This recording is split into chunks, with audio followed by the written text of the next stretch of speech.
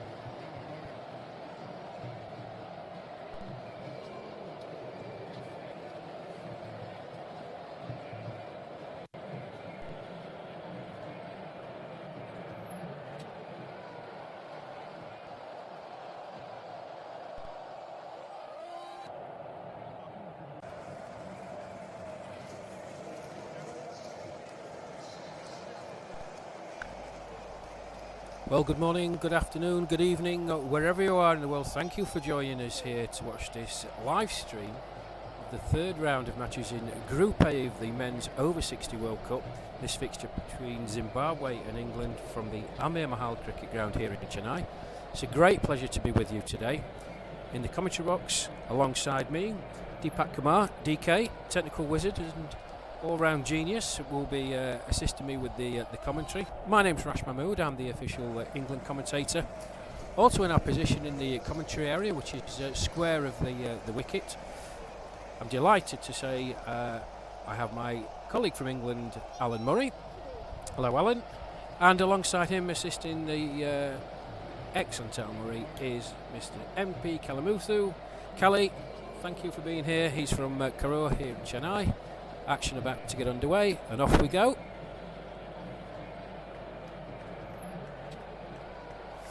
Mike Palmer bowling to John Jameson.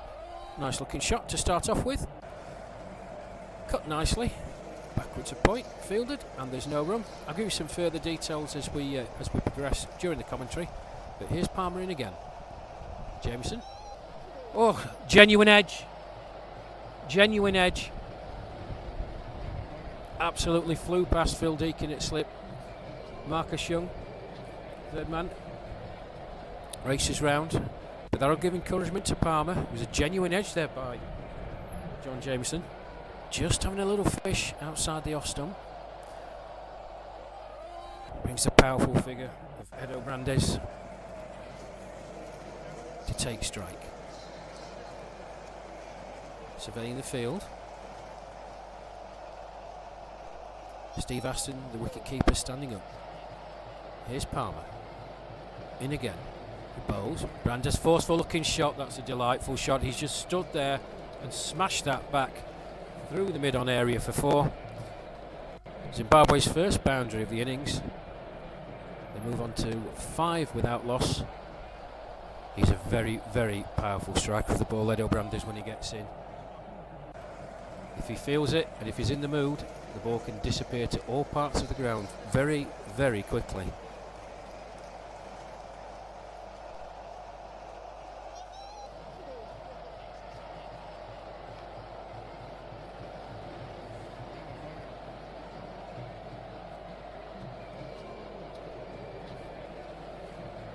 So slight pause and pray here, folks. Your umpires are umpire Ravichandran, umpire Adivatu, and your third umpire, Mr. Rakesh Raghavan, all from the Chennai area. Here's Palmer again. He's in, bowls, back of a length, chopped down by Brandes, thought about a run, but changed his mind. England coming to this having won their previous 2 matches against New Zealand and Canada, 2 out of 2. Palmer in again, bowls, Brandes on the front foot, just plays it out to mid-wicket and there's no run. Zimbabwe, well, they won the first match beating South Africa by 5 wickets, lost their second match to New Zealand by 7 wickets. It's a wide open group, very tough group. But England had a hard game against Canada a couple of days ago. Palmer in, bowls, Brandes, expansive shot again by Brandes, no need to run for that. That's disappeared over mid to the boundary for 4. It's a very, very good start from Zimbabwe. 9 off the first over from Mike Palmer. And as I mentioned previously, Brandes, dangerous, dangerous player. Once he gets in, once he's confident, the ball absolutely disappears. Very, very good player. So as I said, we're here at the Amir Mahal cricket ground. Lovely ground, expansive ground. The ground's very, we call a stately home. And wherever you are joining us for this stream, many, many thanks. I know all the players from all the teams have been really, really pleased with all the comments and feedback from the listeners and viewers from around the world. Please keep them coming in. It really does mean a lot. These boys are exceptional athletes. They're all over 60. It's exceptionally hot and humid out here, but they're playing top quality cricket.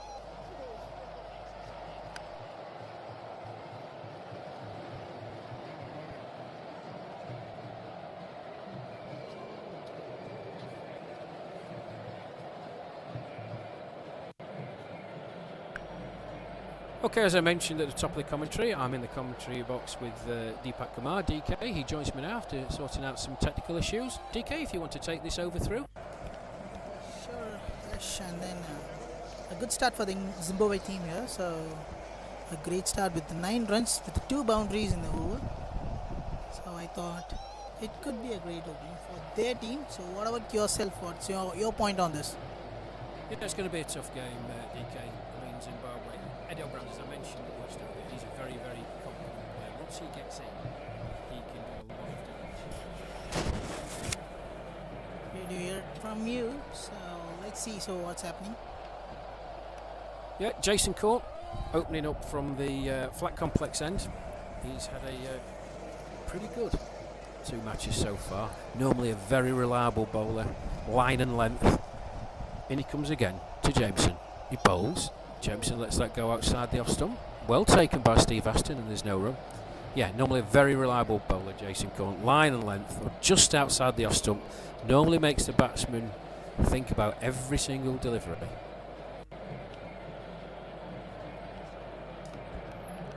Make shot onto the covers easy. But there's a fumble with the fielder. I think it's a dot ball.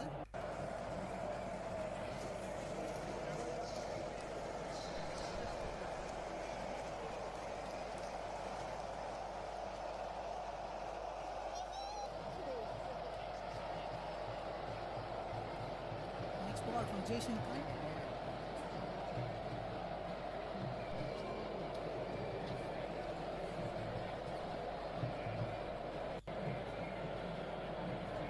Until now it's 5 dot balls. Rush. This could be a day made in over for them. Yeah, I mentioned he's very accurate, Jason, and he really doesn't give much away. Off stump just about, and another one. There's nothing that Jason can do about that. Just an orthodox full defensive shot. Good over from Jason Khan. Has he got a maiden in this over? Yeah, maiden over. 2 overs gone. Zimbabwe 9 without loss.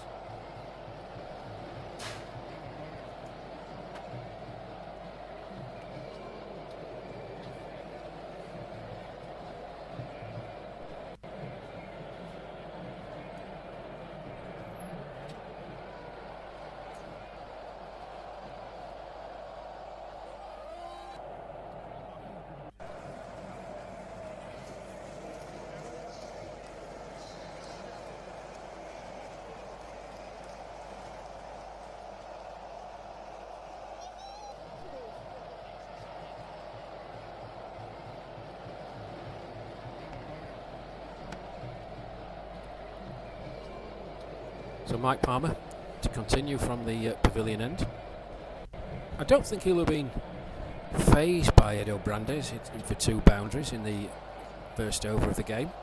It's a wily old character, normally very reliable for England at the top of the innings. Here he comes in again. Brandes, nice forward defensive shot, just pushes that out into the cover region.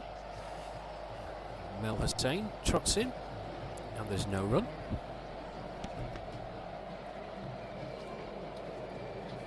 Should just say who's going to be the best bowler of the legs ready. Well, I'm going to go for the hero of the last 2 matches. Why the leg spinner Marcus Young. Things are getting desperate for England. The skipper is definitely going to pull with him. Mike Palmer in again. Still a quick delivery, that one. We're going to bet on the corner, right? No, Mike will do a very good job. He always has done and always will do for England. But when England have had some sticky situations in the first 2 games, and they have, Marcus Young has been the man to bring England's fortunes round. He's already DK taken 7 wickets in the tournament. It's already 2 matches, just 7 wickets. That's big. Because again, just opens a face to that. Opens it towards a backward point. John Woodsworth, sprightly John Woodsworth comes in. There's no run. Yeah, England have been in, I wouldn't say trouble, but they've had a couple of moments in their opening 2 games against New Zealand and Canada where things were just getting away from them. It turns out Marcus Young will have a chance. Here's Palmer in again. And there's that lovely shot. Opens a face at the back. Marcus Young comes round. Good bit of fielding. Good bit of fielding. Saves any further runs. Comes in just a single. Zimbabwe moving to 10 for no wicket. It's 2 balls left in this over. In your point of view, what should be the best over the first wicket? Well, ideally, you'd like it to be first ball. That doesn't always happen. It's already done, right? So then you have to hit another ball. Tickle down the leg side by Jameson. Just the one. Jason Cook chasing after. You'd like it to be the first ball, DK, obviously. But if not, I think if you can get a couple of wickets in the first 10 overs, I think it just puts the batsman side on the back foot side.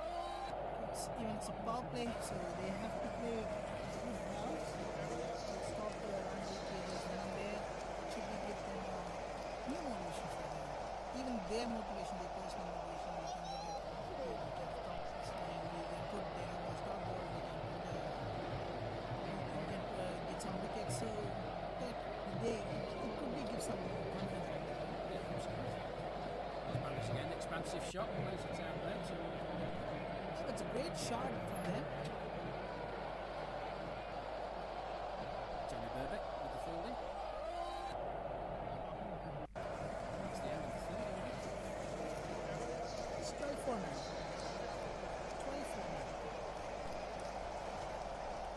it's all about high risk, high reward, isn't it? The batting side of this, you can see the gaps in the field, they'll want to score quickly if they can. From a bowling point of view, the fielding side, you want to restrict, you want to put under pressure. At the moment, it's back start by New Zealand. Get around this, he's with his intentions of anything that's slightly short, or indeed a bit back of the line. He's looking to play an expansive shot. His partner, John Jameson, very circumspect. Particularly around the corner. Previous Mike Palmer over. I saw not saw the second match. I'm just reading on the scorecard of the second match. Someone scored around in the second match. You got 315, right? A great score of 315. We scored 319. It was a fabulous century by Monty Douglas. He scored 114. Ably backed up by the English skipper Richard Merriman, who scored 70. Having said that, Canada's reply, their skipper, Garvin Badoon, he's scored 327. So it was a really high scoring game. It wasn't easy for England at all. I mean, the result says they won by 60 runs, but it wasn't. You know, how many runs power between those scores for Canada and Russia? How much the total of Canada final? They were all out for 260. Sorry, 265. It's 216. So 360, even in 45 overs, it's 270 balls. Okay. So they got a quick fight back to the score, right? If I tell you that the last time we played, so Canada have progressed very, very What well. a great comeback from that 70. You say that's 78 for means they got a great comeback from that underdog position. So you may think, right? So everyone has been. So if the team score less than they become a underdog to their team. So they think that you take CSK and RCB. If CSK won the match for the lowest winning total from RCB, so they got some idea, right? So they are using the bet. So if they come back strong, they score nearly 2 to 3 runs less. So it could be a great score, a great innings from a great upgradation for the team. Yeah, absolutely, DK. I mean, the Canadian team, I mentioned it in the commentary yesterday. The Canadian team, the Canadian supporters, family and friends, and the nation of Canada should be immensely proud of their team. I think it's testament to how well they played that the Indian skipper Richard Merriman in his post-match comments said, since he took over in 2022, they were the toughest opponents. Now, I praise indeed considering it was a 5-match series between England and Australia in the playoffs in the summer. So high praise from the England skipper for the effort from Canada the other day. There's Jameson. He shot again.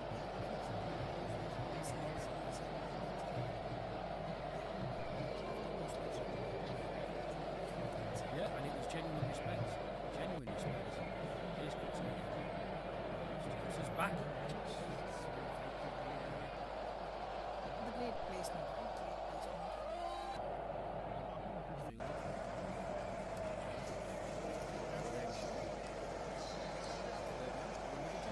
Another good over from Jason.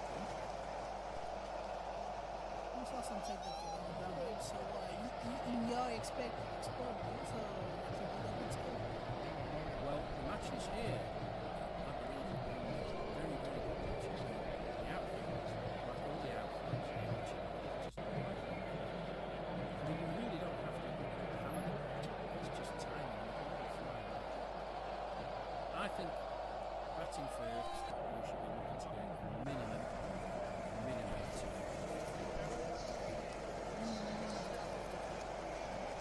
Anything above that, I think, is a bonus, but minimum of 2. You have only good bowling there. So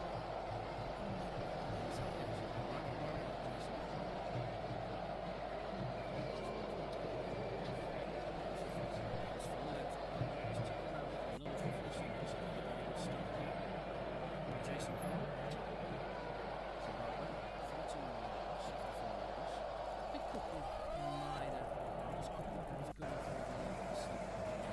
genuine edges.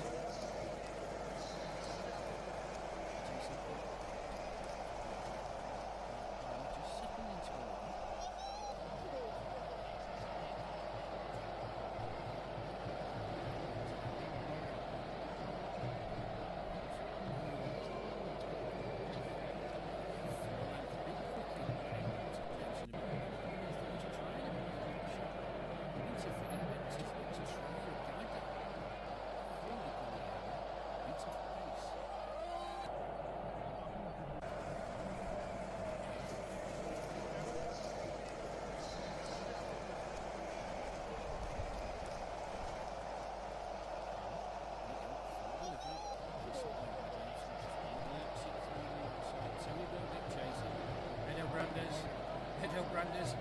Yes, no, after you. It's basically he's got happy strike zone. Didn't appear to be into the second ball. Nice partner. Jameson certainly did.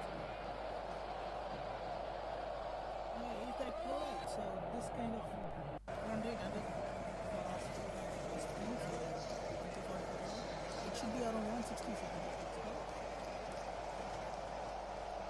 Shorter. Jameson, nice shot. Got back on his heels. Plays that out. For two.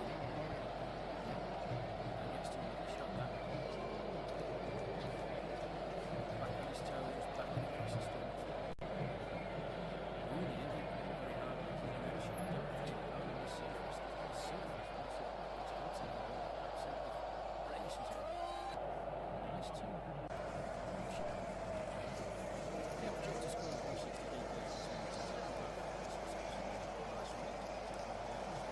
They definitely need around 2 to 230 here. So in past 2 days I saw the match out here. So even I commented the match here. So at the time, so the guy who has a big and second innings got a big chance for the match. Let's see. So winning the match, chance for winning the match. Let's see what's happening.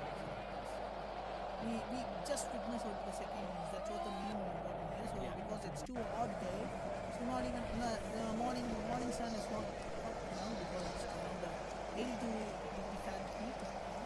So it's maybe around 101 or 2. So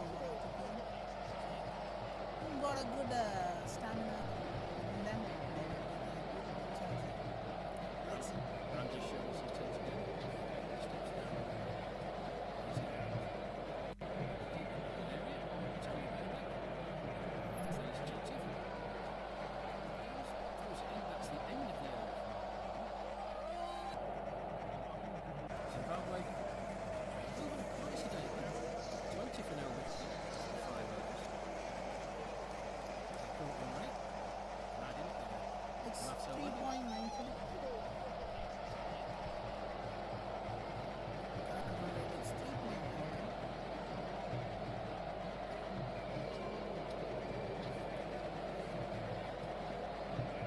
After 5 overs, it's 20 for now.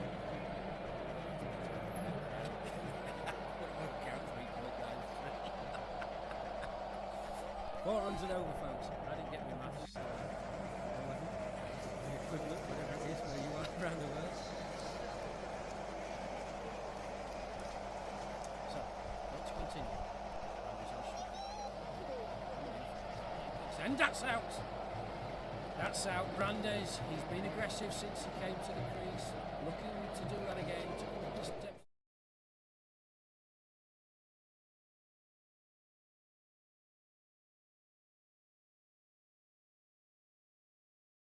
Even viewers will see it on replay. So great effort from the fielder, especially from the keeper to get out the player.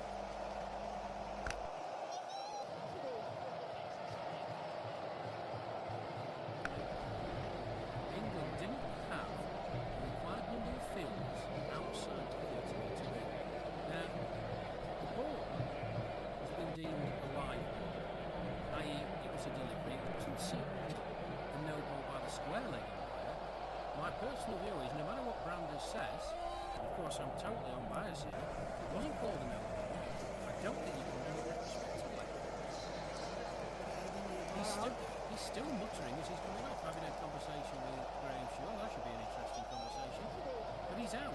As far as I'm aware, that wasn't called a no ball by the square leg umpire for having not enough fielders inside him. Brandes has to go. In my point of view, I think he says some justice. He needs some justice for him. So that's why he asking. So I don't know if there is a. Should we have to follow the gentleman? Yeah. have to follow the gentleman. Yeah, you have to. The rules, I mean, they are there. Then we have to get out. So if we are not, if ourselves is more important, means stand there and argue with someone else. So if our wicket is more important for us, that's what we Yeah, I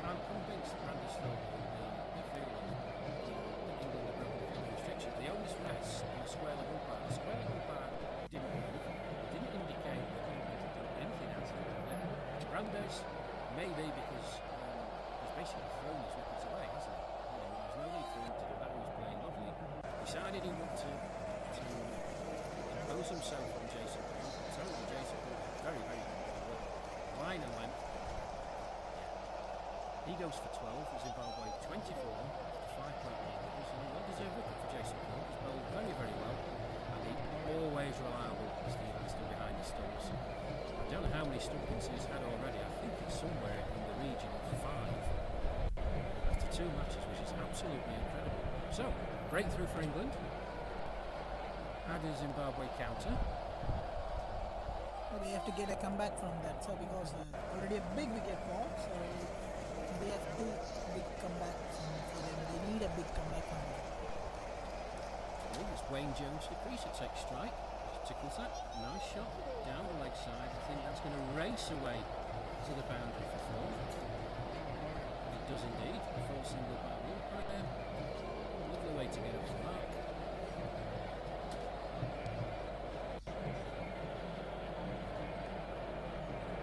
Wayne Jones has accumulated 46 runs so far in this tournament. A good batsman, very dependable.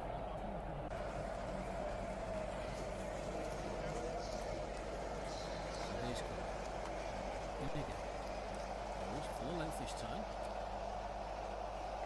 All around off stump.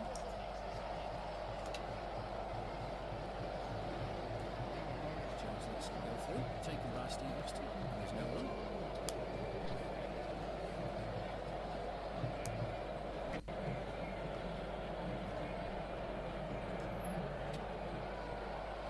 From the delivery by Cole. Nothing doing there by Jones. Defensive shot back to the bowler. Zimbabwe 24 for 1. We'll go through 5th over.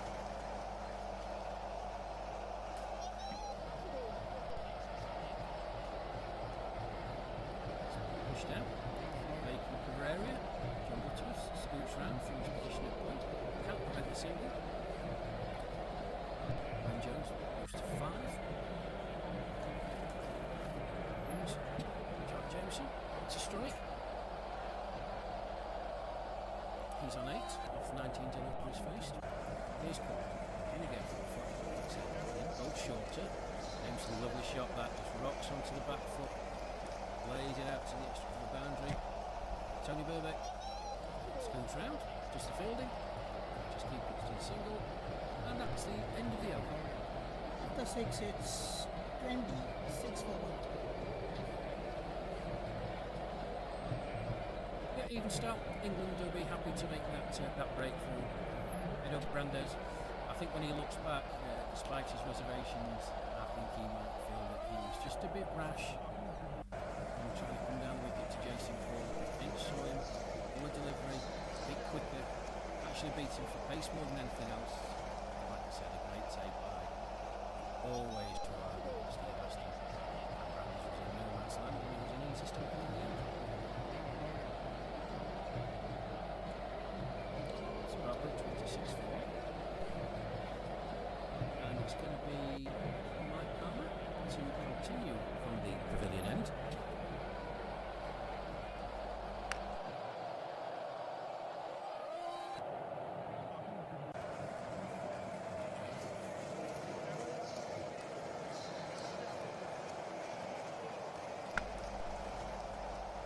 Here's Palmer.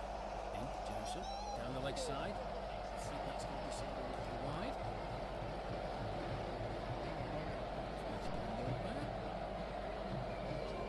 Who signals?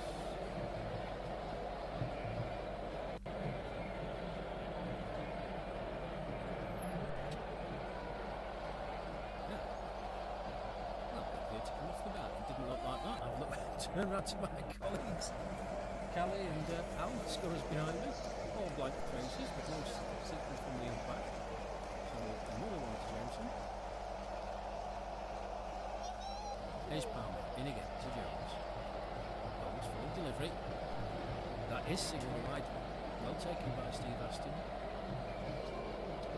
For those of you just tuning in, not familiar with this format of cricket, 45 overs per side, but any delivery will pass it on the outside of the batsman on the leg side, automatically sitting the wide. If the ball actually goes in between the batsman and the leg side, it's a fair something to just note. Continue to Churchill Street. Here's Palmer and again the bowls. He's just tipping around the corner. He's doing this and quickly because the chaser. One ball to the top.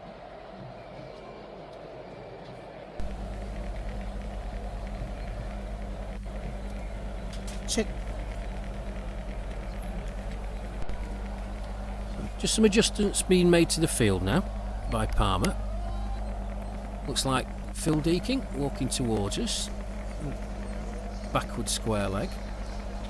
Number 5 on his shirt. Here's Palmer in again. To Jameson. He bowls, and that's tickled round the corner again. Nice shot.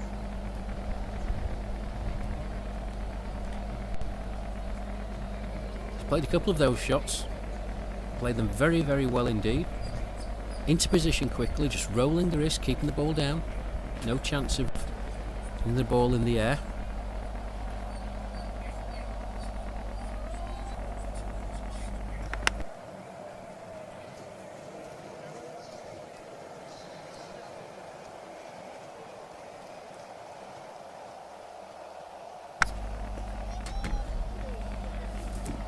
Bit of a mix-up by the batsman there. Jones just played it out into the offside. A bit of yes, no, yes, no. Chance of a run out. Jameson made his ground back.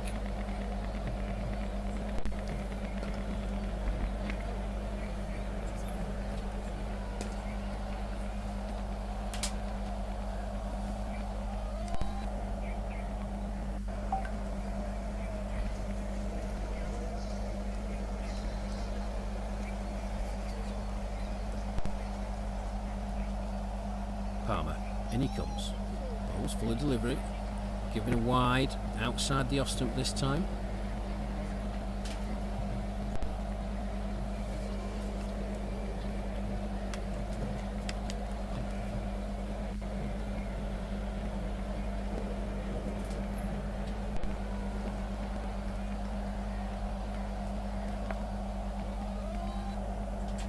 Here's Palmer. Bowls. Nice orthodox shot from Jones. To the cover area. Strolls through for a single. One more onto the total. Zimbabwe move on to 32 for the loss of that one wicket. Edo Brandis stumped off the bowling of Jason Cole.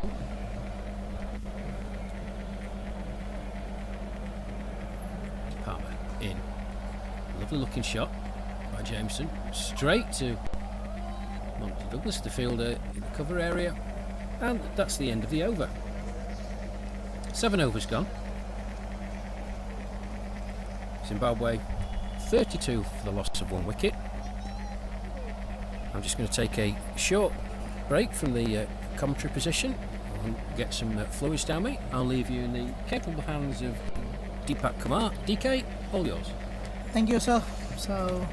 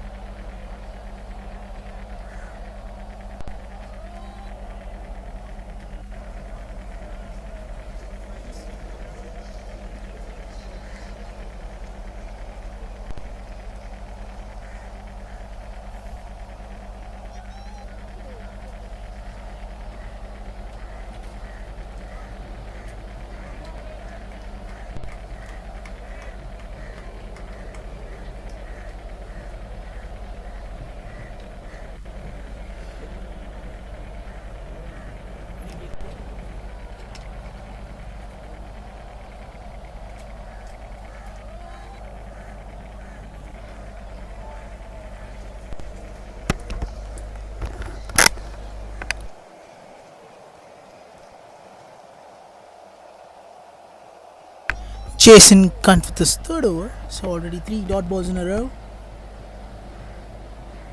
With his fourth ball. Appeal for an LBW. Square leg umpire. Couldn't give in. I think it's out. So I think they break the stumps with a keeper's hand. Batsman has to walk back to the pavilion. Wayne Johns is getting back to the pavilion.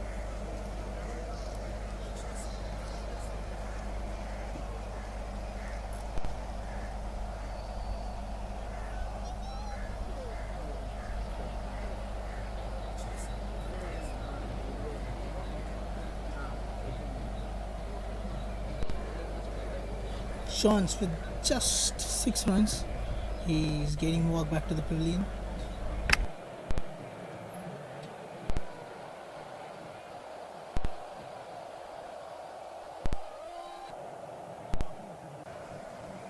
Still 2 balls left in this over. John Jameson is going to be on non-strike end.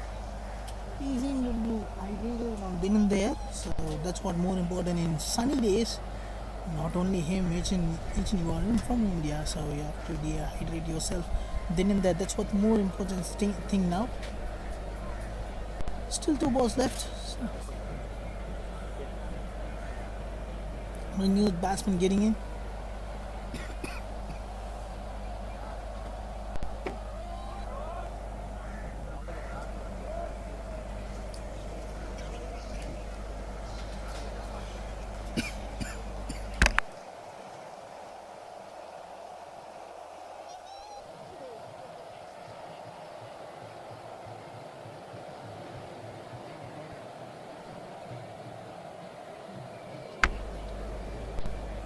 McWade comes to bat. Jason strikes 2, so he needs some other wickets. So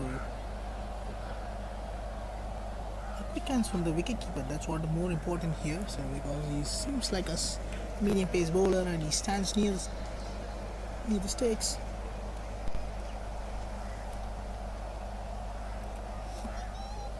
A quick catch. So still 2 balls left in the over.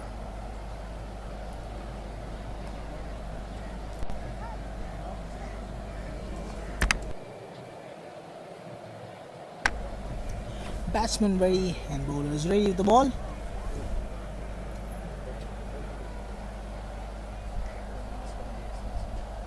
A great defense from the batsman.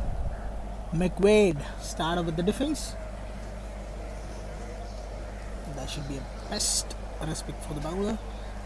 In his first ball, everyone should defend the ball, so that should be a sort of respect for the bowler.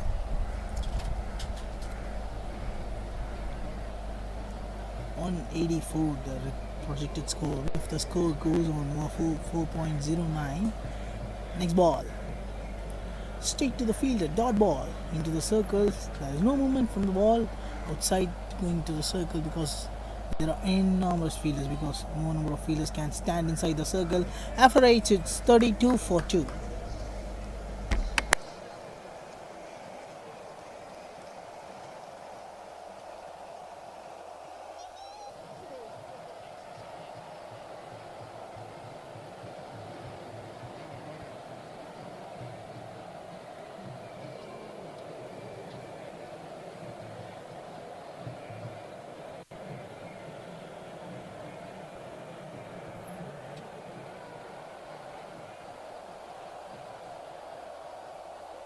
Standing batsman John Jamieson is going to meet this ball.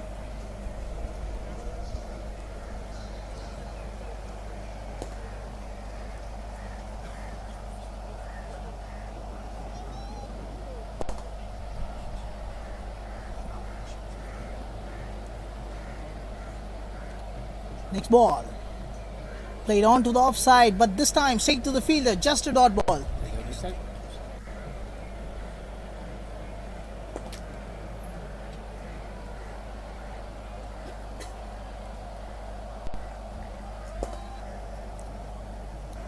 Still 5 balls left, so Palmer with the second ball.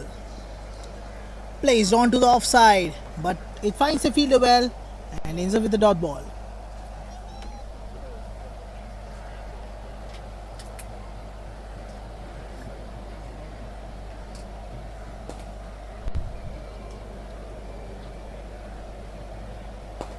Next ball. There should be a run-up miss.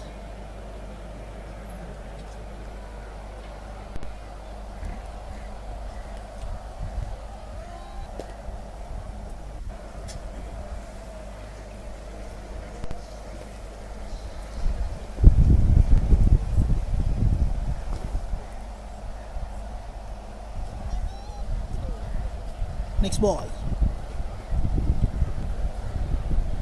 Plays onto the offside. Great drive from the batsman and also intercepts the dot ball. Doesn't matter if you are witnessing a great shot. It doesn't matter. We just need to get a run from that ball. Just see the shot. How they are going to beat the ball. How beautiful they are going to beat this ball. Next ball. Appeal for an LBW.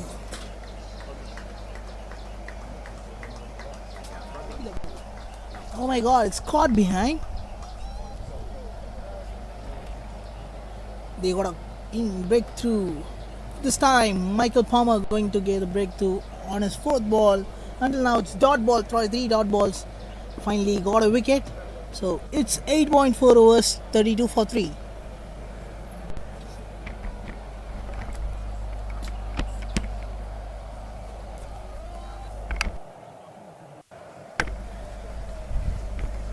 Yes, hello everyone.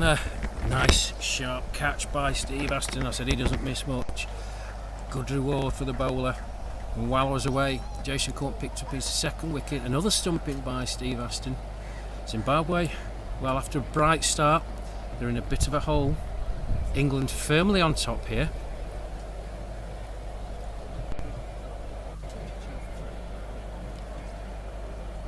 .32 for 3.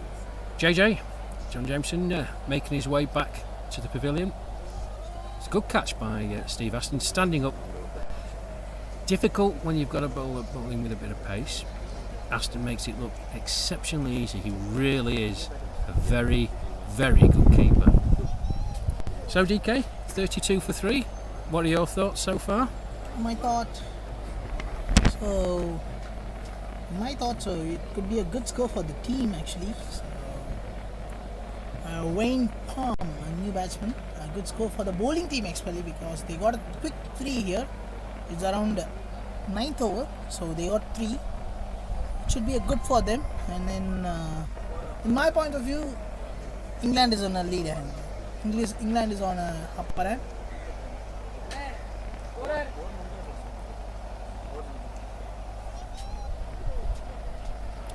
I need a big innings from the Zimbabwe team. Certainly do. Exactly, big innings from the Zimbabwe team. Ooh.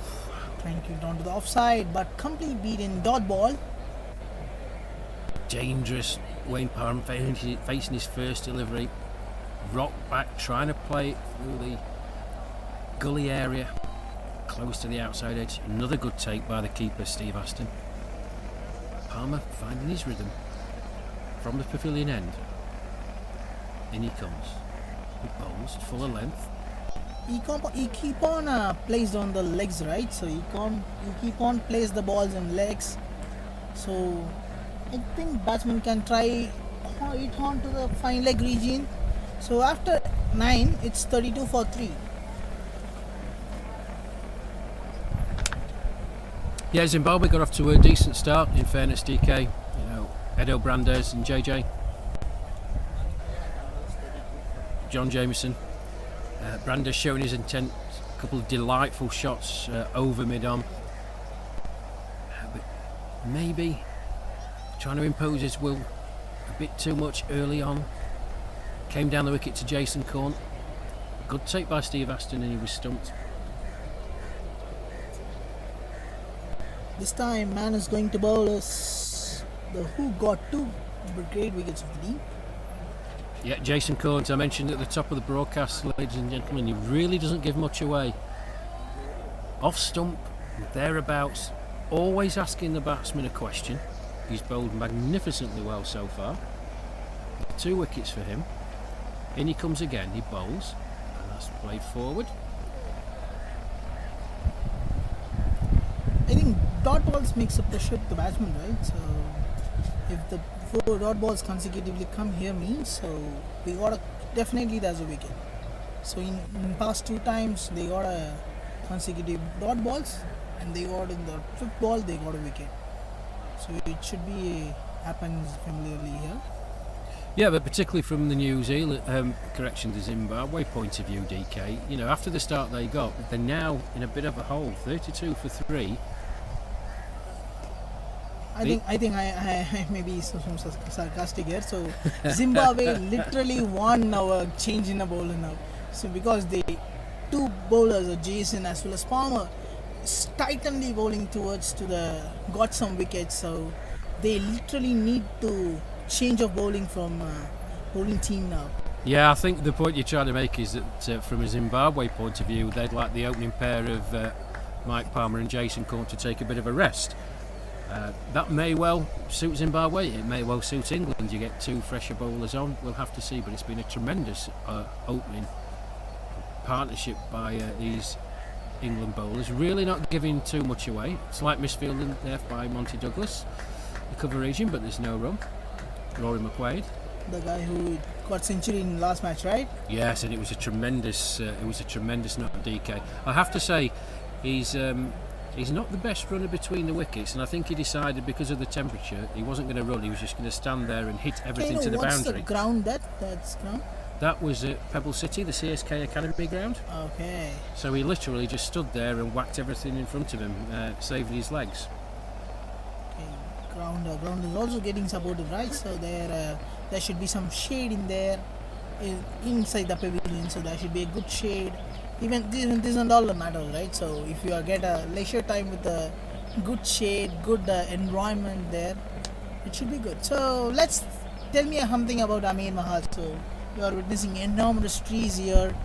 We keep on seeing there should be a half flow here. Yeah. Your point of view from the. It's a very picturesque ground. It's lovely to the obviously the stately home. We're in the grounds of what you would equate to a stately home or a palatial residential home.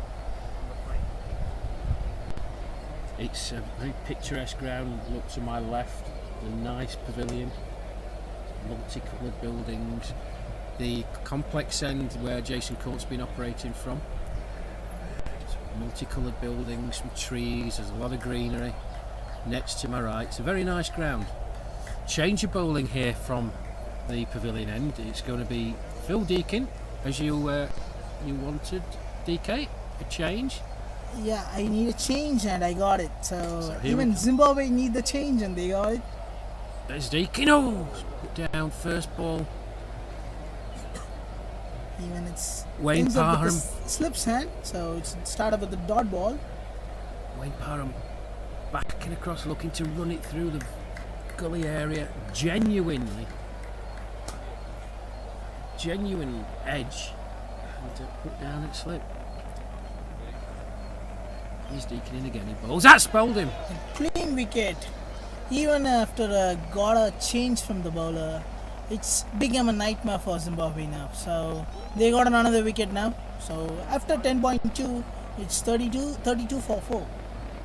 Yeah, well, just on the replay to tell you exactly what, but it appeared that he completely missed the line of the ball. Ball absolutely cannons into the stumps, no doubt about that at all. Good start for Phil Deakin. Well, 32 for 4, Zimbabwe after 10.2. England firmly on top. They'll be looking to rush through this Zimbabwe middle to lower middle order and leave themselves with as little to chase as possible.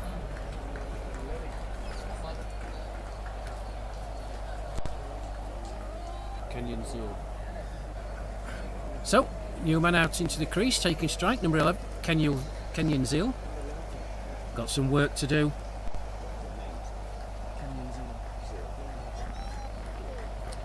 Phil Deakin, obviously going to be buoyed by that last delivery and the dismissal of Wayne Parham. In he comes. Zeal to face, bowls. That's down the leg side.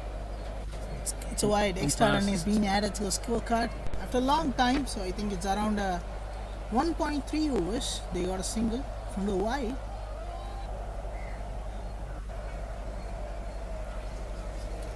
And just a big shout out to the family and friends of the Gloucestershire Seniors Cricket who are out here on tour in India. They've played 4 matches in Mumbai. We've got a couple of members of the squad with us here supporting the England over 60s. Here's Deacon in again, he bowls. And that's played out towards the skipper at mid-off, and there's no run. So Steve and Simon are here supporting the England boys, thank you. We'll get their thoughts on the tour and how they see this game progressing in a few overs time. I will call them over, they're just going off to get some fluids. Here's Deacon, in again, he bowls. Down the leg side again, good take by Aston, but as I've said, anything down the leg side, passing outside the batsman, he's going to be signalled a wide. Umpires have been consistent during this tournament. Okay, let's talk about something. So I have to tell that. So today is Rash's best day. So today is his anniversary. So if you are watching this video, so just comment it out that so happy anniversary, Rash. So because he has anniversary as well as his wife's birthday today also. So congrats, Rash there. So, DK, thank you very much. My wife. So I just want to say it on the. Yes, okay. my wife Melanie. She's just walking around the boundary. She's just waving to us now. DK, that's very kind of you. The England boys have been tremendous. No. Even in internationals too, they just pronounce that even in mic. So that's why we also international, right? So we have to introduce it on mic. So guys, if you're watching it, just comment for Rash. Okay? Yeah, any comments? My wife Mel, she's an umpire back home. She had the opportunity. The opening game of the tour here, the England boys, was a warm-up game at the iconic Chapak Stadium, the home of the CSK team, and it was a real honour and a privilege for her. I believe she's the first female umpire ever to umpire at that ground. So if that's the case, if someone can do a bit of research and comment and let us know, but I think she's the first female umpire to ever umpire at the Chapak Stadium. So it was a great honour personally for her and a very proud moment for me. And actually, I saw some blush moments from Rash face. So if you are here, means you will see some blush moments from the Rash face here. Literally, so he's still blushing. So his wife is going to be. Of course, he's He's telling the enormous happiness in from. I saw it in his face. So I'm so happy for you. No, that's very kind, Dickie. Yeah, it was a really good moment for me. Very proud. She's worked hard, Mel. She's enjoying the tour, and the England boys this morning were very kind to us, wishing us happy birthday and happy anniversary. So let's hope we can top it off with an England win. It's going well at the moment. It looks like Jason Cook continuing. Yes, still nightmare is getting on in you. Well, he's bowled exceptionally well, as Jason Court, DK, but he must be getting a bit tired now. It's a very warm day out here, isn't it? Okay, if Jason can just keep on bowling, so he may just need some rest now, right? So in my point of view, he may get rest now, so he can come back after 40 or else after 38. It should be a great for him come back, right? So he can bowl then and there a great balls what he need. If he bowls now, we have a leftover maybe reduce as well as he can get tired, right? So I think he may have some rest after this over. So I think you're right. If he has the ability to run now, so until now, so I got enormous fitness from the players. If he got that much of stamina, he got actually. So even more from he got more stamina from ahead of me. So I think he can bowl for 9 overs. You think he'll go through? Well, I mean, he's the type of person, he doesn't run just like any bowler, really. They never want to be. Yeah, I think the players have guts, right? So a player have a guts to bowl. I can bowl straight 9. It could be a great boundary from the batsman. Here, Kenyan, the batsman who hit the boundary. Great shot from the batsman. Actually, straight drive, a great straight dive. So we witnessed that. Yeah, it was a beautiful shot, DK. Foot right to the pitch of the ball, minimum amount of backlift, but played straight through the line and it absolutely flew past Jason Court into the boundary for 4. Welcome boundary for Zimbabwe. They move on to 41 for 4.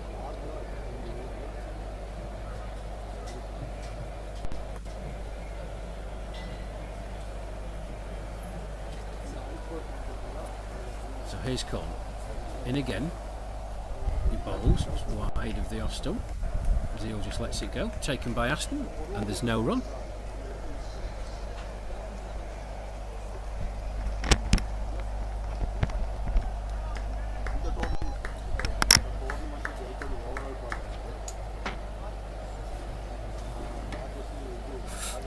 A great ball from the bowler.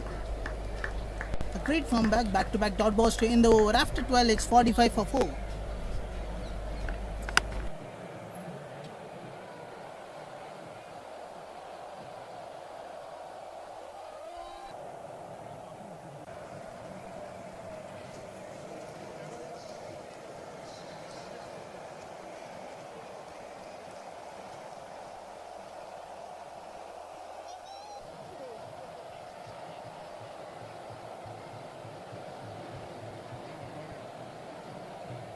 That's all. So Jason Court takes his cap from the umpire. He's bowled exceptionally well, 6 overs, 2 wickets for 13 runs. Exactly what his skipper Richard Merriman would have wanted for him, in tandem with Mike Palmer. Zimbabwe, well, they've got it all to do. Phil Deakin, operating from the pavilion end, took a wicket in his first over. Rory McQuaid on strike. Here's Deakin. In he comes. McQuaid is back. He's an orthodox defensive shot. Back to Deakin, and there's no run. Great defense from the batsman. Great start from the batsman too. Phil Deakin has too many confidence because he got the first feather of the Zimbabwe team in the first over. So I think he got too many confidence in that ball. He already bowled 2 balls, quick 3 balls I think. So 3 balls, 3 dot balls consecutively. Still 3 balls left. Yeah, it's a good bowler, Phil Deakin. He operates just on that nagging length for batsmen. They don't know whether to come forward or back. McQuaid plays it out. Nice bit of fielding by Monty Douglas there. And there's no run. Yeah, he bowls it just back of a length, but he varies his flight, he varies his speed. Normally tries to get the batsman guessing. He's pitching. He does. Pitching where it's going to bowl him, so he just have that in mind. So just bowl what he needs. That's what more important. Even in nowadays cricket, some players don't have a where he's going to bowl, so he has to be more cautious. So that's what more needed in even nowadays too. Yeah, it's absolutely spot on there, DK. He does. He knows where he wants to put the ball. Yes, that's why the dot balls keep on coming. That's what my point of view. Fly to delivery that time. This time, so until now it's behind the crease. This time into the crease. That's what the more variations there. They got a single in the ball. Yeah, well dug out by Rory McQuaid in the end. Kevin Watson running round, couldn't get there, but backed up by Chris Dearden, Noddy Dearden. Kenyan Zeal on strike. Here comes Deakin. He's in. Bowls. Zeal extends the front pad. A dot ball to end the over. After 13, it's 46 for 4. Yeah, orthodox defensive stroke from Kenyan Zeal there. Good over from Phil Deakin again. And it's, even though in the early-ish stages of this game, it's pressure. DK, you mentioned dot balls. These dot balls are building up. It's pressure, pressure, pressure, pressure. And it looks like the England skipper is taking your advice, and he's obviously spoken to Jason Court to see if he can continue, and he is. You need to put the lottery ticket on, DK. I think he's keep on continuing. I think he may bowl his 9 over stretch in a single row. So maybe. In fairness to him, he's a very fit lad. He may be good for an England, I think so, because he keep on bowl dot balls. That's what more important for the England team now, right? So they just need to increase the pressure. The great placement, the great shot from the batsman, great placement from the batsman. It's a dot ball from the bowler, batsman. Yeah, Zimbabwe 46 for 4. Good bit of fielding by Graham Shaw there, just backwards of square. There's Cornton again. Just with his run up. In again, he bowls. He's just turned again out into the leg side. It could be overthrow, so no, there's a backup fielder there, so no worries, just a dot ball. Yeah, England's feeling on the whole in this tournament has been exceptional. Here's Cornton again. played it out straight back to the bowler. Yeah, they've had I think 3 run outs and 2 blinding catches against Canada. Marcus Young with a caught and bowled, and Jason Corn on the deep mid-wicket boundary. If you can catch the highlights of the game England from Canada the other day, and that's disappearing to the boundary for 4. Good shot by Rory McQuaid. Just rocked back, ball was slightly shorter, but he was on it like a flash, and a very welcome boundary for Zimbabwe. This time it by McPaid. Great shot. Yeah, just going back to the catch that Jason Corn took the other day against Canada. Please, folks, try and find it on the YouTube channel. It is an absolutely amazing catch. He was at deep square leg. Terence Holder, the Canadian batsman, powerful batsman, hit it into the air. I'll complete that just as we get this next delivery. It's Cornton again. Quaid, nice shot again. Rocks back, plays it out to the cover area. Kevin Watson, number 18, West Yorkshire native, fields. And they trot through for another single. 50 up for Zimbabwe. After 13.5 overs, seems like expensive. Good bowling effort from the Indian team. Sharp. Slashes onto the cover, long on region, long off region, and it's finally reaches the boundary. Yeah, don't bother running for that. Kenyan Zil stood there. Absolutely classic off drive. The skipper Richard Merriman, who was at mid off, didn't even bother. Beautiful shot. Great way to end the over for Zimbabwe. After 14, it's 55 for 4. Yeah, just going back to the Jason Corn catch, folks. As I said, he was at deep mid wicket. Terence Holder absolutely clattered it off the bowling of Marcus Young. It went high in the air. Corn sees it initially, but then signals that he can't see it. All of us who were at the ground looked at the trajectory of the ball. It was going straight down his throat and thought it was going to hit him on his head. Somehow, at the very, very last minute, he manages to turn his body, stick a hand out, and the ball sticks. It's one of the most remarkable catches I've ever seen.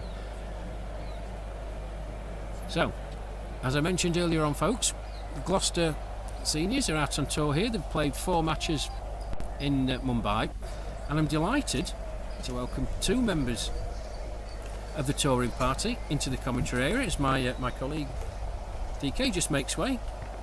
Sit down. Because they are legends, I have to wait. They are legends. Steve and Simon, welcome. Very much. Welcome. So it's going to be Phil Deakin to continue from the pavilion end.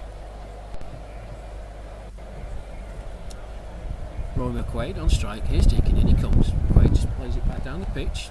Forward defensive shot, and there's no run. We'll get chatting to the boys at the end of the over and tell us about their experiences of India, the 4 matches they've played.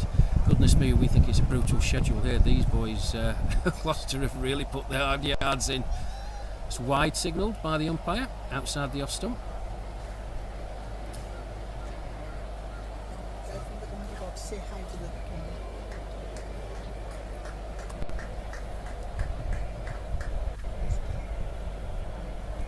There you go.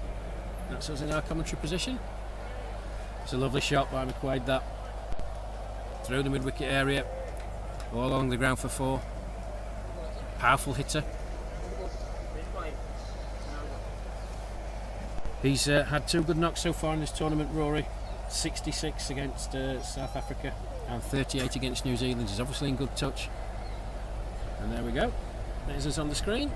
You see us waving.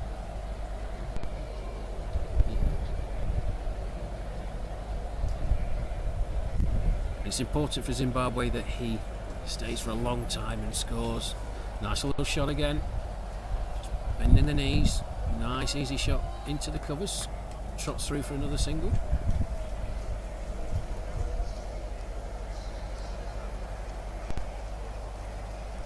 Zimbabwe really need a big partnership from these 2. Kenyan Zil on strike.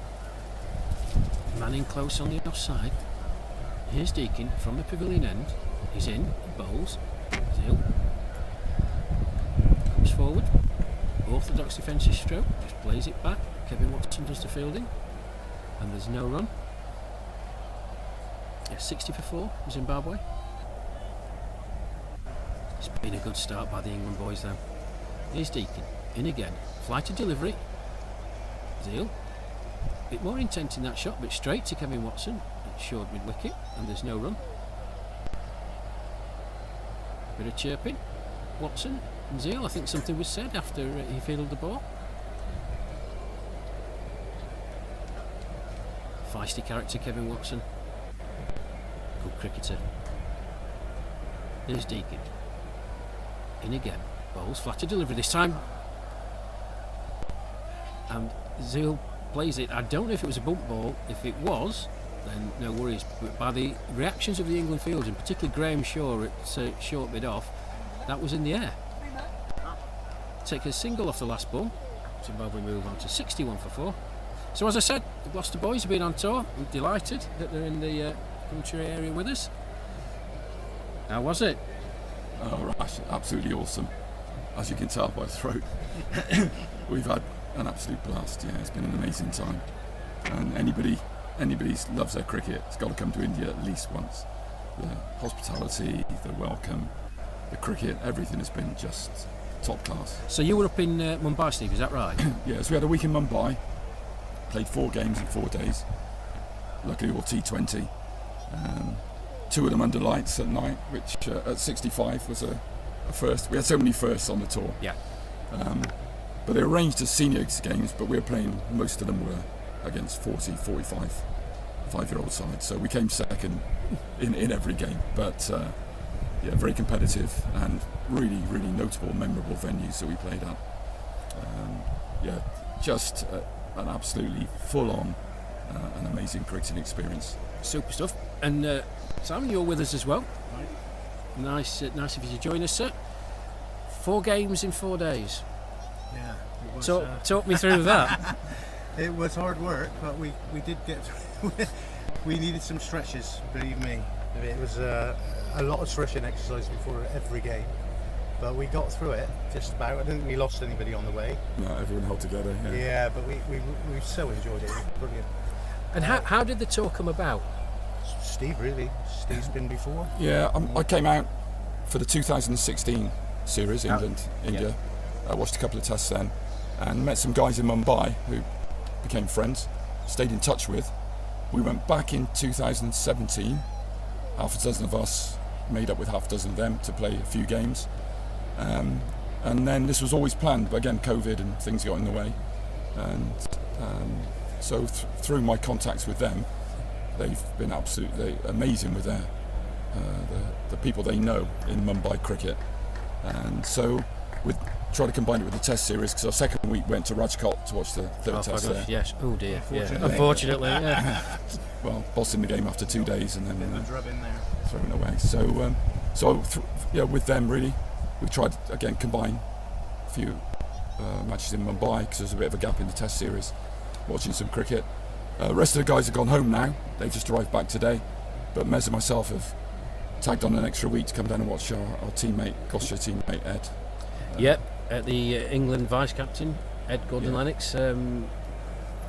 He's not playing today. He's well, I have to say, in the first game against New Zealand, amazing bit of fielding. He absolutely unbelievable in the context of the game. The ball was smashed to him at cover. He did really well to dive to his left to even get anything on the ball to stop it. Yeah. Looked round, on one knee, swivelled, direct hit, and got the New Zealand opener Craig Gibb-out run out, and I think it was in the first over. Brilliant bit of fielding if you can obviously catch it. We're friends of Ed, friends and family back in county of Gloucestershire. And then he got another run out in our previous match against Canada. Direct hit. He's a good fielder. Yeah, he's a match winner, Ed. He is a match winner. Yeah. And he's got that X factor. He's a great guy to play with. If you've got Ed in your side, you always feel as though you got a chance. Absolutely. Well, we've just taken a drinks break here, folks. Zimbabwe, bit of a hole, 62 for 4 after 15. England will be delighted with the start that they've made. Rebuilding going on between Kenya and Zeal and Rory McQuaid. It's a change of bowling from the flat complex end. It's going to be JB, John Butterworth, wily character. In he comes. He bowls. Nice shot. through to mid-off by Kenyan Zeal. They scamper through for one. So the present state of this match, boys. Steve, good start by England. Yeah, very good. We talked about earlier, saying the wickets have been good to bat on. So taking 4 wickets early on must be a good start for them. And I think it's the first time they've chased. So I think that again, Ed was saying that you need some experience of that, because that could be important later in the tournament. Yeah, it's a great point. England batted first in their first 2 matches. Here's Butterworth in again, bowls, just played out. So what have you seen from the matches so far then, Rash? How do you rate England's chances? England have played very well in both matches, but it's notable that in both matches they've had a dip. Come to that in a moment. Here's Butterworth. He's in, he bowls. That's. Is there a favourite?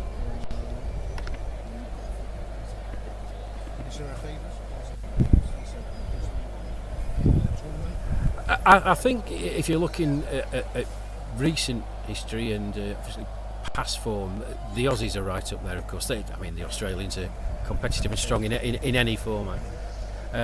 New Zealand beaten finalists 2 years ago. Here's Butterworth in again. He bowls.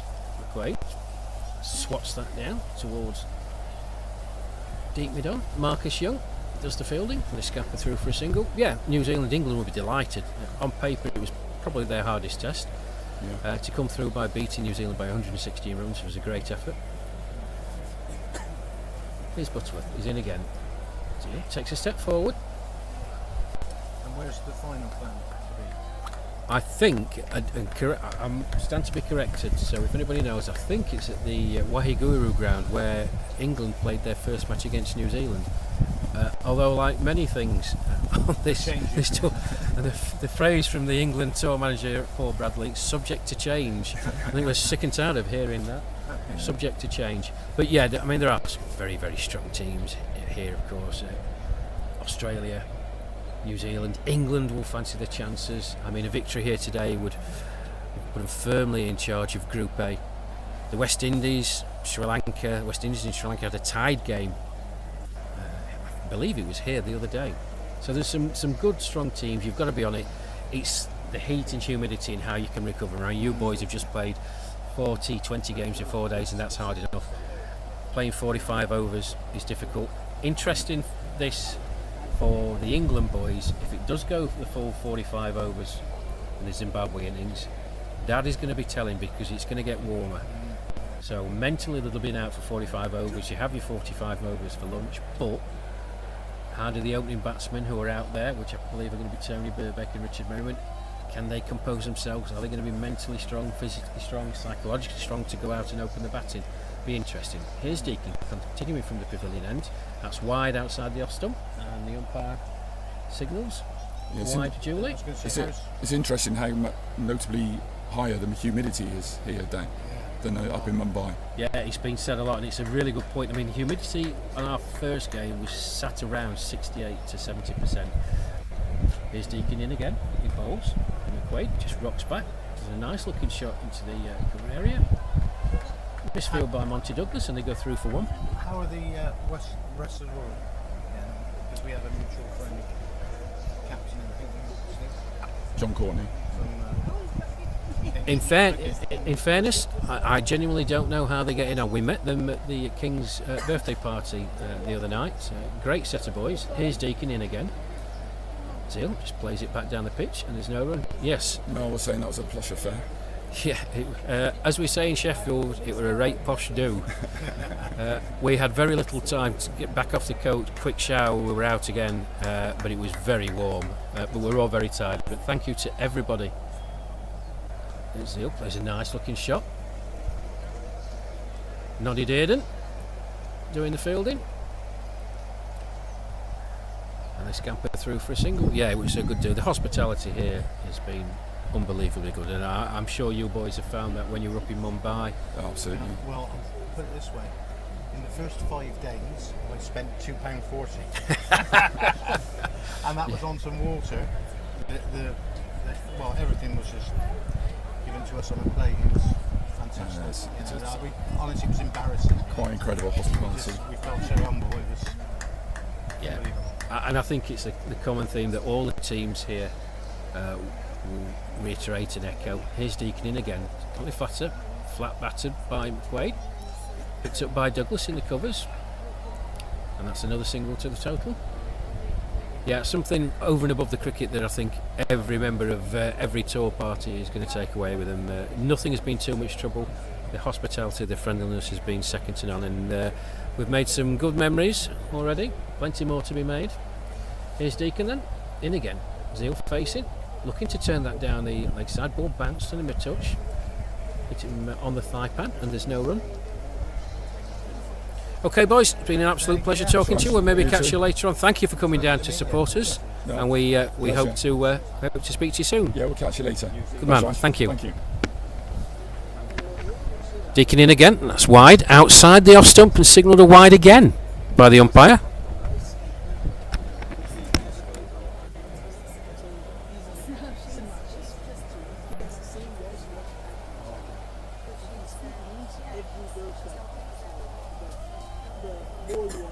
Zeal just turns that out onto the onside. Graham Shaw trots round from his position, fills the ball, and there's no run. 17 gone. Thank you. I think you got a great conversation, sir. So right, so. Yeah, thank you, Stephen Simon from the Gloucestershire seniors. It sounds like they've had a great tour. Thank you for joining me, boys, and thank you for coming to support the England boys here. DK? Yes. 17 overs gone. Zimbabwe rebuilding. Good partnership between Kenyan Zeal and Rory McQuaid. Yeah, they need to give a great comeback from now, so because they're already 17 up, they have to maintain. They just start building their partnership now, and Rory is on 20 with 33 balls, and Kenyan with 11 runs from 15 balls. They are get started now, so England also need to be cautious now, because if they stand now, they may got a big runs, they may got a great total in scorecard. It may trouble for the England now. So let's see. They just need a wicket now. So in England point of view, a great placement from the batsman.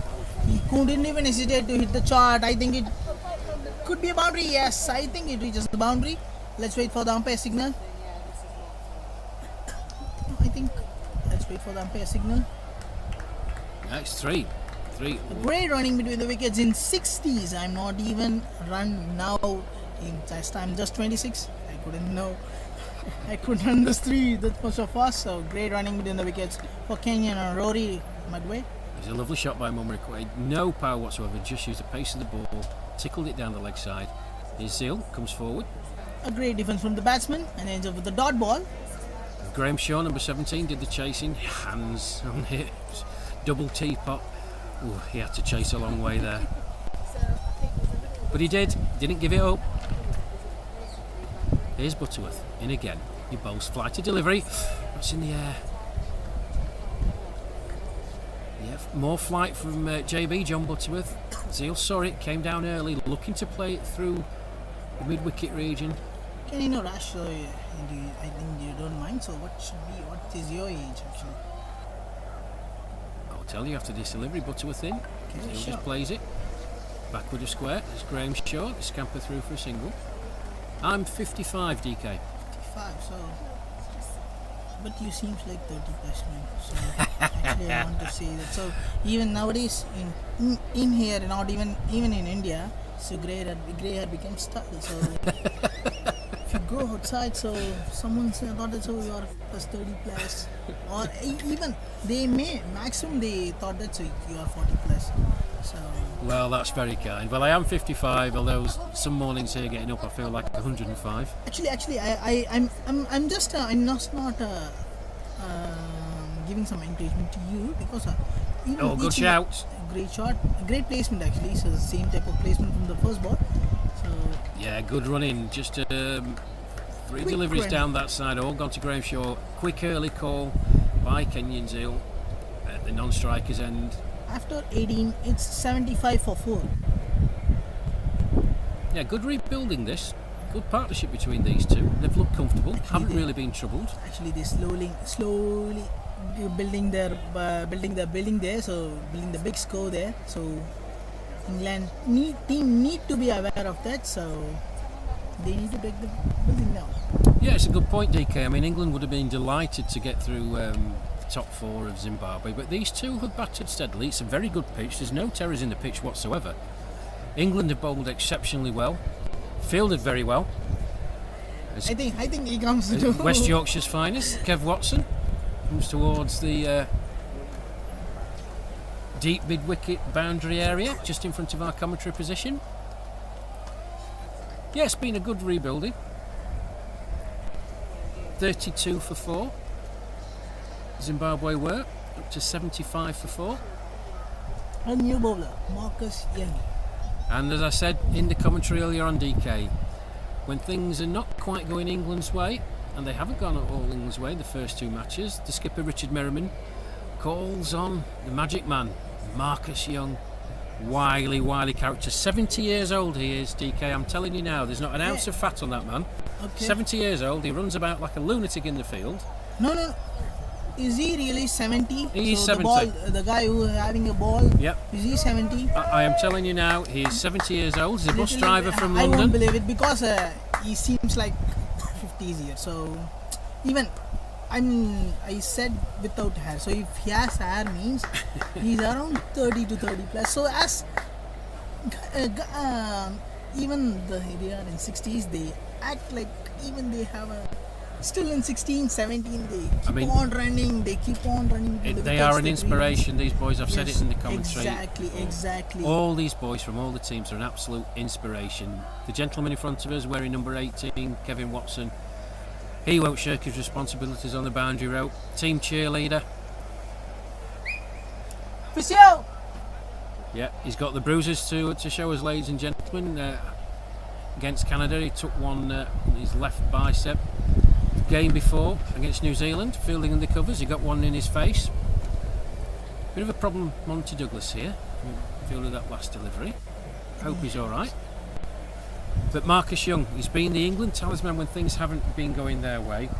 He took 3 for 47 against New Zealand and 4 for 49 against Canada a couple of days ago. 7 wickets in the tournament so far in the two matches. But what he does is a confidence player, is Marcus Young. And seems like economy is around 5, right? So he already bowled 9 overs, means just 49 and 47 means it's around, economy is around 5. So, and guys, I want to say to that, so there are then and there, if they need a physio there should be physio, as well as each and every team has a physio for the personal stuff too. So then and there, if there is any stuff happens, any inappropriate things happens, the physio go there and treat them then and there. That's what a international tournament, like not only international, even there in 60s they play like 20s, they need the stuffs. Yeah, that's what more important. And thank you physios for working here.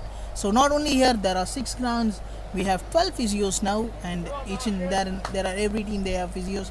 Everyone who's working for them, and thank you from the commentary box, and especially thanks from me. Thank you guys. Flight to delivery. Oh, beats him. Marcus Young right on it right from the start. Flight to delivery, bit of turn on that. He will get the ball to bounce. He will get the ball to grip. He's a prodigious turner of the ball. Great take by Steve Aston. Bails off in a flash. Appeal for a stumping. McQuaid got his foot back. Yeah, just to reiterate what DK said about the physios here, the physios have been absolutely tremendous, as have the medical staff, all the technical staff. Here's Young in again. He bowls. It's played out onto the offside. Fielded by Graham Shaw. Just a single. Which you can hear, encouragement for Marcus Young. Into Zeal. And he comes, bowls flighted. That ball spun. Yeah. You can see it from our composition on the replay. That ball definitely turned. That'll give.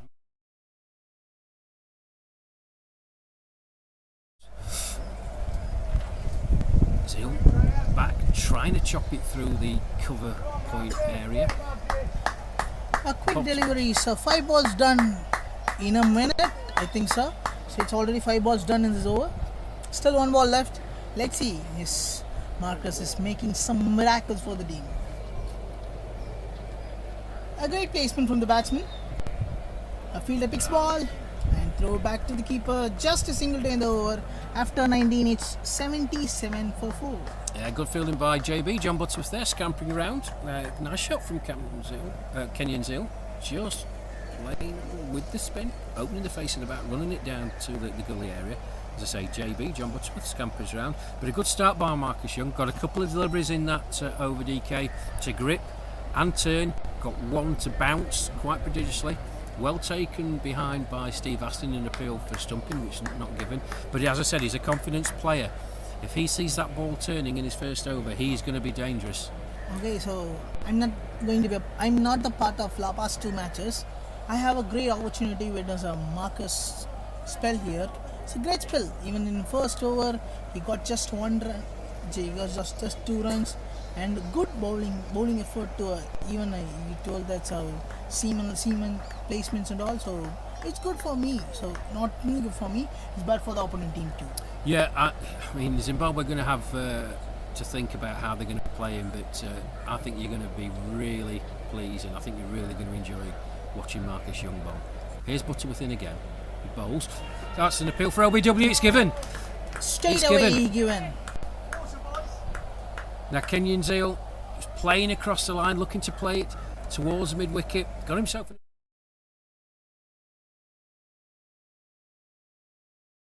right in front of the stumps. The umpire had no hesitation. England strike. Zimbabwe 5 down. 77 on the board. Just looking at a replay here. Yeah, that's right in front. Zeal's played all around that. That's hitting middle and leg. Absolutely no hesitation from the umpire. Well done, John Butterworth. Zimbabwe, well, that partnership broken. Kenyon Zeal batted well, but he makes his way back into the pavilion. Zimbabwe 77 for 5.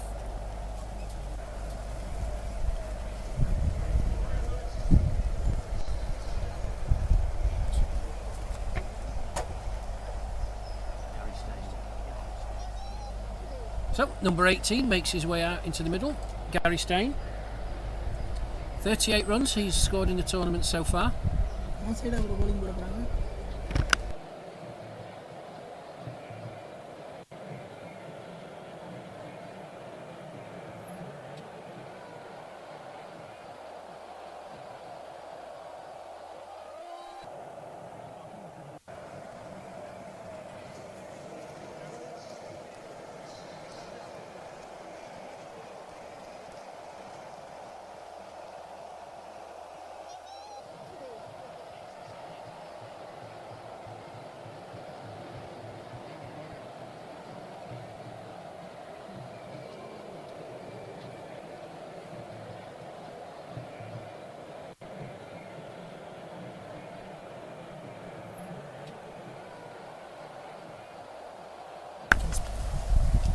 So Butterworth in again, good length.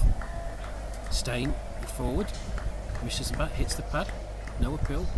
It's a good spell of bowling this from John Butterworth. Bowls wicket to wicket. Has the ability to move the ball away from the right-handed batsman. In he comes again from the flat complex end. He's in, he bowls, flighting. Nice forward defensive shot by Stein. To Marcus Douglas, correction, Monty Douglas, and there's no run.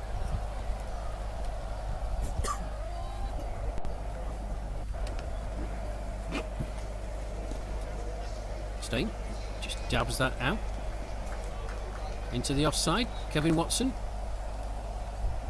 as is his one, always gives full energy. Does Kevin Watson? She's in from his position, deep extra cover. Keeps it to 1. Zimbabwe move on to 78 for 5.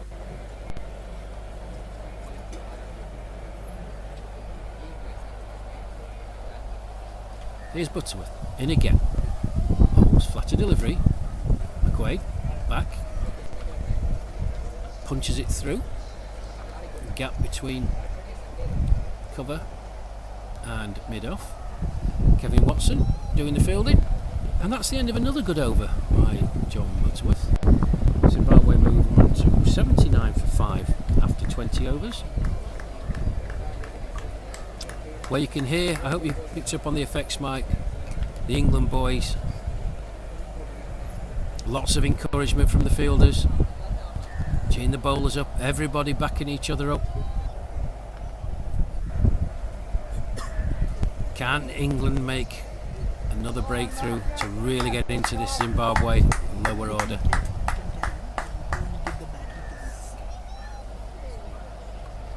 So my colleague Deepak Kumar, DK, he's just leaving us for a few minutes.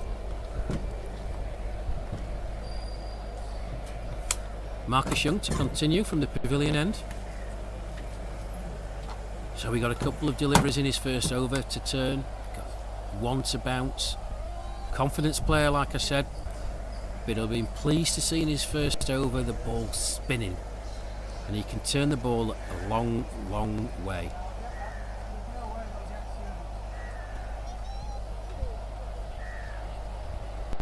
Here he comes then. He bowls, flighty delivery to McQuaid, who goes forward. JB runs round, John Butterworth runs round, no call. Good delivery.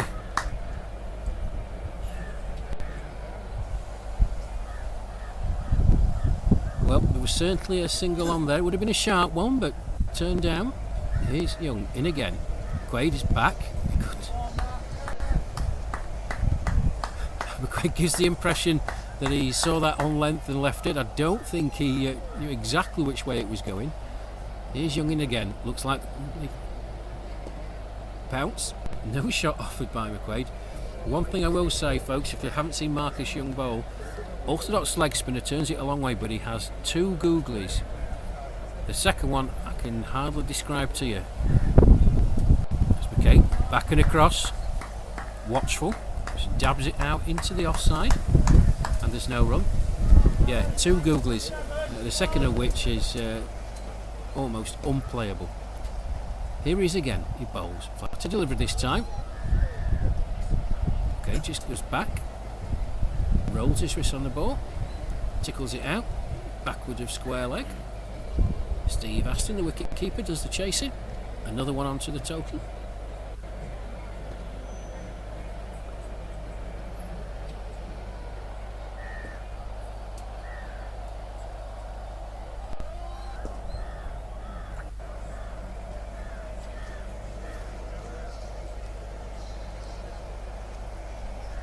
Oh, that's beating him all ends up. A tremendous delivery from Marcus Young to finish the over.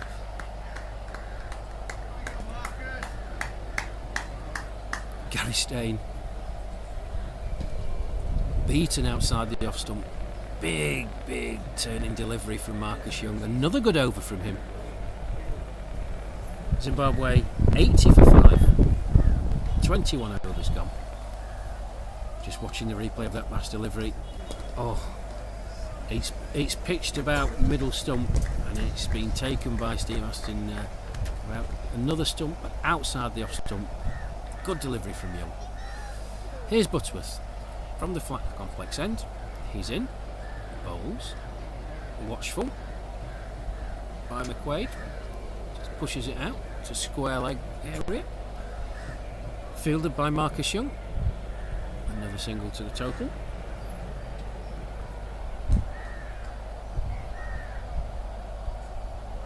He moves on to 27. Here's Butterworth again. Flighted, Steyn, watchful, good shot. Butterworth got something on that. Took the pace off the ball, and there's no run.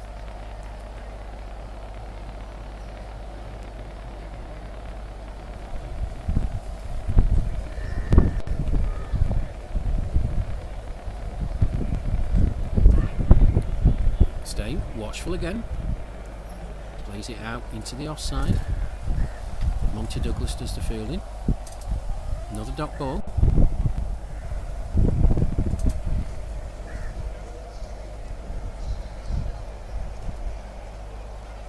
Bit more expansive this time by Steyn. Nice easy single. Way to deep. Mid on. Graham Shaw, number 17, does the fielding.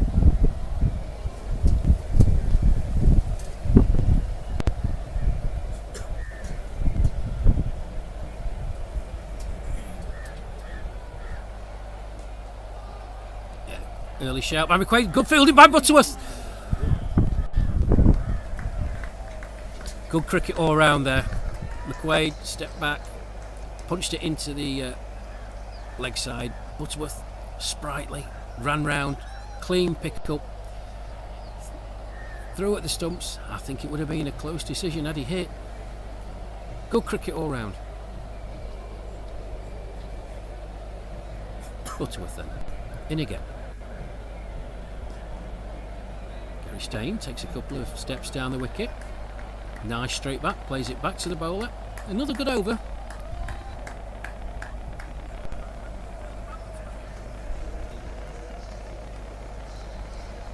Zimbabwe 83 for 5 after 22 overs.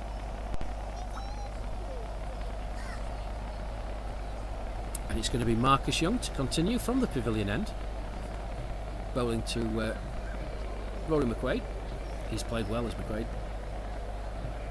and it's important that he stays there for as long as he can for Zimbabwe to get up to a competitive total. Projected score, the current run rate for Zimbabwe, the completion of 45 overs is 171. Will that be enough if they get there? And obviously look to score more than that. Here's Young, and again, flighty delivery. Wade, watchful, forward defensive shot, back to the bowler, and there's no run.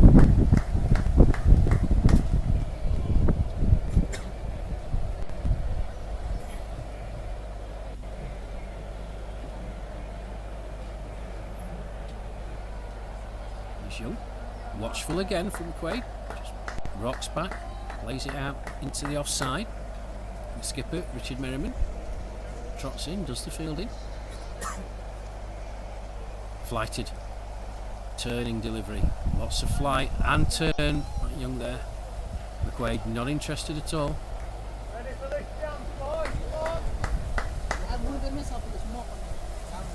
Flatter this time. Oof.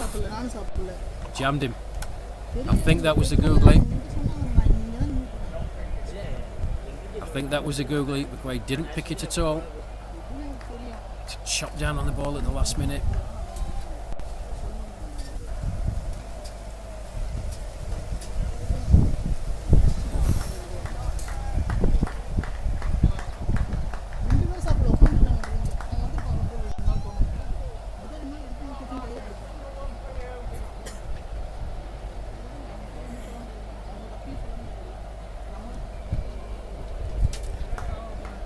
Well, a good end to the over by Marcus Young. Asked a number of questions of Rory McQuaid in that over. I'm not sure he looked entirely comfortable. Certainly didn't pick the googly, but was exceptionally watchful during that over. Good over from Marcus Young.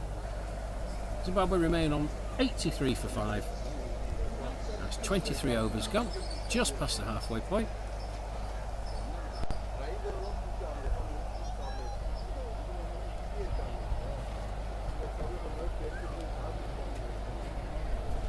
It looks like it's going to be JB. It is indeed John Butterworth to continue from the flat complex end.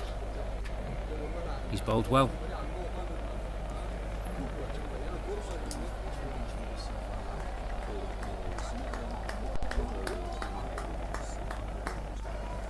Yeah, John Butterworth, 4 overs bowled so far, 1 for 12. Doing the job his captain would want. In he comes, staying on strike, pushes her out into the offside, trots through, nice easy single. Tony Burbick does the fielding.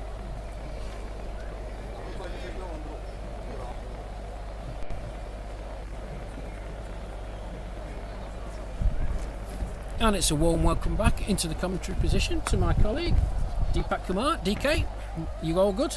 Yeah, all good. How was the match going? I'm not here for 3 overs. Go for a big work. Yeah, steady Zimbabwe having to rebuild again. Rory McQuaid just faced the last over from Marcus Young. Didn't pick his googly. Was very watchful. What a ball. What a ball from the bowler. John B. Nailed the ball with this ball. Actually nails the ball. So batsman couldn't even read the ball. He complete swing and a miss. Yeah, good bowling again from John Butterworth.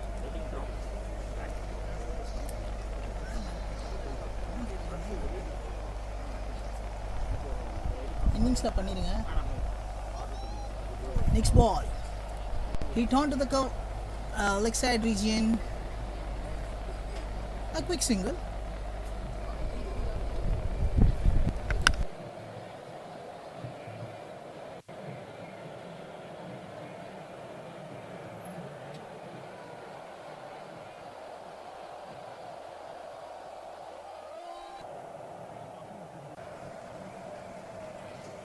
A great shot from the batsman. A great placement onto the long out region, and it reaches the boundary. Yeah, very welcome boundary for Zimbabwe there. Gary Stein. Yeah, good player. He's already, as I mentioned, he's got 38 runs in the tournament. Intent shown by him there. Advanced down the pitch. Beautiful shot. Straight back over the bowler's head for 4. Let's see what the England response is from John Butterworth. The bowler, right? So John B, right? So he seems like a guy who's corporate villain in Tamil cinema, not even in Tamil cinema, even in Indian cinema. The corporate villain is there, means he wears coat suit. The way he is. A great ball from the bowler. A great ball. A great placement from the bowler, and ends up with the dot ball. Yeah, I think that was a genuine edge, DK. About the reaction of Steve Aston, the wicket-keeper, I think that was an edge. Oh, wicket-keeper misses the ball. Uncharacteristic drop by Steve. It was a hard chance, but I think it was a genuine edge. It's just been confirmed to me by Kev Watson, who trotting towards his fielding position near our commentary area. Unlucky, John Butterworth. It's 24 up. It's 91 for 5.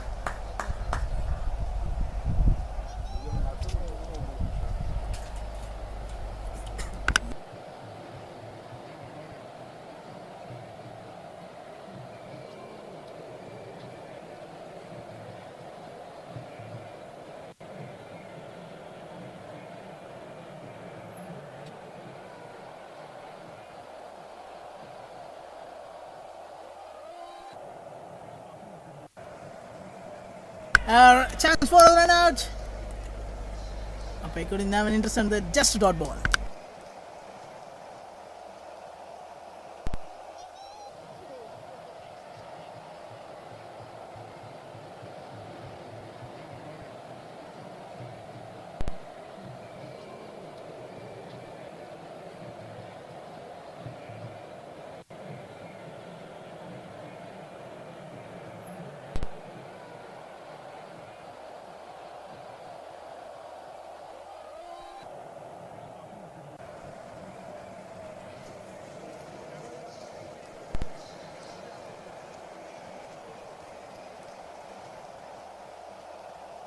A great shot onto the long on region, not even a long on region, it's between the covers and long on, and country and long on, and it is a boundary. Yeah, good shot there by Rory McQuaid. Good shot. Overpitched by Marcus Young. It was low, full toss, put away with a minimum amount of fuss, and as you said, DK, lovely placement, raced away to the boundary for 4. Actually, McQuaid is already set now, so he has to hit big shots now, in my point of view, because he already played the 59 balls, he already in 35, so he has to go front and take on the and hit onto the covers region this time, but his fielder is there, no chance to pick from the fielder, and it reaches the boundary. Yeah, he has to take a lead now, right? So yeah, absolutely. He's a set batsman. We saw intent from Gary Stein in the previous over from John Butterworth. It may be a little conflab between the batters. They're more than aware that half the side are down. They need to build something here to make sure Zimbabwe set a competitive target. 2 lovely shots. The first one, a full toss, low full toss dispatch through the mid-on area. That one, more orthodox shot, waited for the delivery. cut through, and despite the best efforts of Mel Hussain, raced away for 4. Here's Young again, flighted delivery. A great comeback ball. So back-to-back after a big back-to-back boundaries, a great slowish delivery, flighted down to the pitch. A great ball to end the over. After 25, it's 99 for 5. They are going to hit 100 milestone. Yeah, good comeback by Marcus Young. Flighted delivery, just fuller length. McQuaid was hit the back pad. No chance of it being given LBW. But a bit more intent by the Zimbabwe batters we've seen the last couple of overs. They'll be mindful, having looked at the previous scores on here, DK, seeing what is a good score and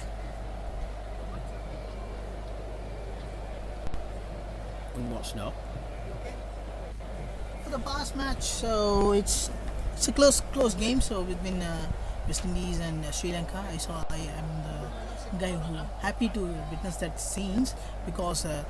As we already discussed in off camera, so it's an fifth ball, it's a no ball, a complete roller coaster in the match. So the day before yesterday, my first day, the match, the USA and Canada, both are play good cricket, and the man Stanley, there's a man called Stanley. He already picks my heart, so I'm a great fan of him in this tournament. So Stanley Paul, he's a tremendous character, isn't he? We met him a not couple of only days his ago. character, even he's on 63. I already talked with him on off camera, so he keep on enjoying to play the cricket. Not only him, here around 12 teams, 11 to 10 to 11 teams in here. So each team has 15 to 20, 15 to 17 peoples. Yeah. Each and every one has a love in the game. Then he can play that. So that's what the more important here. Absolutely. Even they have love. So even that match also gone good.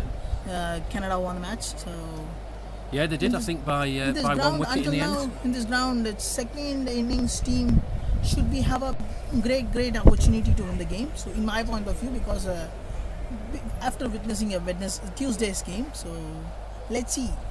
Maybe it could be a reciprocal on my point of view. So let's see.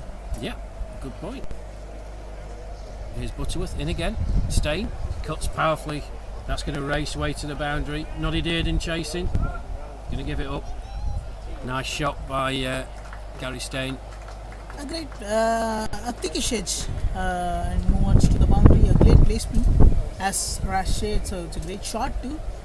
I think it's the more the intent. It may not have gone exactly where he wanted it to, DK, but it's more intent shown by Stein. Actually, he literally uses a bowler space to the ball, and bowler space. It's dashing towards the boundary. Next ball from John B. You call him JB, right? JB.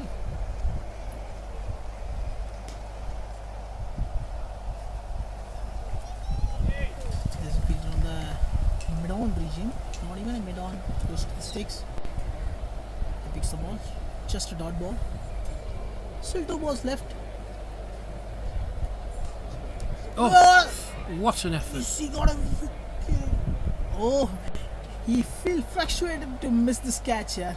Oh my goodness, mate. I thought that he could have some hurt or injury, so he keep on punching the pitch that missed the catch. Well, Gary Stein absolutely clobbered that straight back to John Butterworth. He couldn't get out of the way. He put his hands up.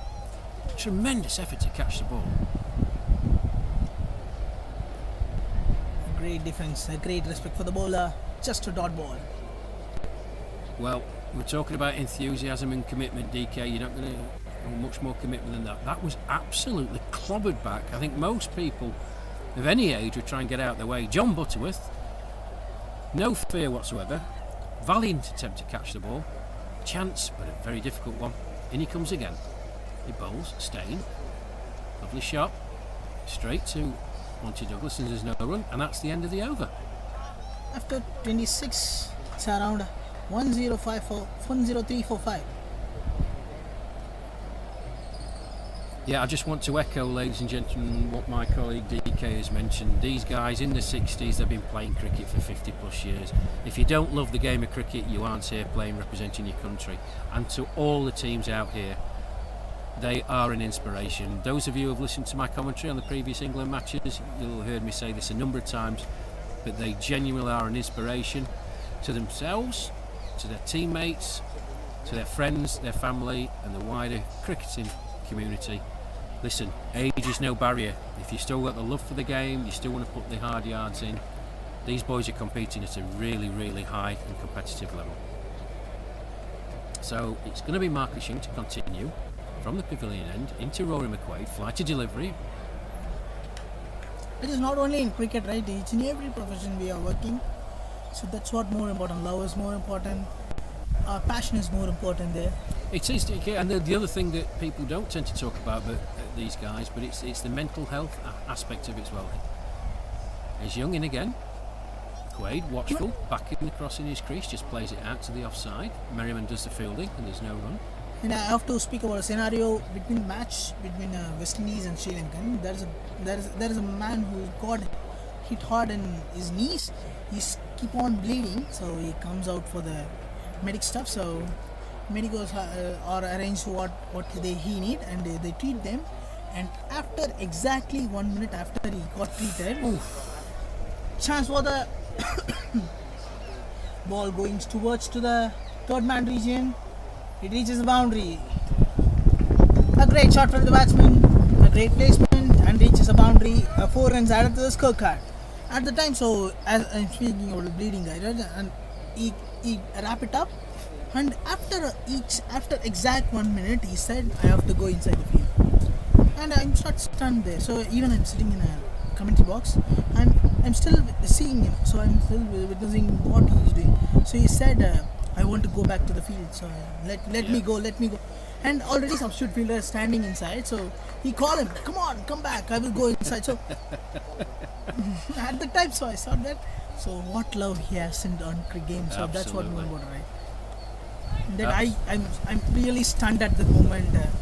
So yeah, they are, all these boys, as I've said, they're an inspiration. They bodies on the line, they run across the field. You see the chase there by John Butterworth. Balls to go. Didn't give it up. That's in the air. Oh, that's the chance for the overthrows. I think they got it too. Ball gets slows. They got it. Chase by That's Jason a chance. Corn. That's a chance. They got 3. Yeah. One bad throw may cost 3 runs, and that's it. Yeah, well, it's a skipper, Richard Merriman. I think Marcus will be disappointed with that fielding effort, right? Because he already bowls over with just 4 runs. In the last ball, they gave 7 runs. They may seem disappointed, right? Yeah, I mean, the boundary that went to behind the wicketkeeper, it was an attempted shot towards us, basically. Thick edge, raced away for 4. That one played into the offside. The batsmen weren't looking to run. I'm not sure what was going through the skipper's mind, Richard Merriman. He talks about fielding quite a lot in the team meetings and backing up and what have you. There was no run on. The batsmen weren't looking to run. For some reason, he's thrown it towards wicketkeeper Steve Aston. And 3 runs. Long, hard chase for Jason Corn. After 27, it's 1-1-0. So for 5. Then slowly, Rory McQuaid is on 46 now. Yeah, he's batted exceptionally well, DK. Here's Butterworth. A great defense from the batsman. Dot ball to start the over. Yeah, Rory McQuaid is batted very, very well. As I said, he's probably Zimbabwe's best batsman already. He scored 66 and 38 in this tournament. Oh, in 38. Nice. A great placement, but there's no fielder. Chance for the boundary. Let's see. No, ball gets slow, and fielder also picks the ball. They got quick too. He's a very powerful man, Rory McQuaid. That was the best way I can describe that was a scoop, but it was a scoop in front of the wicket. He's very, very powerful. Went into the air, long on region. Graham Shaw doing the chasing. Here's Butterworth. In he comes next again. ball. He bowls. McQuaid onto the back foot. Another punch shot. Richard Merriman does the fielding. Scampers round. Good bit of fielding, and there's no run. Finds the fielder well and ends up with the dot ball.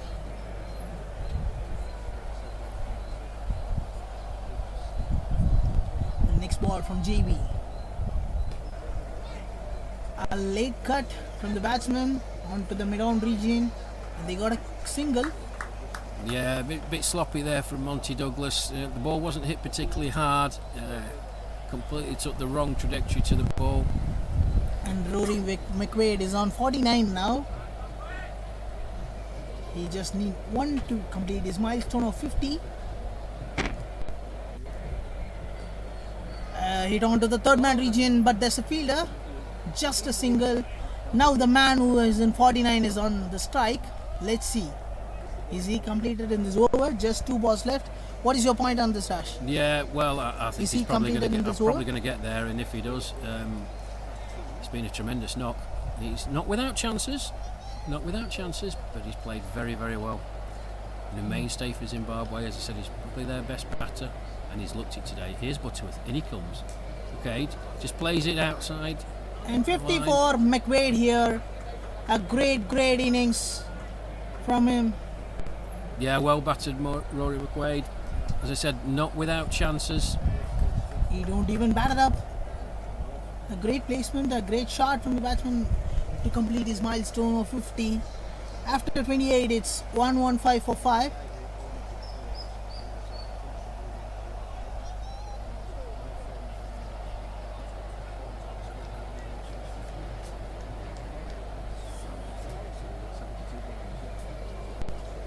Yeah, excellent half century from Rory McQuaid. 50 off 72 balls. And also 6 boundaries with a strike rate of 69.44. Yeah, not too shabby. And considering the context of when he came in, Zimbabwe need him to stay out there for as long as he can. He's getting good support from Gary Stein. Zimbabwe up to 114 for 5. The projected score going up. You remember a few overs ago it was sat at 170, now sitting at 184. Here's Marcus Young in again from the pavilion end. McQuaid back to the bowler. There's no run. Actually, some of the ball are way best from Marcus now. So this ball is a best ball, one of the best ball now. So let's see what's he going to do. Is not next ball. Foolish delivery, seems like a foolish delivery. And stick to the fielder, no runs. Yeah, a bit more flight on that delivery by Marcus Young. He will vary his flight, he will vary his pace. Watchful again from McQuaid. Plays it back to Marcus Young. And there's no run. Back to back 3 dot balls. McQuaid is on strike. Man hits 50 runs. Planned it on to the covers region, but there's a fielder, no worries for the back fielding team, and just a single.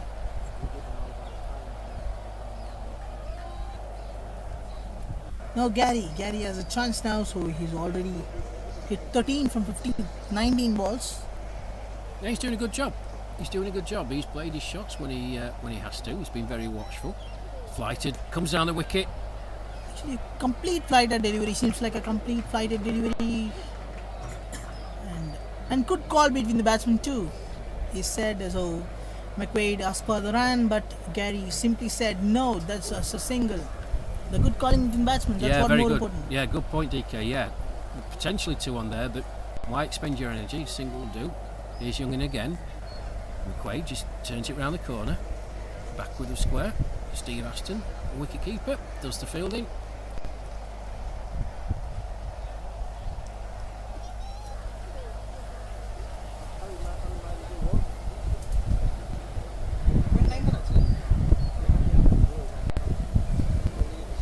After 29, it's 117 for 5.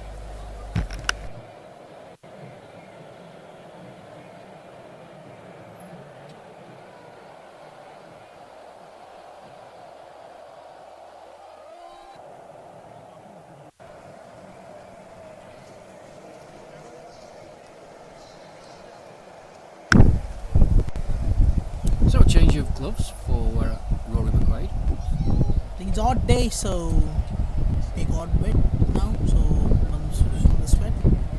Yep. It's going to be John Butterworth to continue from the flat complex end. A great visuals from the screen now.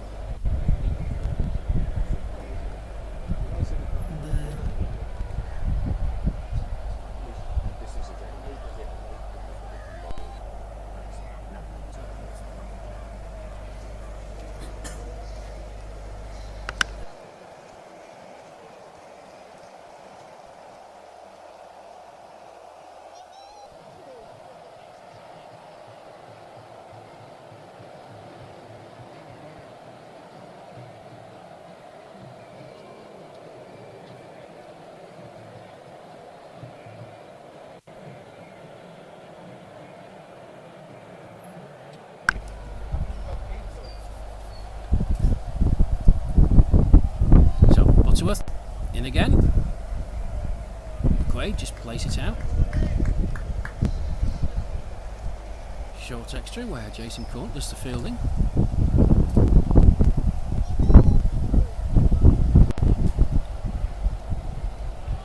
Then sir, so let me talk out of the box. So do you like Indian cricket team? So who is your favorite Indian player? As well as we have to say who is your favorite English player now or in previous times? Ooh, that's difficult. As we watch Butterworth come in again. Quaid just rocks back, punches it out.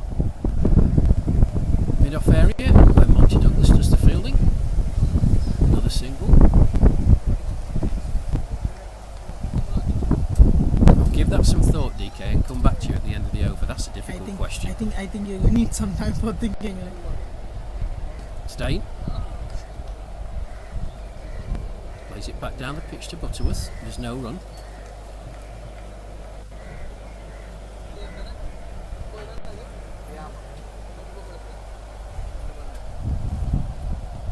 Oh! Chance for the single. They got it on third man region. Well, some oohs and ahs from the England players, and apologies if it was an ooh from myself. It's a genuine edge that I don't think Gary Stein was playing that to the third man region, but a genuine edge. Chris Dearden with the fielding. Here's Butterworth in again. Bowls. Great placement. Nice fielding. Chance for the run out. Nice fielding by John Butterworth. Non-straight. End of the over. End of the over. It's 120 for 5. So sorry to interrupt you, sir. No, it's no problems, DK. So you asked me the question. Favourite. Oh dear. As we take a drinks break here, folks, after 30 overs. Favourite England player, past or present? I think I'm going to plump for Alistair Cook. Alistair Cook, yeah. Yeah. Just a classy batsman, just a classy individual all round. I mean, you want your skipper to lead from the front. Many times he did. Wonderful batsman, but a wonderful person. Really got the best out of the what weren't brilliant England teams at the time, but I thought he was head and shoulders. I think for India, well, this might be a bit controversial. Okay. Mohammad Azharuddin. Yeah, the man in 90s, right? Bit before your time, possibly. Yes. But a wonderful cricketer. And again, I met him just a if you're talking charming even individual. If you're talking about 2005 means I'm not yet watched 2005 cricket and all. So I'm just started the way where Dhoni wants the World Cup on 2007. After that, only my cricket career is getting started. Okay. But my uncle keep on watching, staring at the TV for whatever the match goes, even if it's on highlights, if it is on live, if lives go on TV, he keep on in front of the TV. We have a family business called flower business, but he couldn't even, if the live match go on, he couldn't even go for a shop. He just stared it on the TV, and he shout for not even the India team playing, so he even shouted for the West Indies, he shouted for Australia, he shouted for England. Yeah, good man. If India plays, he always been biased there. So of course. It's always happy for me to see uncle like that. So he keep on shouting, not calling you sir. The Madan sir is sorry sir, I'm not calling you sir. Madan, the England physio, just walking past us. I think it's difficult. I think what about the current India team though? Young players coming through now. They're playing with absolutely no fear whatsoever. Okay, you know. yes. Sarfaraz and Jaiswal the batsman is a great example for that, right? Jaiswal the batsman. I think one of the disappointments for this current England-India Test series is obviously no Virat Kohli. Yes. That's a big disappointment. He is a global superstar of cricket. Obviously, family comes first. We understand that, but it's a big disappointment not to have him play in that series. But it's been a great Test series so far between England and India. India winning the last one by a wide margin really put England to the sword. Yeah, then I have to remember exact scenes there. So wait a moment.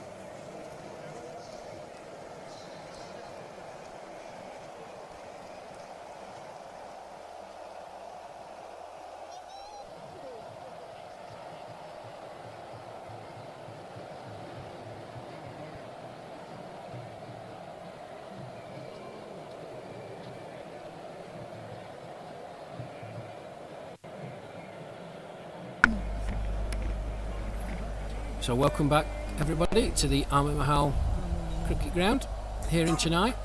You're watching the third match in Group A for these two teams, England versus Zimbabwe. I'm Rash Mahood.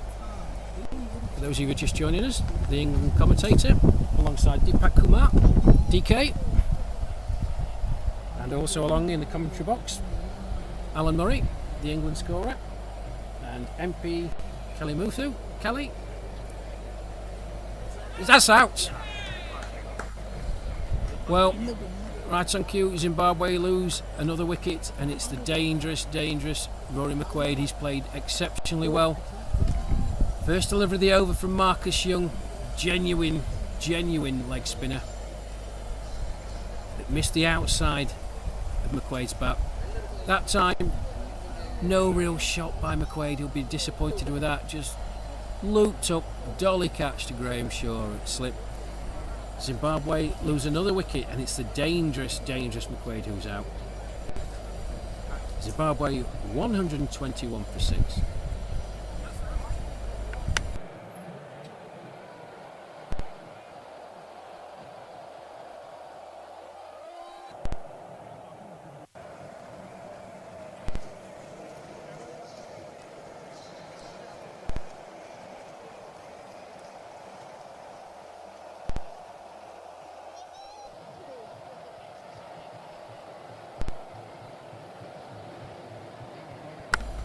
So Rory McQuaid, 53 off 82 deliveries with 6 boundaries, played very well. Came into the time when Zimbabwe were in a real hole, batted tremendously well.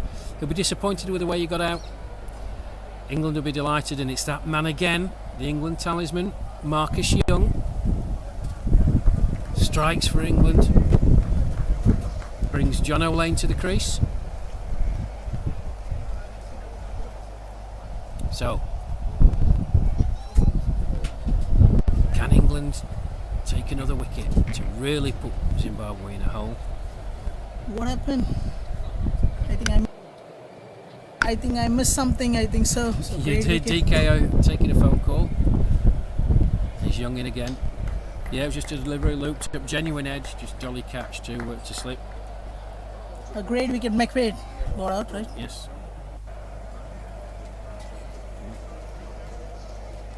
A great ball, a great spin from the bowler. I mentioned earlier in the commentary, folks, Marcus Young is a confidence player. He's seen this ball bounce and turn and spin. He'll have seen that was a genuine edge.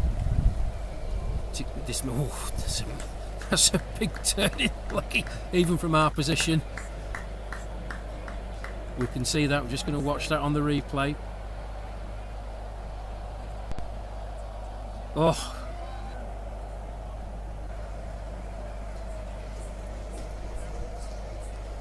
Big turn from Marcus Young. End of a very good over. Zimbabwe 121 for 6. And it's going to be JB, John Butterworth, from the flat complex end to continue. Just check with my colleagues to see how many overs he's got left. He got one. So JB's final over. He's bowled very well. Complimented Marcus Young.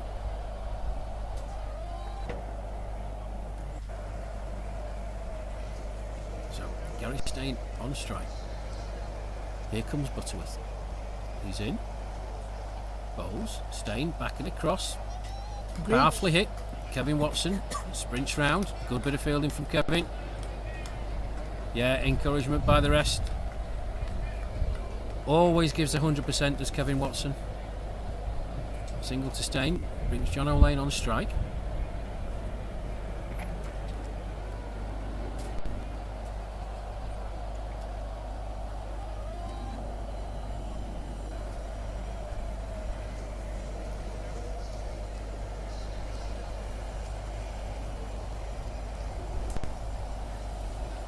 Played back to Butterworth. There's no run.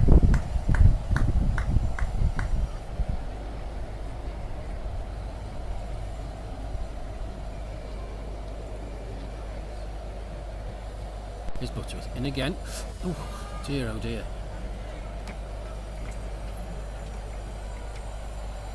Good chase by Chris Dearden there.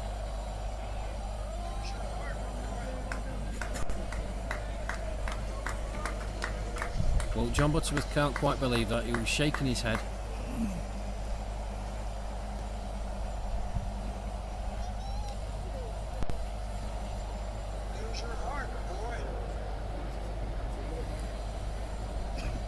It's a genuine edge. Flew towards third man. Here's Butterworth in again.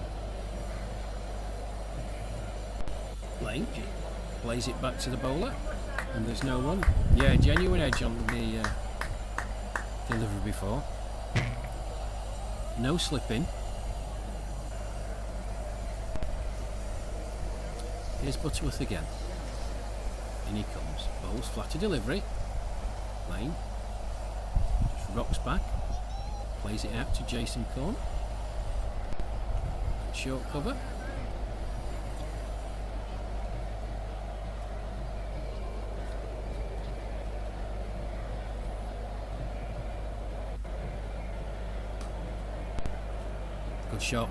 Good shot by John O'Lane, just waited for the ball, flighted delivery. Looks like Phil Deacon there, excellent bit of work in the field, running round. 2 to John O'Lane. That's the end of the over and the end of John Butterworth's spell. It's bowled really, really well from the flat complex end.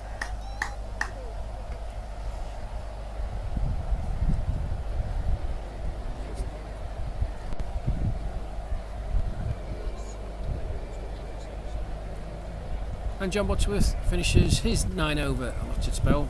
9 overs, no maidens, 1 for 36. Bowled very, very well indeed.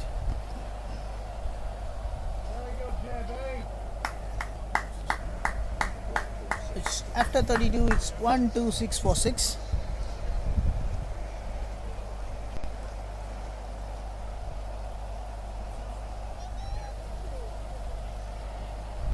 Oh, that's an uncharacteristic wide delivery from Marcus Young. Spins the ball in the wide line. I don't think I've ever seen him do that before.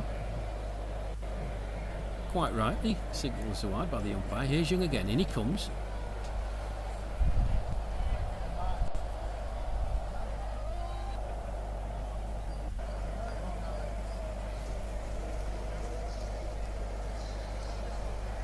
Stain, back, reaches for it a bit, flat bats it, out towards the deep cover boundary. Mel Hussain does the fielding. He strolls through for another single.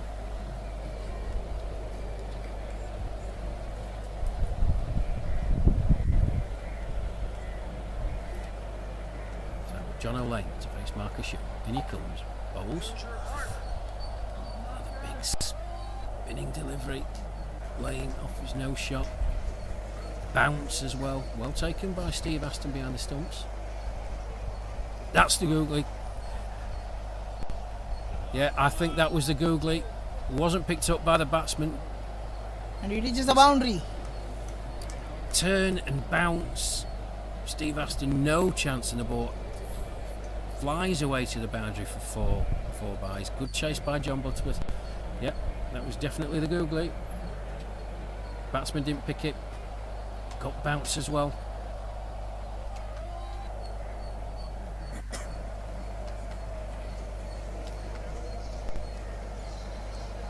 So, here's Young again. In he comes. Bowls. Oh, Lane's beaten, and that's out. Great work by Aston. Oh, tremendous work by Steve Aston. Wow, these two are in sync. Aston to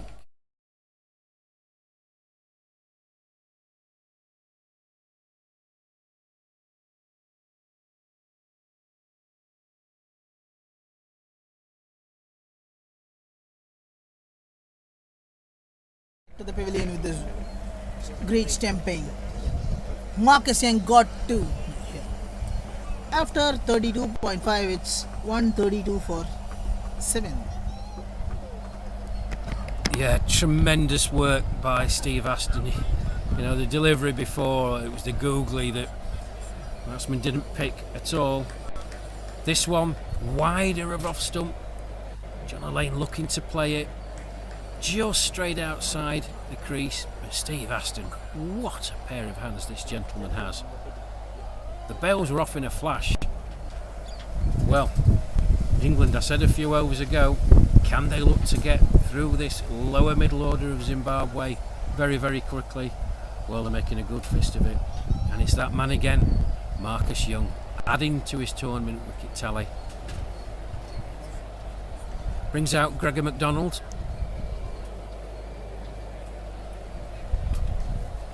Well done, Steve Aston. Excellent, excellent wicket keeping.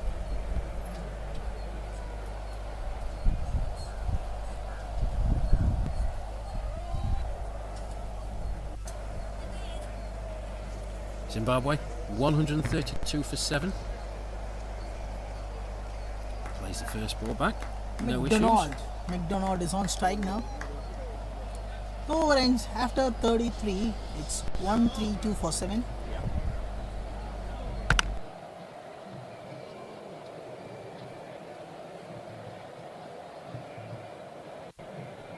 Yeah, slight disagreement. The umpire and his square leg colleague, signalling that there was more to come.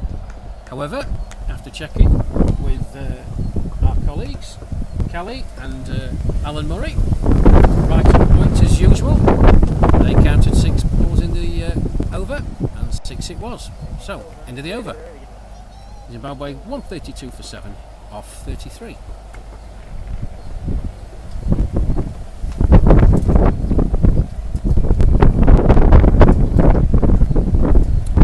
So there's obviously going to be a change of bowling at the flat complex end. Discussions between the skipper Richard Merriman and Phil Deakin there, I can see.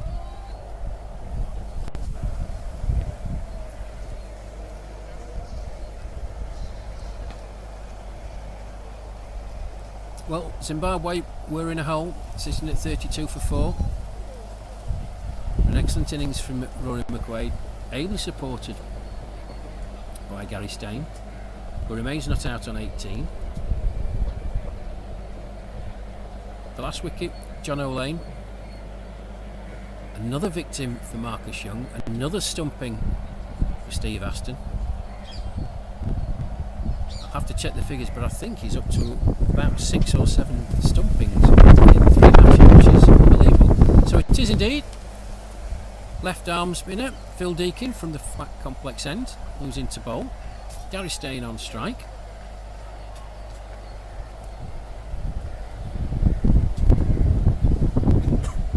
In he comes. Bowls, flatter delivery, Stein, powerful shot. Straight to the fielder.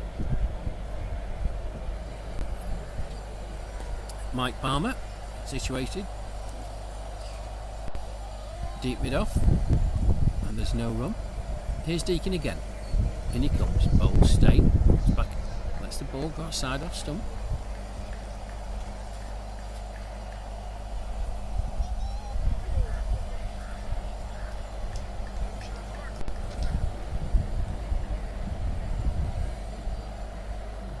Deakin. In he comes. Bowls. Given us a wide ball by the umpire. It's outside the off stump. Away from it. Here's Deakin again. In he comes. Bowls. Stein. Nice looking shot. Just tickles that round the corner. There's going to be runs there. Long chase for the fielder. That was an excellent effort, good chase, but that's 4 runs. Gary Stein just tickled it round the corner, and as I've mentioned previously, this ball travels like lightning over this outfield. It is very, very quick. And a really good chase by the England fielder. I think that's Mel Hussain out there, right on the far side of the pitch from me.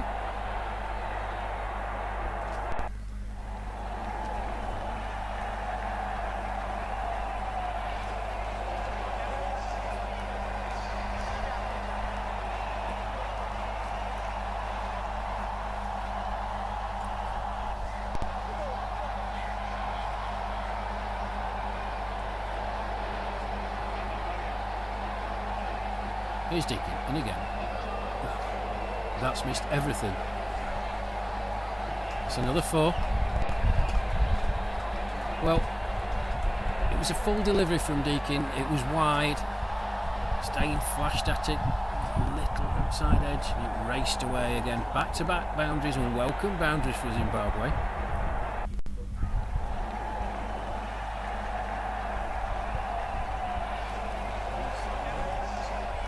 Stein moves on to 26.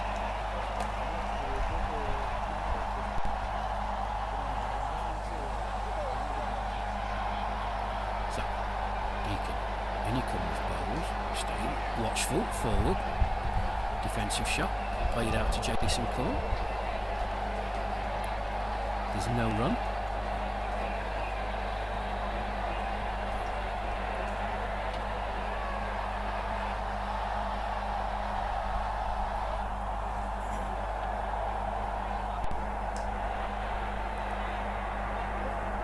Full toss there from Deakin, hit powerfully by Stein. Good bit of fielding again by John Butterworth. And that's the end of the over. Zimbabwe move on to 141 for 7 after 34 overs. Gary Stein batting well. He's there 26 not out of 30 deliveries. Gregor McDonald, his partner, just faced the one delivery, yet to get off the mark. Projected score sits at 188 at this current run rate of 4.17 and over. After 34, it's 141 for 7.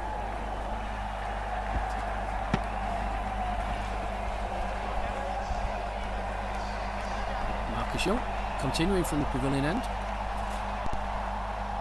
McDonald, watchful, just plays the ball back straight down the wicket. There's no run.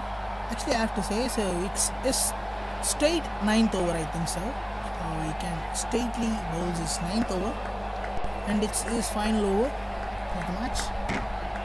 It's already 2 done, 2 dot balls, back-to-back dot balls. Yeah, 2 for 24 so far, Marcus Young, off his 8 overs. It's McDonald. A great ball, again a dot ball, back-to-back 3 dot balls from Marcus. This 3 balls he got going to be the win. Let's see what great ball. Flighted from Marcus Young. McDonald didn't really know a lot about it. Good bounce as well.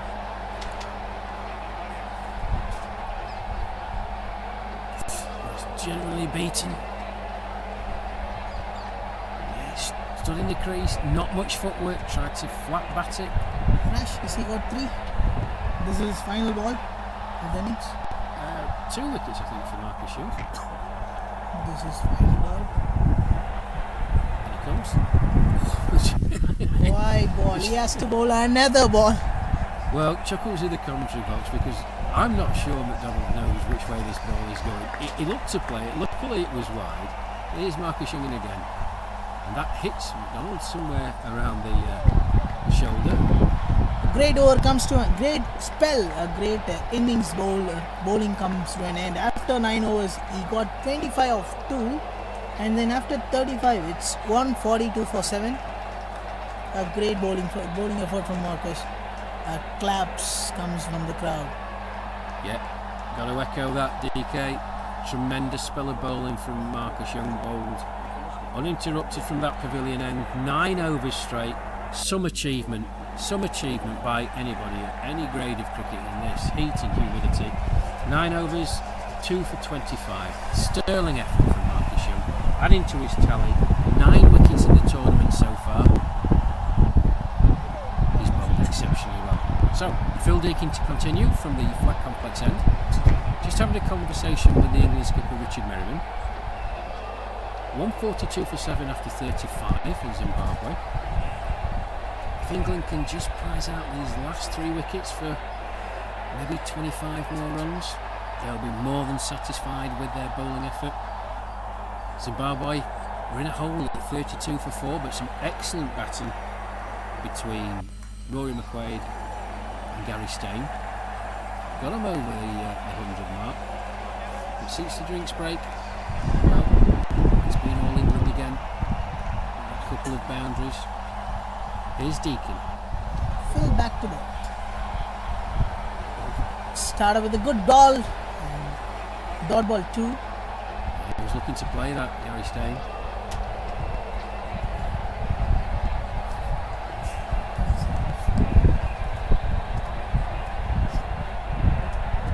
Here's Deacon again. In he comes. Stein, looking shot. Plays onto the covers region. But I hope it feels the fielder Looking for well. 2. They got a quick 2. Yeah, good running that. Good cricket. Stein, good shot down the ground. The last hope is Gary. Gary got 28 from 35 balls. Yeah, Mike Palmer out at long off. Couldn't prevent the second one being taken. Good cricket by Zimbabwe. Here's Deacon again. Stein forward. A slowish delivery hit onto the long off region, and it finds the fielder well. Just a dot ball, just a single. Yeah, carbon copy. And this is what Zimbabwe have to do. Okay, they are in a bit of a hole at 144 for 7. So 3 wickets remaining. But they've got to look to score when they can. If they can't hit a boundary, then keep rotating the strike. Tire these England fielders out. McDonald on strike, facing Phil Deacon. And he comes, he bowls. McDonald's forward. A chance for the stump. Yeah, past the outside edge. Aston on it like a flash. Looking for any hint of movement off that back foot, and those bails would have been off. No ball, Phil Deacon. McDonald yet to get off the mark. Here's Deacon, and he comes. Bowls. Oh, great fielding effort from the fielder there. So, McDonald off the mark. John Butterworth. Let's see it again.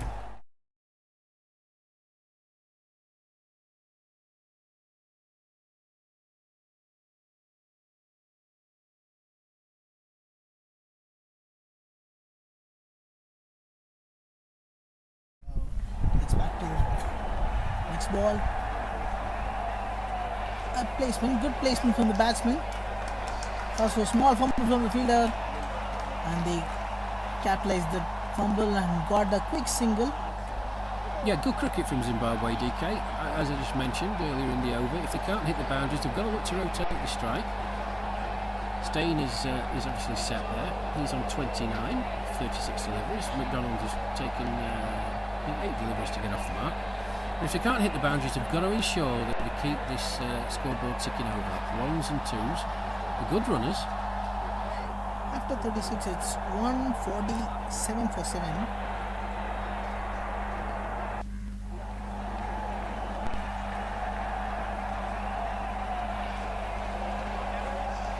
So there's obviously going to be a change at the pavilion end. Marcus Young has completed his 9 overs straight through. And a fine spell it was as well, DK. Bowled very well, didn't he? Marcus Young. Yeah, great spell actually. So straight 9 overs in the heat of around it's 32 degrees here. It's big, so it's completely feels like 37 to 38 degree. It's 32 but 37 degree of heat, and they are standing. It's big stuff. So even he bowls to straight 9 overs, and there's just one single rings break in between them. That's what a great physique from him. Yeah, great actually. physical effort. To remind, it was just tuning in Marcus Young bowling 9 overs straight off. He's 70 years old, that gentleman, ladies and gentlemen. 70 years old. Oh, I said 60s, right? He's in 70s. That's not a big thing. Yeah, the temperature, as DK said, 31, just 32 degrees. But here's Chris Dearden from the pavilion end. He's in. He bowls flight to delivery. That's what comes down to pitch level. Looking shot, played out to mid off, and they could come through for a single. Yeah, Chris Dearden, Lancashire, wily character, great character to have in the squad. Here he is, into McDonald, flight to delivery. That's down the leg side, and quite rightly signalled a wide by the umpire. A clear white signal from the umpire. Extra has been added to the scorecard. Whatever the way score comes, always batting team seems happy, right? Oh, absolutely. Yeah, they won't mind that at all. Even it's from extra means we don't want to put a 0% of load there. We got us extra run. So A single on to the country region. There's a fielder, no worries. It's one of those nagging balls. And it gives a 150 for the team. The milestone for Zimbabwe again. So 150 for 7 after 36.2. That's another wide delivery by Durden. I think he may misses his line and limb there.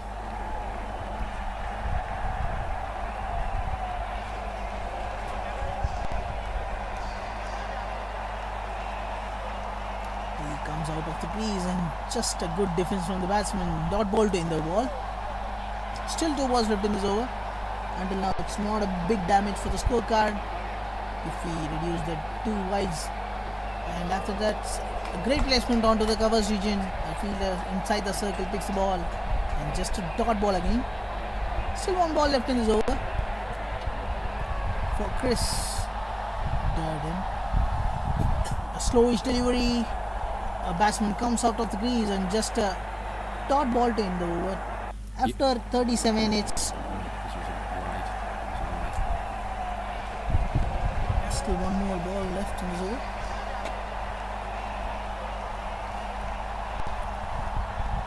Abil for 1 wicket, but batsman's out. Yeah, he's been given out. A little tickle behind Steve Aston.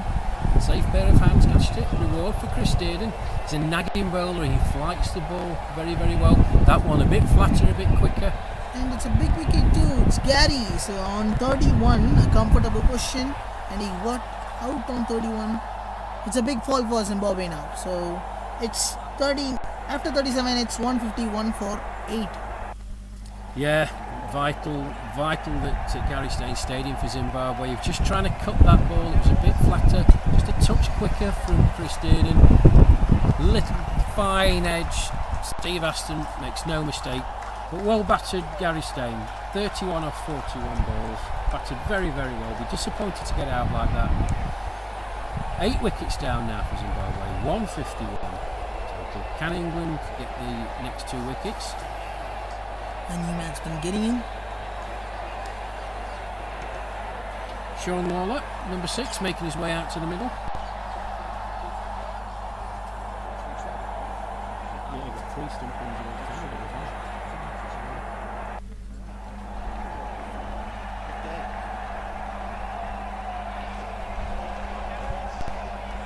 So, Sean Lawler making his way out into the middle. Zimbabwe 151 for 8 after 37. 8 overs to go. DK, what score should they be looking at, really? Bear in mind, there's only 2 wickets left. 151 on this pitch. Do you think it's enough? This is not enough. So actually, the rest of 7-8 overs around there left. So if they got 10 there, I must put 10. So if it is 10 means 80 and 230 should be a good score. If it is 6, around 8 means it's 48. So 190 should be a defendable score, but they need a quick 3 to 4 wickets in the first power play. They got that 4. So that's a lovely shot. That's racing away to the boundary for 4. Orthodox off drive there. I think they have some headset on their ears, so I said they just need 10. So why they just stop with 10? We can convert it to 12 or 13. So just see what's going to happen next.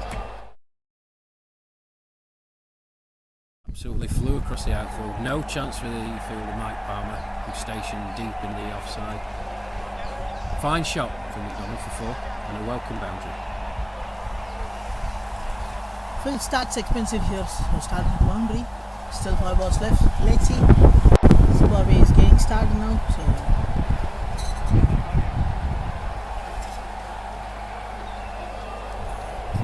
tries to place onto the fine leg region, but he completely misses the ball.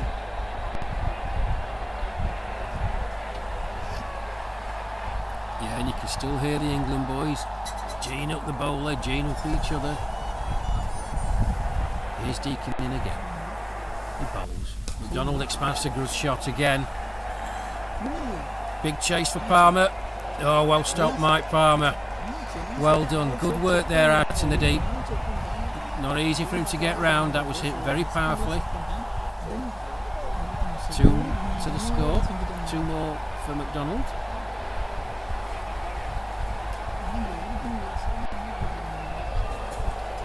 It's a low kick. Okay. Deacon. In again. Shot to delivery. And just rocks back. Another nice shot into the cover region. Jason Corn moves in from his position on the boundary. Another single to McDonald.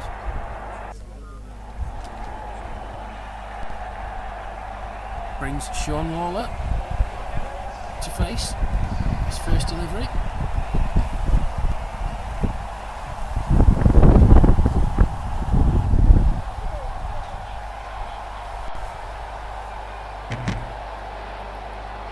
Deacon, in he comes. Bowls.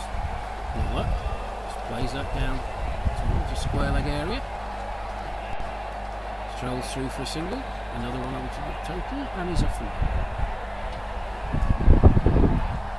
Still 1 ball left in this over. Already it's 8. If the run comes 2 in this ball, and my calculation is getting started.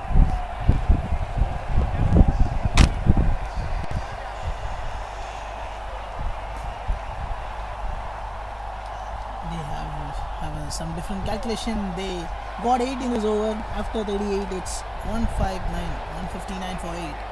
Yeah, good over for Zimbabwe there, DK. I think he obviously heard what you were saying. Lovely off drive by McDonald in the early part of the over. That combined with some good running between the wickets. 8 runs and over from here. I think they'll be happy with that. They're obviously going to look to accelerate. There's no point just blocking balls out now. Dot balls are going to be the killer for them. So if they can't get the boundaries, they've certainly got to look to rotate the strike. A minimum of 6 runs and over is what they'll be looking at. Actually, I just the exact one line from that. So it's from game now. There's a cricket game in mobile phones. So even the mobile phone set, you keep on retaining the boundary. It's an online-based game, so keep on the lead bowler always go for the loose one. You can hammer it on the lead one there. Yeah. So that's what here also right? So Yeah, I mean, Zimbabwe are going to look to get as close to 200 as they can. I think if they get to 200, they'll be absolutely delighted, bearing in mind they've been in a couple of holes during this innings, but some good batting has got them into this position. Here's Deedon again from the corner end, flighted delivery, pushed out onto the offside, misfielded by the England skipper Richard Merriman, and this gap through for a single, moving on to Lawler, 60 for 8.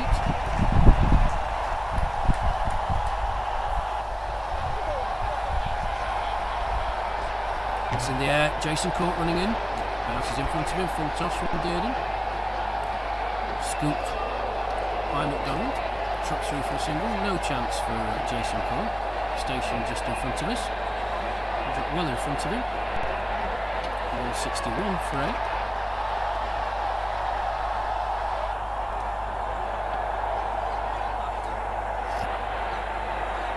Dearden, in again, bowls, bowler. Plays it back to him, and there's no run. Ooh, and a welcome bit of breeze in our commentary area, DK. I don't know where that wind's come from, but very welcome.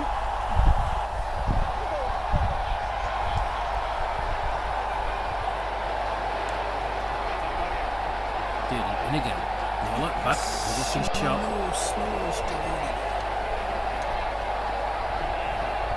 Punched off the back foot. Down to the off. Another single for Lawler.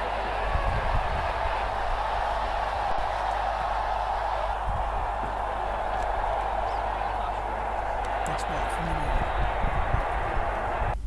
lays on to the boundaries in that phase, Goes to directly.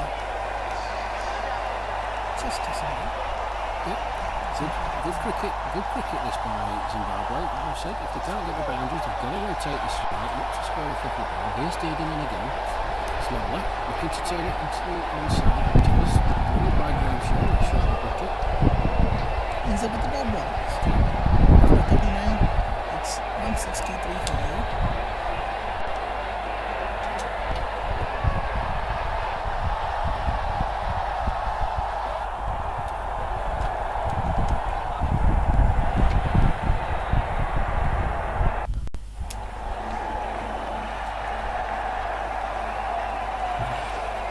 going to be Phil Deakin to continue from the flat complex end.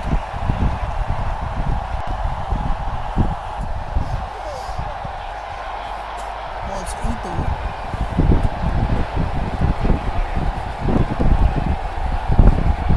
Starts 6 over left in minutes.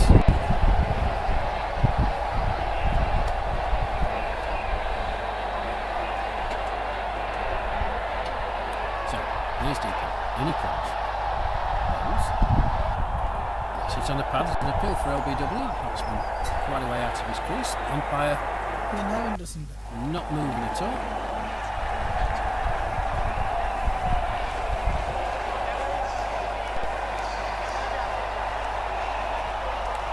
Phil Deakin taking a 1 wicket today. Cost of 44 runs through his 7 overs. 7 overs, 24 seems expensive, but it's around the 6. He's bowled pretty well without much reward, Deakin, hasn't he? He's been on the case for a Deakin. And he comes in.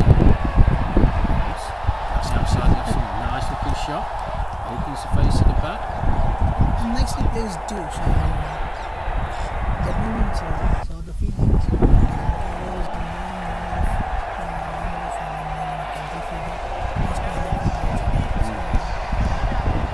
there's a field in third man too, but he tries to get there. It's an easy shot, right? So just uses a ball of space. Yeah, it's a nice shot, just run it down to third man. Next ball from the ball field.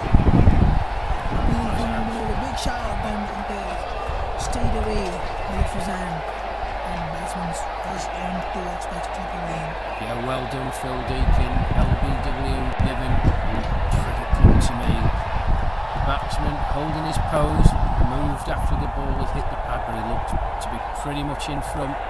Very confident shout from Phil Deakin and the rest of the England team. And that's another wicket for England. Zimbabwe 9 down for 164. Actually, England had no chance to build a good innings, even a 50 plus partnership, so it came on break the partnership. Then and there, wherever they need, they got a bowler like Rashid, and Marcus, and then Phil, and then Sir who's standing in the side, so a pace bowler who's on the left. First of all, I don't know his name. Jason Cole. Jason Cole. Then and there, they have a bowler there. They keep on breaking their partnership. That's what more important here. Yeah, absolutely, DK. Good point. England have, throughout this tournament, have bowled in pairs. Whichever two bowlers being bowling, the skipper's asked them to bowl in pairs. They're different in some ways, but they bowl in pairs. And I think we saw that with John Butterworth and Marcus Young. They operated almost exclusively from their respective ends. Marcus Young from the pavilion end, John Butterworth from the flex complex end. Bowled very, very well. It's what you need. You're asking your bowlers to bowl to a plan. The plan is set, but the bowlers have got to bowl to it. And I think that's by and large what England have done. So it brings 29. Peter Sandys Thomas to the crease. Going to face Phil Deakin. 9 down Zimbabwe from 164. In comes Deakin. He bowls. It's a nice looking shot. Ooh. A great football skill. Great football skills.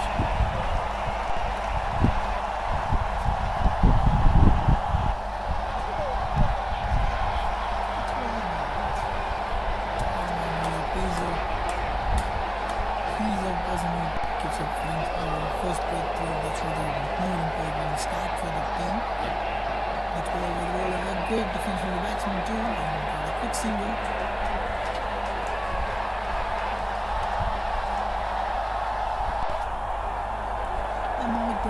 Strike now. Yeah, it's going to be interesting to see what Greg McDonald approach is going to be here. Here comes Deakin. He's in. It's nicely timed, nicely played. John Butterworth floats round. Even it's good place, just a good alignment from the bowler. So it's two sticks. It's a great ball from the bowler too. And down ball in the over after 30. After 40, it's 166 for now. Yeah, good fielding from John Butterworth there.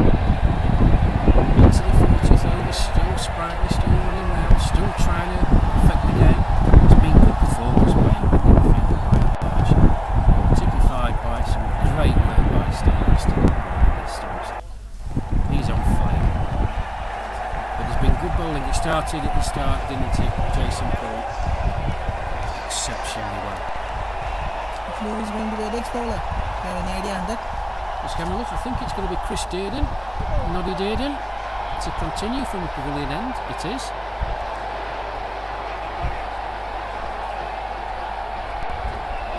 Yes, been a good effort from these England boys. Yes, for the covers field here.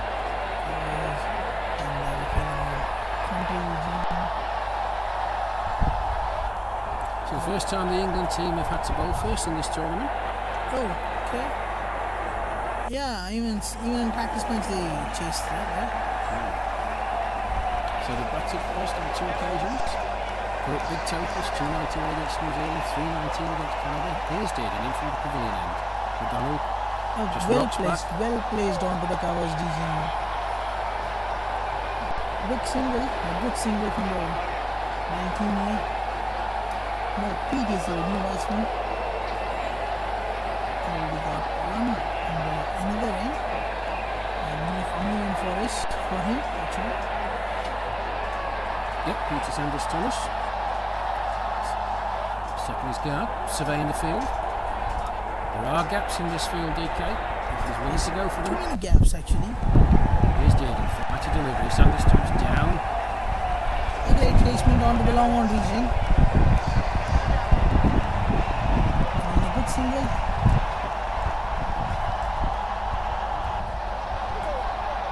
Four balls left in this over already. They got two. And two.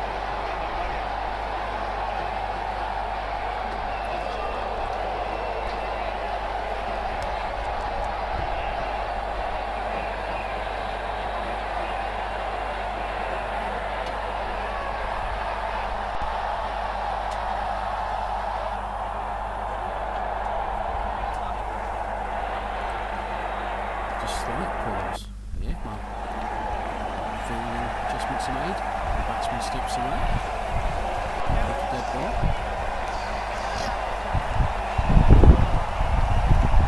Here's Dearden. In he comes. Ball's fly to deliver it. The bowled. Watchful. Just plays an orthodox for a defensive shot. Wicket-keeper Steve Ashton swops round from his position behind the stumps. And there's no one. Still 3 balls left in this over. Next ball. A good defense. Dot ball. Actually, the McDonald is in responsible position here, so he has to carry out the innings to until 25 now. So because it's a last wicket, we have to partnership here. So he only another great shot onto the final region here.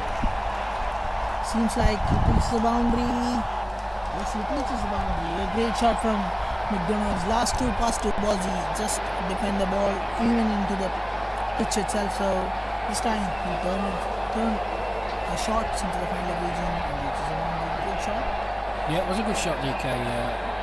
Not a great delivery from Chris Dearden, if I'm totally honest, but the ball's there to be hit. Minimum of effort, beautiful timing, and as we've said before, the ball races away. From me, so sorry to speak that much of lengthy time. So I just want to say every words when I have in mind, so that's why I stretch it out. Sorry. It's absolutely fine, my friend. So yeah, good shot. Much needed boundary for Zimbabwe. Still 1 ball left in this over. Let's see. So McDonald, what he is going to next. Keep it in mind, Chris also took a 1 big wicket in this innings. Further discussions between Chris Dearden and skipper Richard Merriman. Jason Cole, who was fielding at deep mid-wicket, chased after that ball, was initially put at fine leg. He's making his way back towards us. He's deep square leg right in front of us. Here's Dearden, in he comes, fly to delivery. McDonald, watchful, plays it forward, and there's no run. And dot ball to end the over after 41, it's 172 for 9.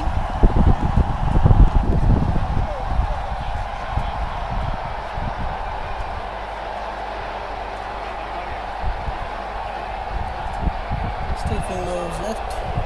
Yeah. So 6 means it's around 196. Let's see. So I need a 200 plus score. Yash. You think it's 200 plus? Actually, I desperately need for 200 plus because that should be a more spicy, right? It would give some more spicy and more challenging for the England teams and as a biting stuff too. So we have to challenge it. Right? No, I think you're absolutely right. You've got to put a score on the board. I mean, if Zimbabwe get up to 200, they'll be absolutely delighted. Actually, as a cricket fan, I have to be a spicy. Want the match to be a spicy. Right? It's a great shot from the batsman. This time from Peach. Tries a fielder well. Just a single. Yeah, single off Phil Deacon's first ball of his final over. He's 2 for 47 as it stands. Yeah, Zimbabwe have got to get up to 200. Psychologically for them, it's a big thing to get up to 200. Here's Deacon in again. Bowls. Nicely played. Shout is for 2. McDonald, nothing of it. Beats Sanders Thomas, quick between the wickets. He's looking for 2. His partner not interested. It's imperative that Zimbabwe back their overs out. I know there's only a few to go, but they must back their overs out. Can't afford to lose this last wicket. Here's Deacon. In again. Bowls. Sanders Thomas plays it very nicely again. Out into the onside in the deep.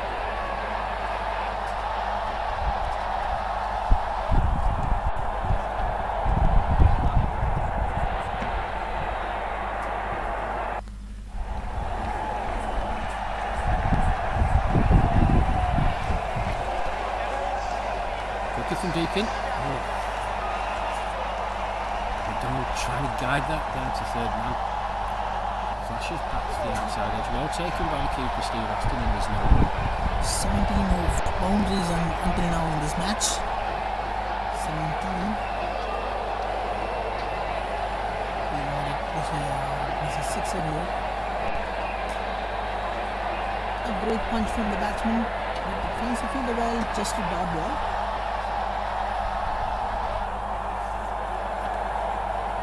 Good from England, good from Deacon. Phil's last ball of the innings. Phil Deacon. Last ball. Nicely played, quicker delivery, fuller of length, squirted out towards the square leg area. Markisham trots round from his fielding position. And that's the end of the over and the end of a very good spell from Phil Deacon. His figures probably won't reflect it, but 2 wickets for 51. It's 42 overs gone. After 40 minutes, 176 for me.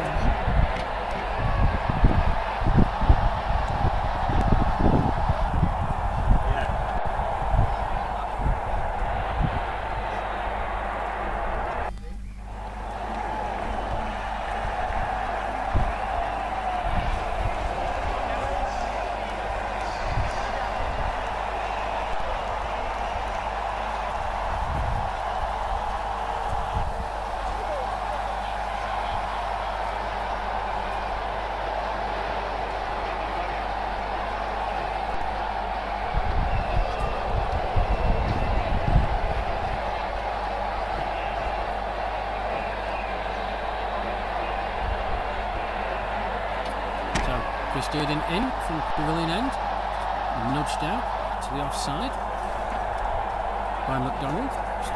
Scampers through for a single. Dearden fills the ball himself. 177 from 9, Zimbabwe.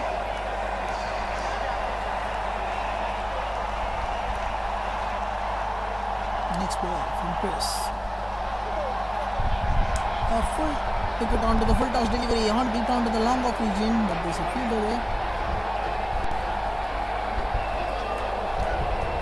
Just a single.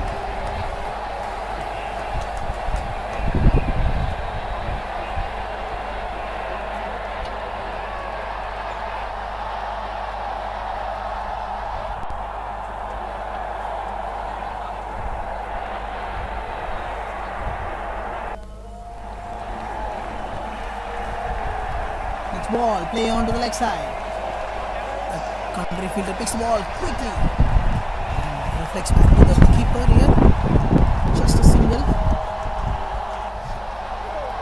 Still 3 balls left in the over. Not one good balls left.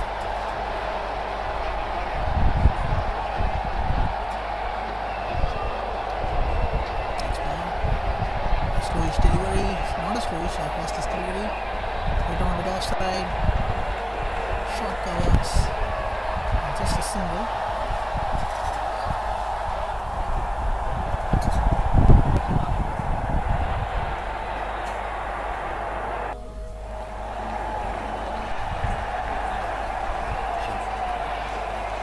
Plays on to the long boundary zone, but fielders there. Quick for the running too. Yes, a quick running between the wickets from Pete here. He couldn't even hesitate about the non-striker, just run towards to the non-striker. Quick running between the wickets actually. Well, Pete Sanders-Thomas, this is the over 60s tournament, he's running like Usain Bolt. Yes. He's the quickest 60-year-old I've ever seen. Still 1 ball left.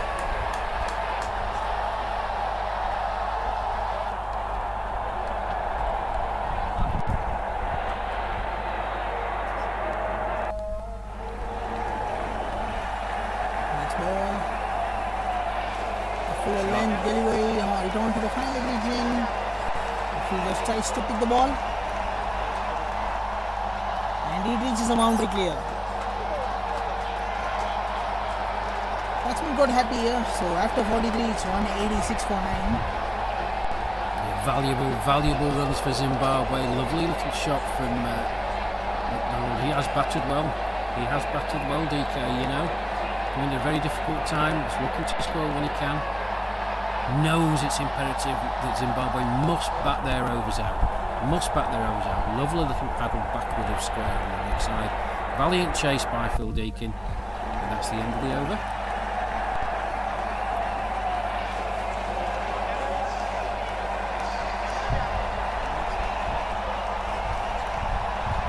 Zimbabwe 186 for 9 after 43 overs. Also going to be a change at flat complex end with Phil Deakin having bowled out. Let's have a look who's coming on. Looks like it's the early figure, 17, Graham Shaw.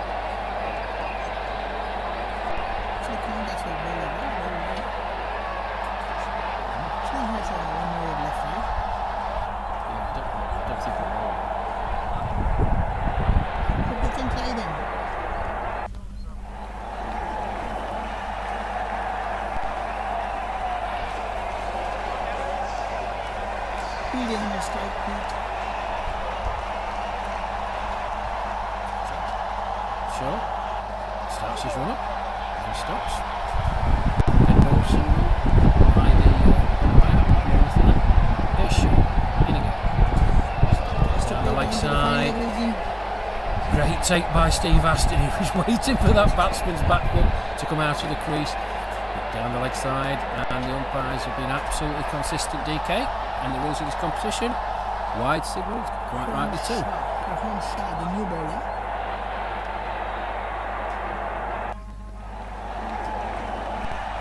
Good work by John Butterworth. Hit powerfully to him, went straight to him. Peter Sanders-Thomas is quick. Picked it up, threw it straight back to the keeper Steve Aston, and there's no run. Shaw again, quicker delivery. That's good bowling by Graham Shaw, good fielding. Sanders-Thomas coming down the pitch, looking to be forceful. 3 dot balls to start, the wide of course. Here's Shaw, and again, quicker delivery. Nicely played, on the offside. Well fielded by Deeks.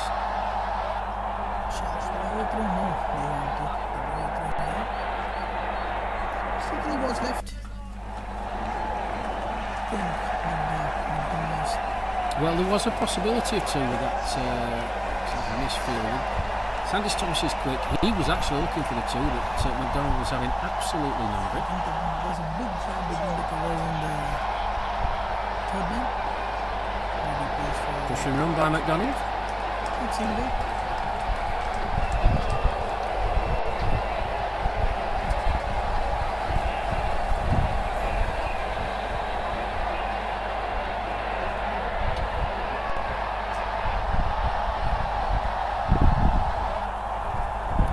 Lovely looking shot. Just open the face of the bat, guided it towards the third man area. Chris Dearden is the fielding. It's another run onto the token. Still one ball left, actually. Yeah, Zimbabwe go up to 190 for 9. Zimbabwe already 190, so 7 balls left in his innings. Zealand dictate to enter. I need a boundary in this ball. No. Yeah, push and run again, big gaps. So actually it's a batsman, so it doesn't matter. I need a boundary, maybe so it's fine. So it's 191 for 9 after 44. Still 1 over left. Who's going to bowl this over?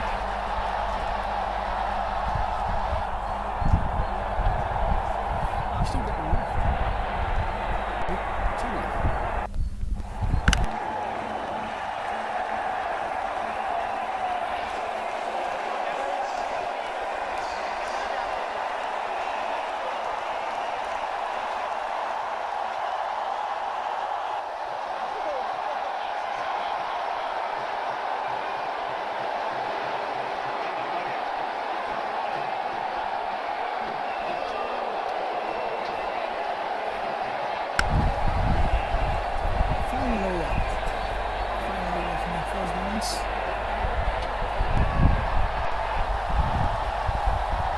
Yeah, they've done well to get to the final over.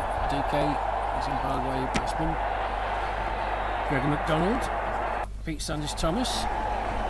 It's going to be McDonald to face and Chris Dearden. From the pavilion end, we go the last over of the Zimbabwe innings. 191 for 9. Can they get up to the 200 mark? Psychologically, I think that would be a fantastic effort and give the Zimbabwe players a great boost. Here we go. Here's Dean. Plays it. McDonald plays it. Well taken by Steve Aston. And there's no run.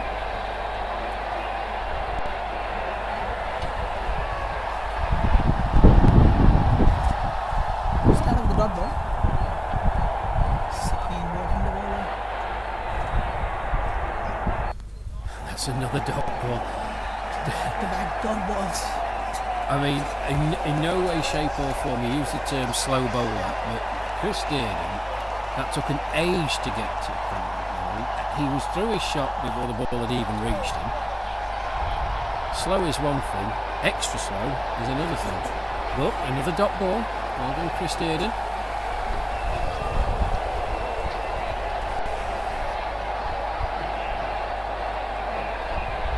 Just some discussion here. Count up. Phil Deakin, he's at fine leg. Just pointing out the number of fielders on the leg side. England don't want to be penalised for having more than a lot of amount of fielders on there. It was something they fell foul of against Canada on 2 occasions. Here's Dean, in again, flighty delivery. McDonald's down, that's a beautiful shot. Marcus Young, good hands, does the fielding down there. Bit long on, brings just a single. 192 for 9. No field is on strike, but there is no third man. And tries to return to the third man. Let's see.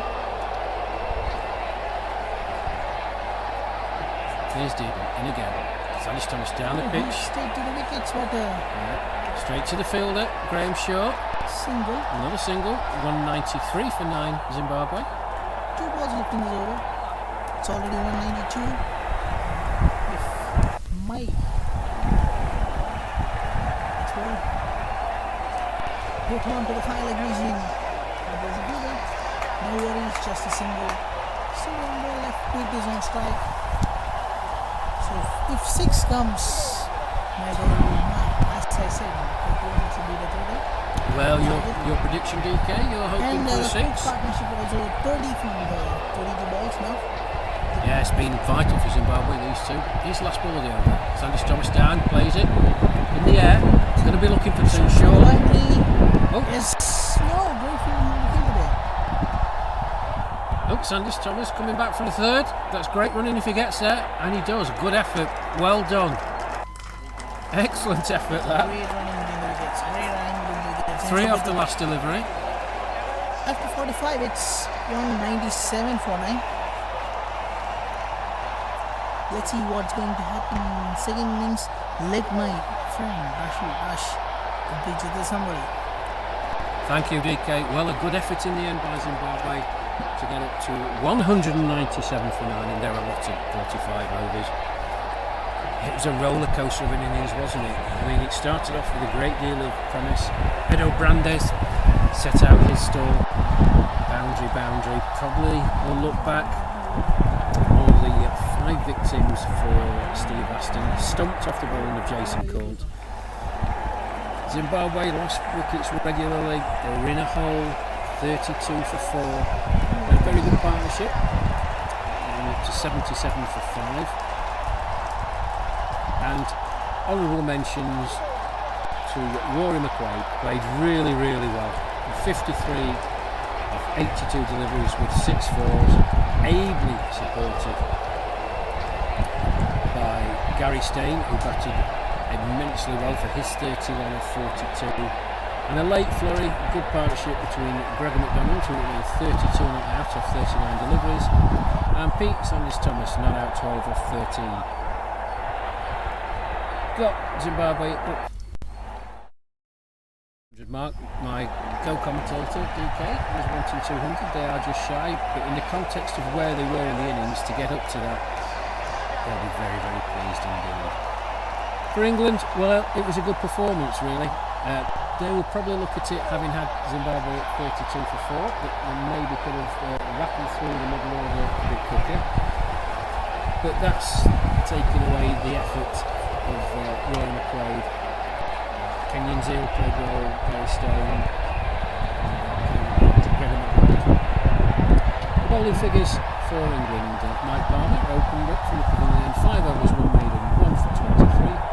Jason Cole, 7 straight off from the complex end, bowled absolutely magnificently. 7 overs, 3 maidens, 2 for 22. Phil Deacon, 9 overs, no maidens, 2 for 51.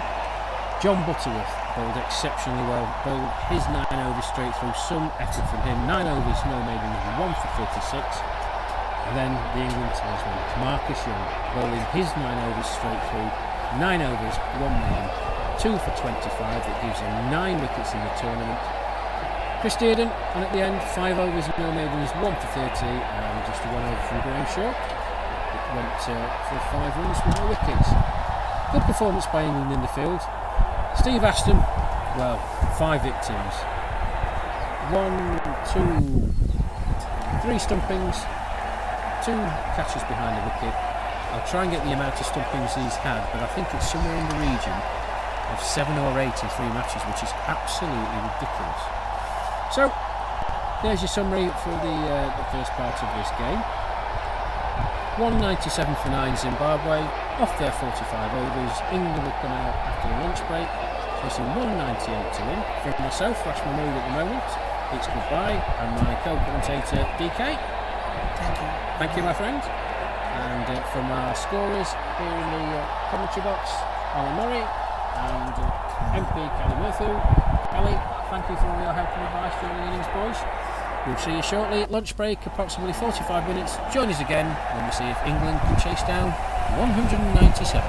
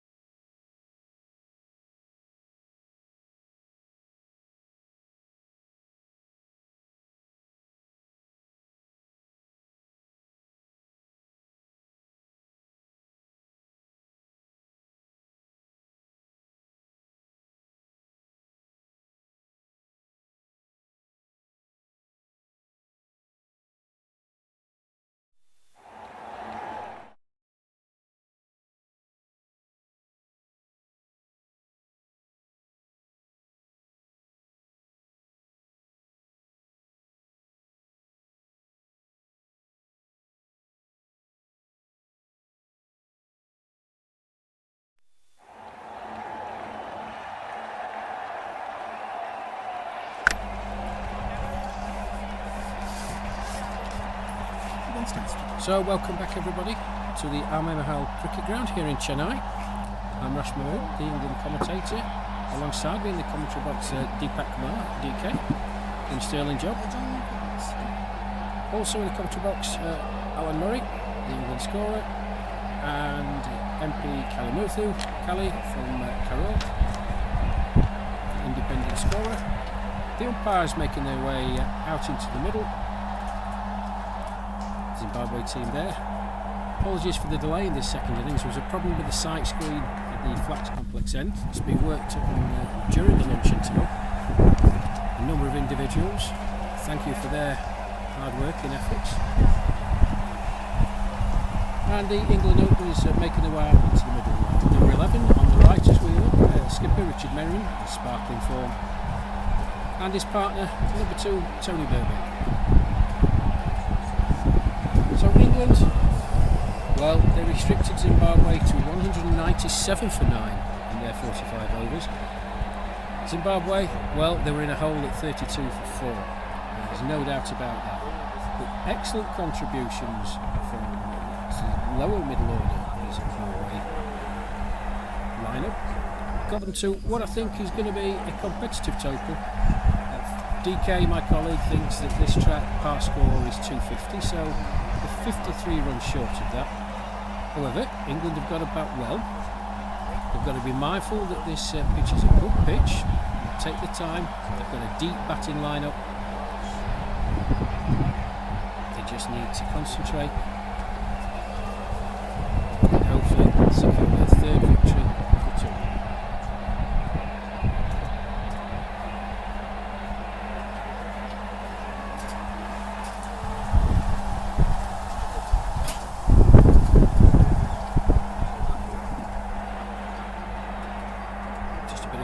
Conflab at the start.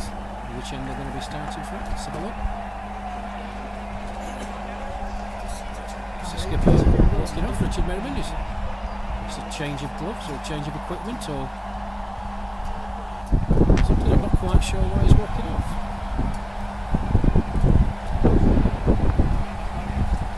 Yeah, Shane, so great afternoon guys. Listening to it. Happy to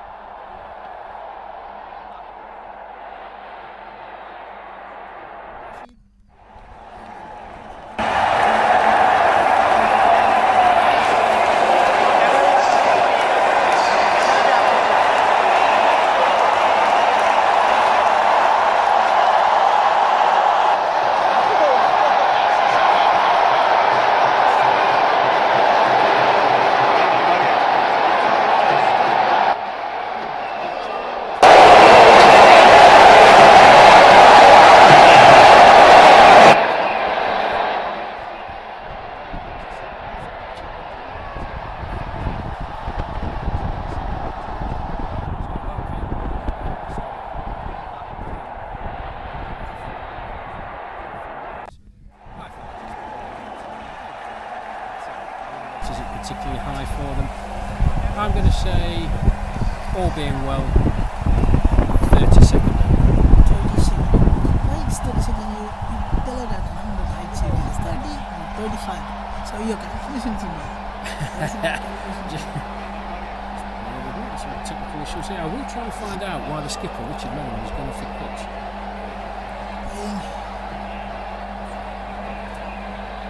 Misses someone, I think so. Something. And it's connected now. Very soon we are going to live, so I don't know, there's an issue with the side screen, so they cleared it. We are going to live soon. We are already going live, so soon the match is going to be started. Get ready guys. Get ready for that. Next big innings.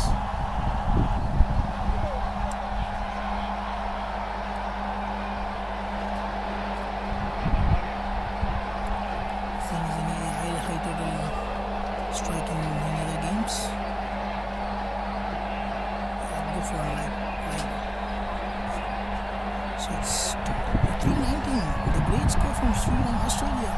Yeah, just to give you an update on the other teams playing in Group A, New Zealand have completed their 45 innings, 243 for 6. The USA won for no wicket after 3 deliveries. USA require 243 runs in 267 balls. I told you the score here. Zimbabwe reached 197 for 9 of their 45 overs. Some issues here, we're just waiting for the England innings to get underway. The other match in Group A, Canada have completed their 45 innings, scoring 200 for 9. South Africa, in reply, going well. 30 for no wicket after 3 overs. South Africa required 171 runs to win 252 balls. For those who've got an interest in the other matches taking place in Pool B, India, good total, 300 for the loss of 5 wickets in their 45 overs against the West Indies, who are going well in reply. 32 for no wicket after 4. Wales reached 257 for 7 of their 45 overs. In reply, the rest of the world team already one down, 16 for 1 after 6. And finally, Australia, excellent score, 319 for 2. They reached off their 45 overs, and they've got Sri Lanka on the ropes. Sri Lanka currently 55 for 3 off 12. They require 265 runs in 198 balls. So as I said, the bit Richard Merriman has made his way back out.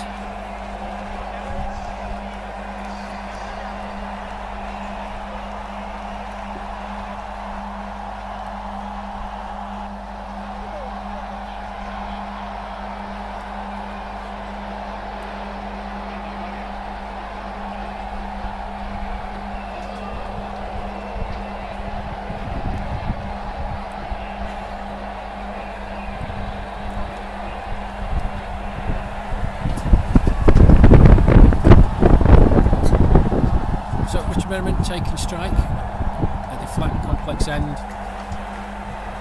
Zimbabwe opening the bowling from the pavilion end.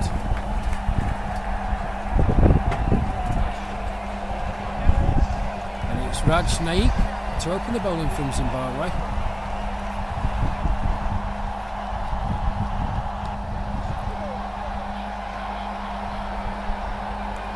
So England chasing 198 to win.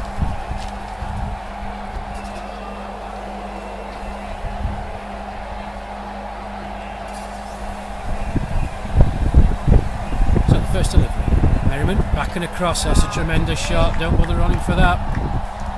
He's very, very strong on the offside, straight into his stride, the skipper. Beautiful cut shot, races away the boundary for perfect start for England. A great start from England, so just one to the third man, Yeah, England. Richard Merriman. They require 4.33 runs and over. There's your 4 to start with, DK. Yes, so let's start from Richard Merriman. Good placement. It's just as it's for fielders and the man went to the boundary.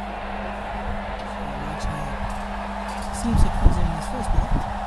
Second ball, great defense and a good start. Good comeback from the bowler. Yeah, better delivery that. Fuller, straighter, Merriman, respecting the delivery, just plays it back to him. Orthodox defensive shot, and there's no run. Here's Naik, in again from the pavilion end. Ooh, playing a miss. Playing a miss by the England skipper. That'll offer some hope to Naik. Wideish, outside the off stump. Merriman waiting for it. Not taken by the keeper. In again, full delivery, and that's gone, missed field. Great boundary, back-to-back boundaries and second boundary in this over. So again, inside great shot from the batsman Mohan.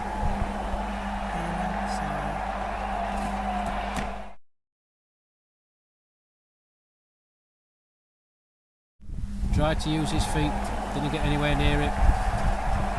Just missed the ball, and as we said all along DK, this outfield is lightning quick. No need for Merriman it's to too run. hot, right? So it seems like getting so late, the grass getting late. So if we hit the ball on the goal, so it will definitely lose to the boundary. Next slide onto the covers, but this time if we miss the ball, just single. A quick single from the batsman Richard and Tony. Brings Tony Burbeck onto strike. Good player, Tony Burbeck. Great first name for them. So if Tony comes today, so my name down Tony this Stark, Iron Man. Yeah, the Iron Man. He'd like that. He'd like that. You'll have to get him after the game, DK, and tell him. Sure.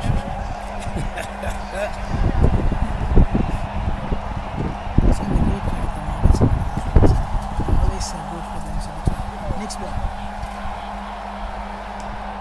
Into the stakes, dot ball to end the over. After one, it's 9 for 9. Yeah, good start by England. First over, set the marker out. Put the Zimbabwe fielders on the back foot. Great cut shot by the skipper Richard Merriman to start the backward point area. A misfield by the Zimbabwe fielder. It's mid-off, allowed another boundary to go. And a single from Merriman. Tony Burbeck just faced the one ball. Orthodox defensive shot to end the over. Good start by England. 9 for 1.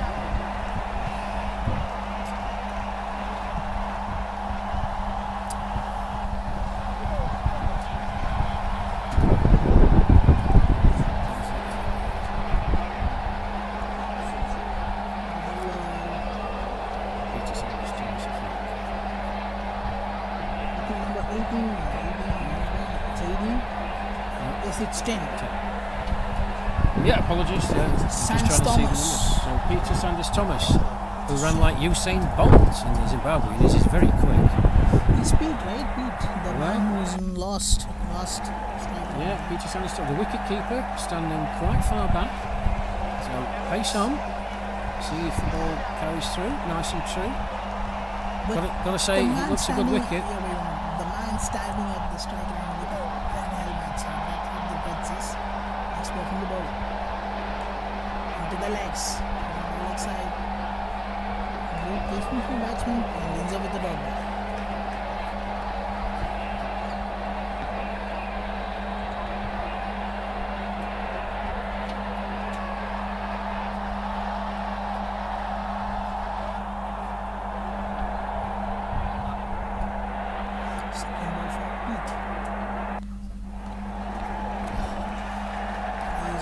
Side and finds the boundary and he reaches the boundary.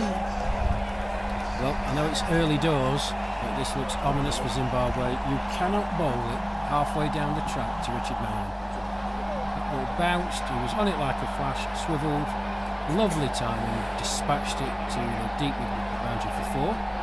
England move on to 13 without loss. Merriman all 13 runs, including 3 boundaries. As I said, he can score runs very, very quickly. Let's send this Thompson again. That's a full touch. And another misfield. 2 is the shout. And good running to get the 2. Another misfield. And we move on to 15 without loss. All 15 runs from the bat of the skipper, Richard Merriman. Still 3 balls left in the air.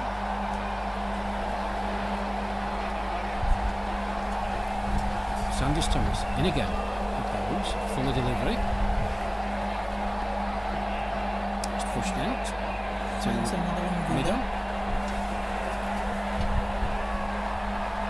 A rather imposing figure of Edo Brandes.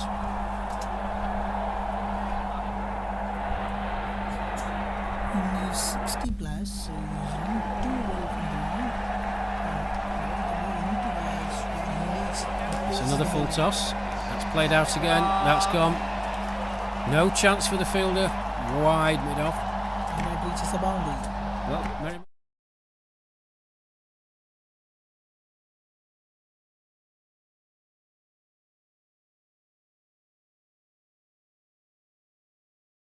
Not the start Zimbabwe wanted, defending 197. Somehow similar plan like this, because you're already in beast mode. It's around 190 strike rate, 190 strike rate. Well left from the batsman, just a dot ball. And over up after 2, it's 19 for now.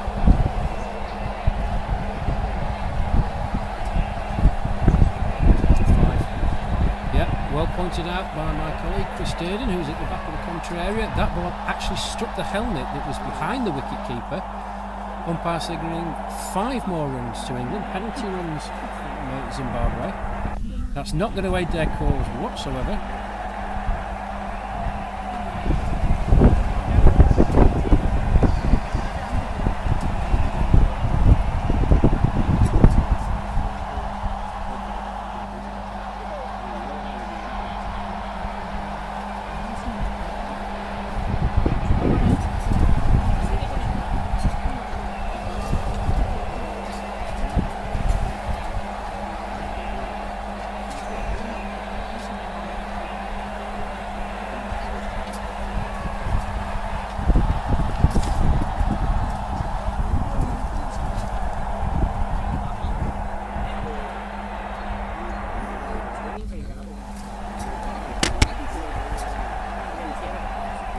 So, Raj Naik to continue from the pavilion end. Tony Burbeck yet to get off the mark.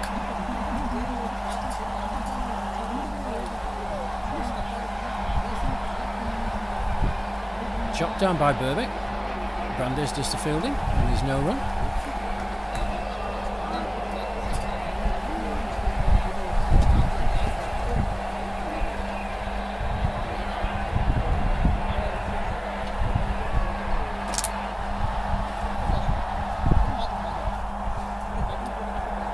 Here's Naik in again. He bowls, that's shorter, and turned. Burbeck hits it straight to the fielder at short mid wicket. And he goes without troubling the scorers.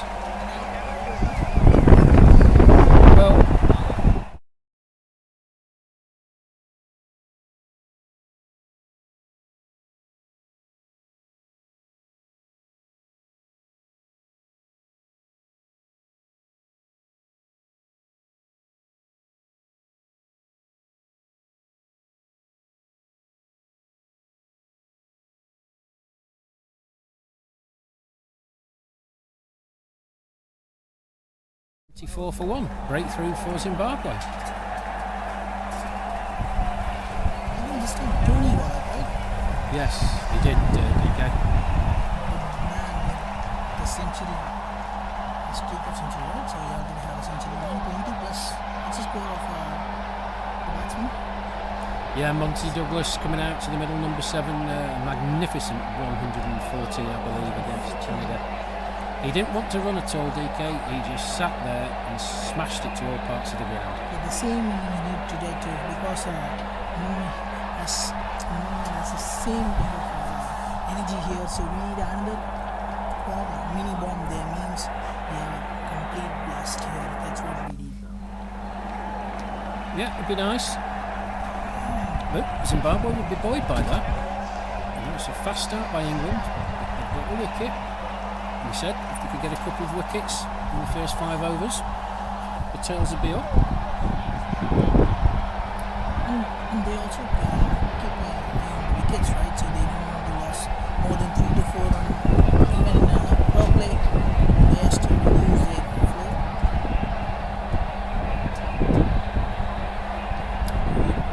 Great ball from Raj. Comes up with the dot ball.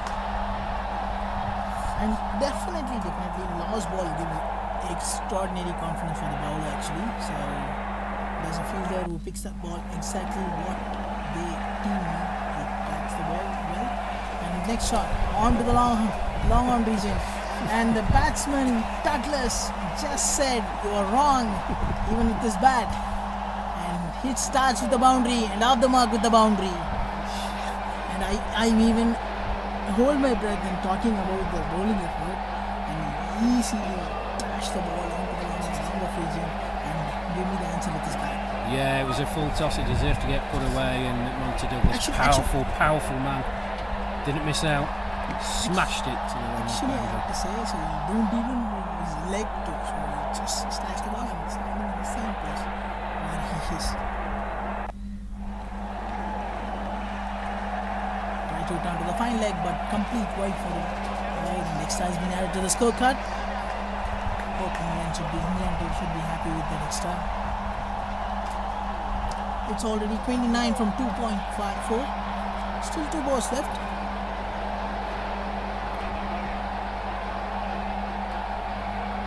Play straight towards the bowler. Bowler stops the ball. Just a dot ball. Still 1 ball left in this over.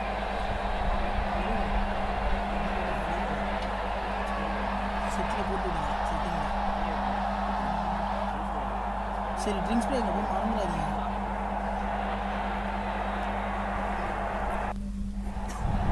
Next ball from Raj. This time plays on to the long one region.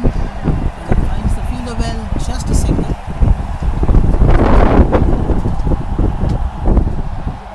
Both are in a comfortable position, right? So you don't want to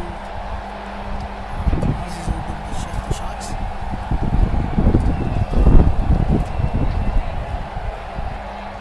It's 3 over up, 34-1.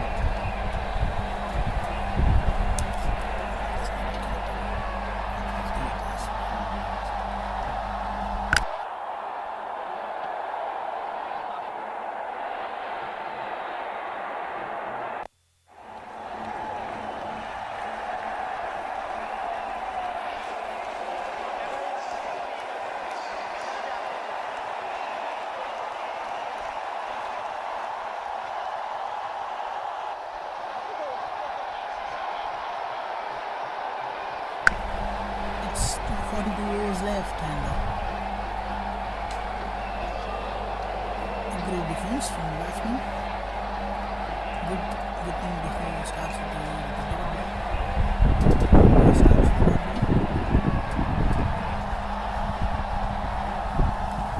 Pete, the second over.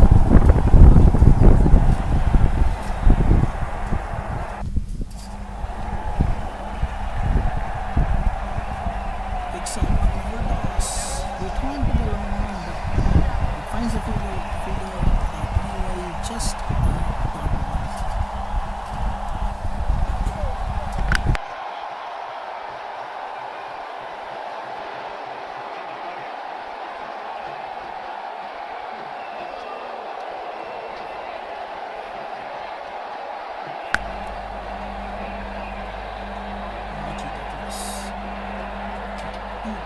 That's next one. Well left from the batsman, dot ball.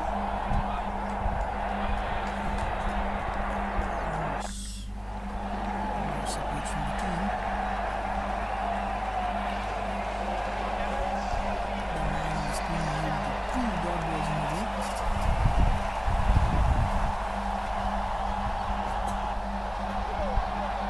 Next ball.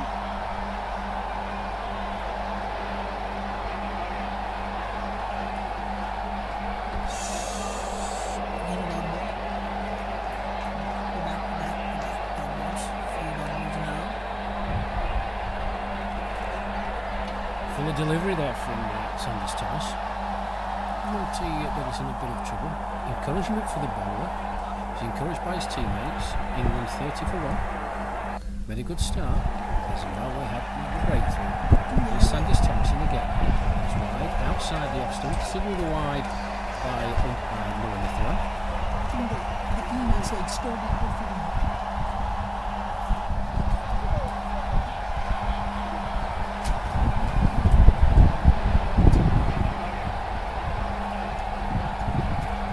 England going along at 8.45 runs per over, the required run rate just a shade over 4.4. Monty Douglas.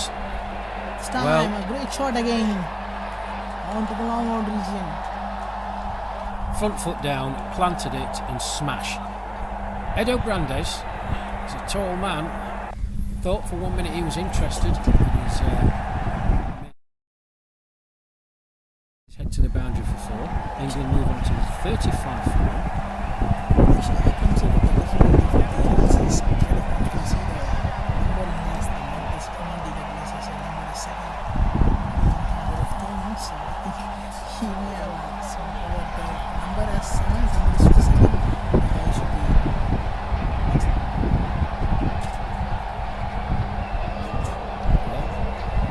England, Montreal here, into the 4th over. They're already up to 35. Just for the loss of the 1 wicket, Tony Berber. Here's Sanders Thompson again. He bowls. Douglas plays it out. Randers does the fielding. And there's no one. That's the end of the 4th over. England 35 for 1. Monty Douglas 9 from 9. Richard Merriman 19 from 11, which includes 2 fours.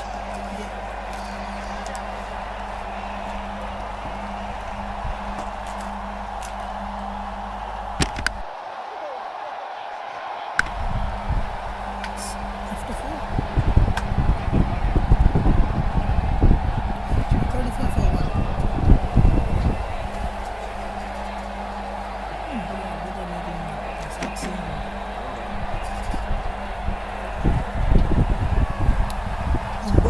The same, even Raj Nayak and then Pete, both are maintaining the same runs.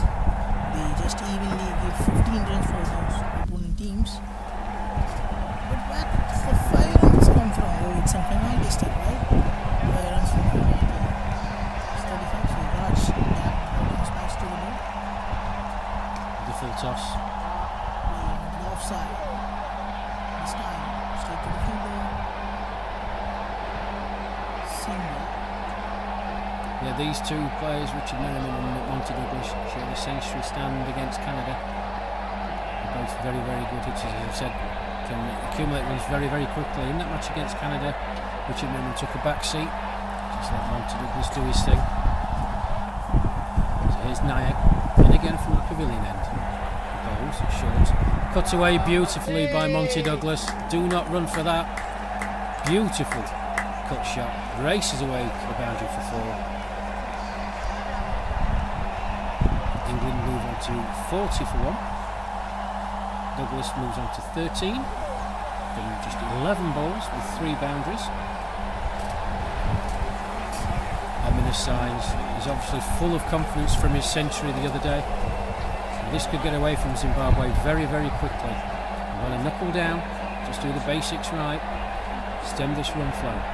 Here's Naik again. In he comes, bowls. It's better delivery outside the off stump. Douglas just watches it go past, not take by the keeper. And there's no run.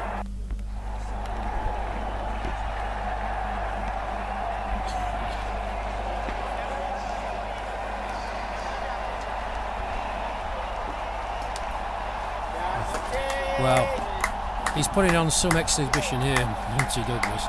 It wasn't a particularly bad ball, just straying slightly down the leg side. Douglas onto it, flash, swivels, hits it all along the ground, backwards of square for another boundary. England 44 for 1. Douglas is obviously on the same dinner date as his skipper. He moves on to 17 from 13 deliveries, 4 boundaries in that. The boys are absolutely flying here, DK. Zimbabwe have got to find a way to stop these runs. Just a single way is there. They just need a wicket because that may slow some others opposite way, right? So if you took a long wicket, so it may slow down the penalty. If you took a long wicket, it may. It's just the word is may is more important. Or else if they want to take both of them wickets, so let's see. Next ball. He's on the same position on the 5 legs over. This time misses it, and also the ball travels towards the wide and at the scorecard is single.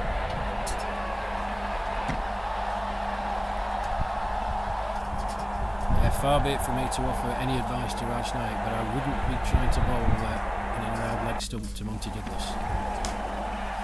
It's a tremendously powerful shot.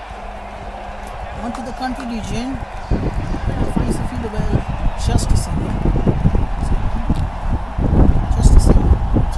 Great bit of fielding there by Moran McQuaid. That was hit extremely powerfully by Monty Douglas. Good bit of fielding. Keeps it to 1. Brings the skipper back on to strike. England motoring along here, 46 for 1.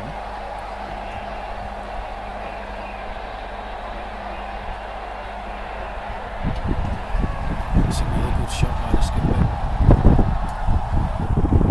Nice. Through the covers. Fielded out on the boundary. Keeps it to the single. That's 5 overs gone. And we move on to 47 for 1. They're currently going along at 9.52 runs over the required run rate, already under 4 at 3.78. Zimbabwe have got to find a way of stemming these runs.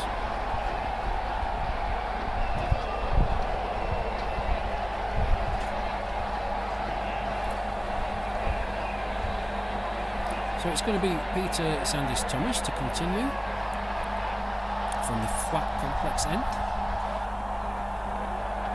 England skipper Richard Merriman on strike. And he comes opposed. It's Merriman. Pushes it out to the cover area and there's no one.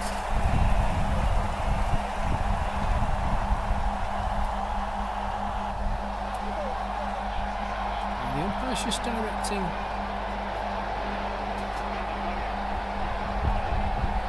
umpire Ravi Chandran is coming towards us. I'm not quite sure what he's doing. Maybe to have a word with his colleague, the third umpire.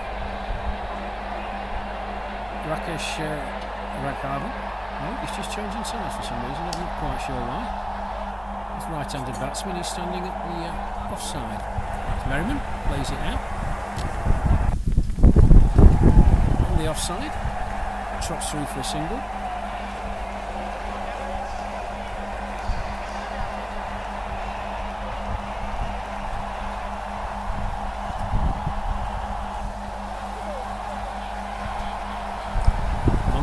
On strike. 18 runs so far off 14 deliveries with 4 boundaries. Here's Sandys Thomas is in. He bowls. Expansive shot. Whipped off his legs by Douglas. Fine leg area. Throw comes in from the fielder. Another one onto the total. 49 for 1 England.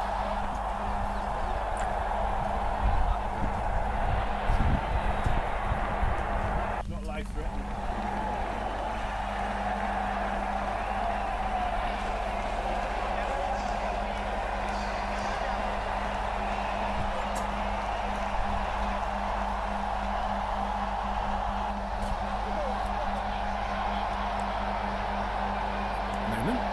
Shot on the offside. Fielded. Bring it off. Opinions here. Can't prevent the single. And that's the 50 up for England. 50 up and 5.4 overs. Great start for England here. So next ball from Pete. Douglas is on strike. A great defense from the batsman. Just a right ball.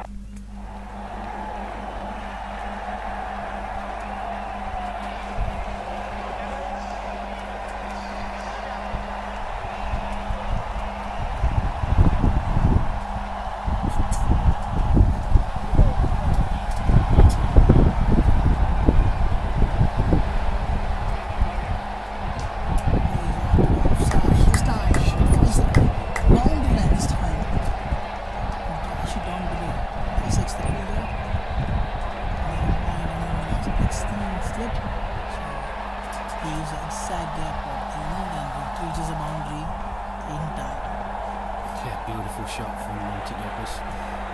Stand and deliver. He is a powerful individual. He's really playing exceptionally good cricket, and it must be so demoralising for the bowlers. That wasn't a particularly bad ball, but such is his confidence, such is his power.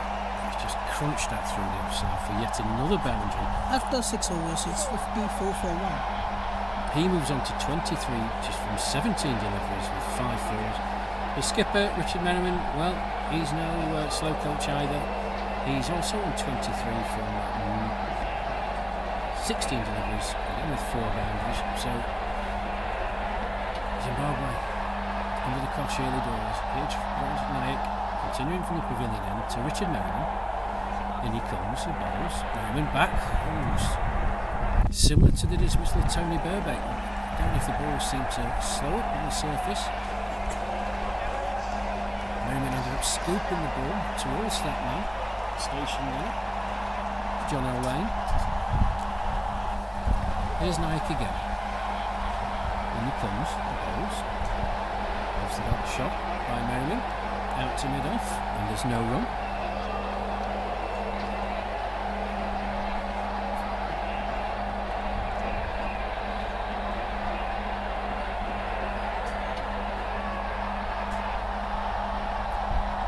In again, shorter. Merriman onto it like a flash, swivels round. There's a man stationed out in the deep there. Takes a tumble, but a good stop by Gregor McDonald. Just a single.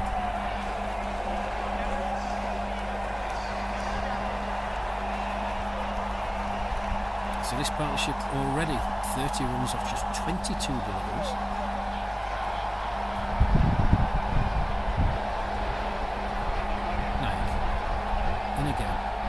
Douglas rocks back. He stood on his stumps there.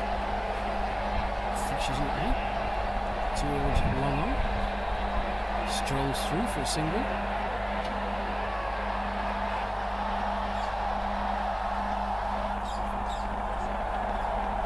England move on to 56 for the loss of the one wicket.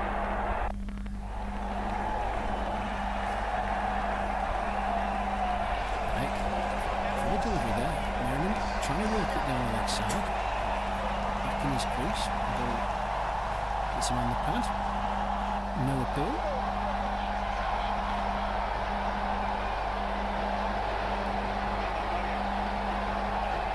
No, to complete his over. In he comes. Bowls. Merriman. Bit of width. Makes that air read as Richard Merriman plays it out to the man. Extra cover. Trots through for a single to end the over. England after 7 overs. 57 for 1.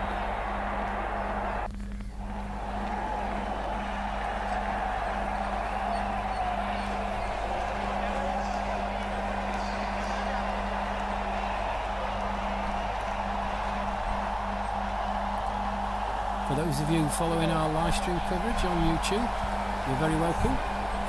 Rashman Mood here with you, official England commentator, alongside me in the commentary box. Deepak Kumar, DK, it's going well for England at the moment. What have Zimbabwe got to do, apart from the obvious, but take some wickets? But how are they going to stop England scoring? They're just scoring at will. They just need a wicket. Actually, in my point of view, they just need a big wicket. So both are in 25 million, 25 plus. So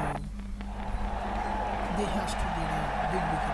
So in what way? So they can multiply changing the ball, executively use competition within the bowlers to take the wicket. They literally they display from the wicket. So because then only they can stop this big innings now. Well, just on cue, a change at the flat complex end. Rory McQuaid comes on, first delivery, nice pace outside the off stump, and just a stroke from Merriman. There's no run. Batted ever so well in the Zimbabwean instead, McQuaid. And he comes again. It's wider, and that's played along the ground, misfielded. Took through for 1. McDonald runs round, good bit of fielding, good chase. 2 to the England skipper.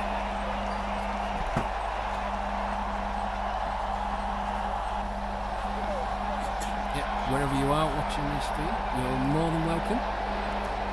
Please comment, let us know your thoughts on how this game's going to go. Here's McQuaid, in again, it's shorter. A great placement from the batsman, just a dodge ball. Or else, if they don't take wicket, they keep on adding on dot balls that may, but may affects the batting rhythm. So like this, so if they continue with the stop balls, so they may be slow within batting pace. It may affect the batting rhythm. Yeah, it will do. I think at this point though, England are way ahead of what they should be. They require run rate. A great ball from the bowler. Excellent. Oh, that by McQuaid. McQuaid. Wasn't too far away from the stumps, left by the skipper Richard Merriman. Ball certainly carrying through to the keeper. Bit of pace. Here's McQuaid again. And he comes. Holmes. Merriman watches that outside the off stump. Good over. After 8, it's 59 for 1. Yeah, good over. Good start from him. He'll be pleased with that.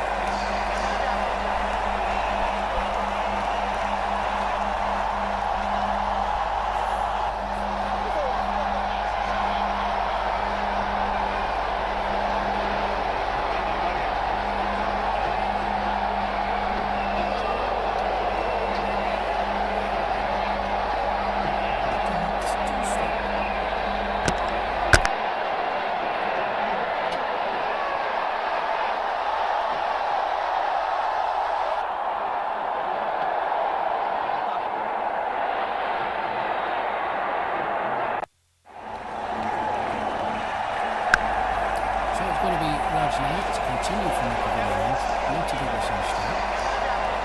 And he comes. And Douglas. There's that to the man. And mid wicket. And it's no one.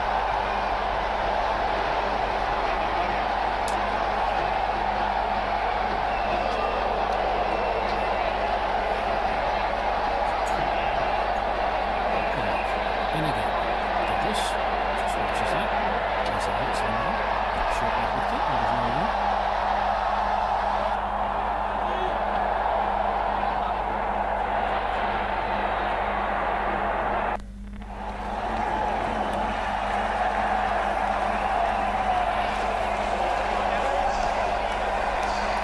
Right, in again. With the delivery. Douglas rocked back. He's trying to play that through the clean area. That's a good point. Beaten. Good job by the keeper.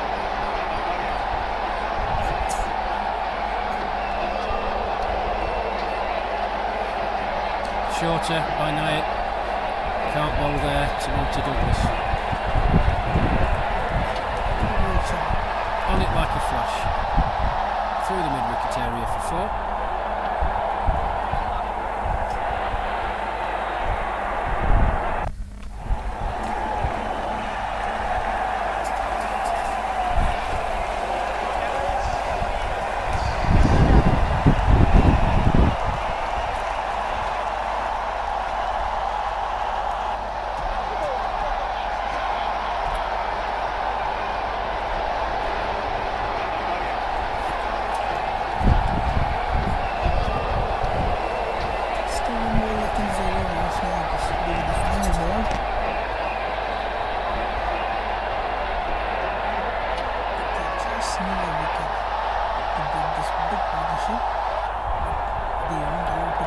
And dot ball in the over after 9, 63 for 1. A great start for England.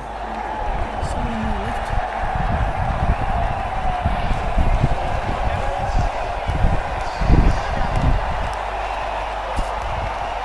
Yeah, it has been a great start for England. They are motoring along. My prediction of this being in 32 overs.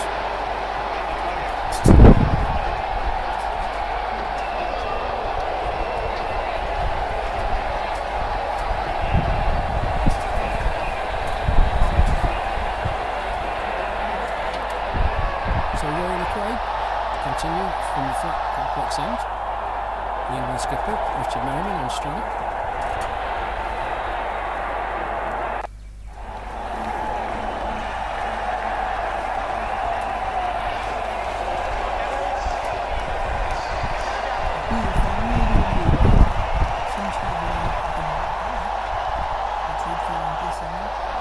Yeah, nothing doing there. He was clearly back. You could hear that.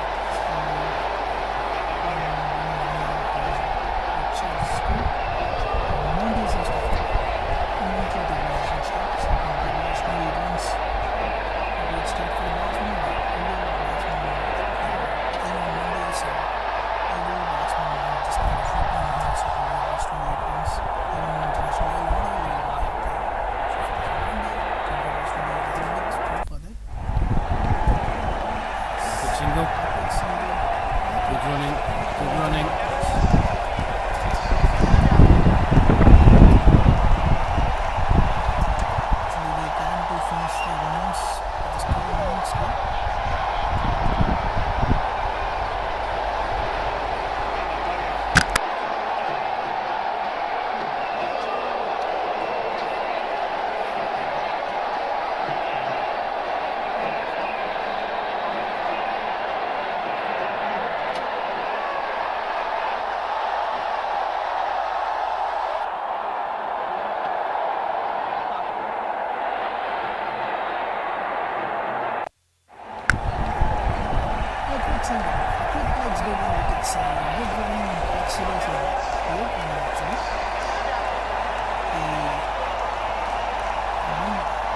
still in a way.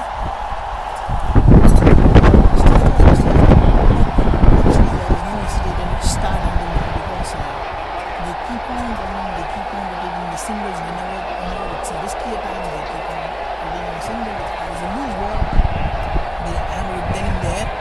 There's no worry with that. If it's there, it means actually. No, these England boys playing very, very well. They had a big partnership, as I mentioned, against Canada. I think 134 they put on. Right on cue. A wonderful shot that is from Monty Douglas, just right back.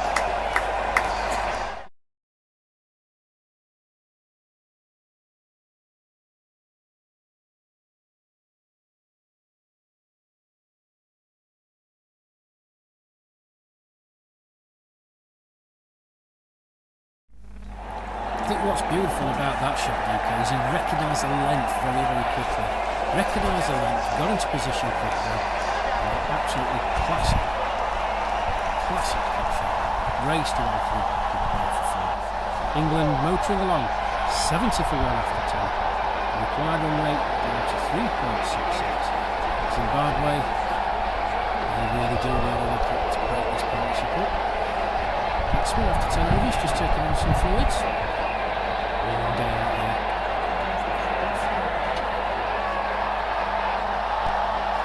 And as the batsmen taking some fluids, my colleague Deepak Kumar just taking a little break himself. DK, we'll see you shortly.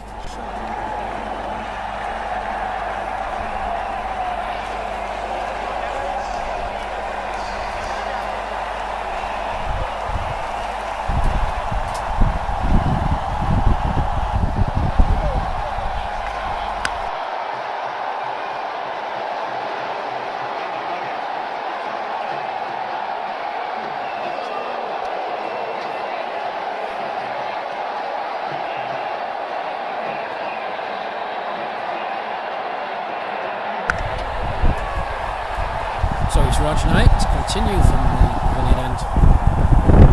England skipper Richard Merriman at strike. 29 from 30 deliveries faced, 4 boundaries.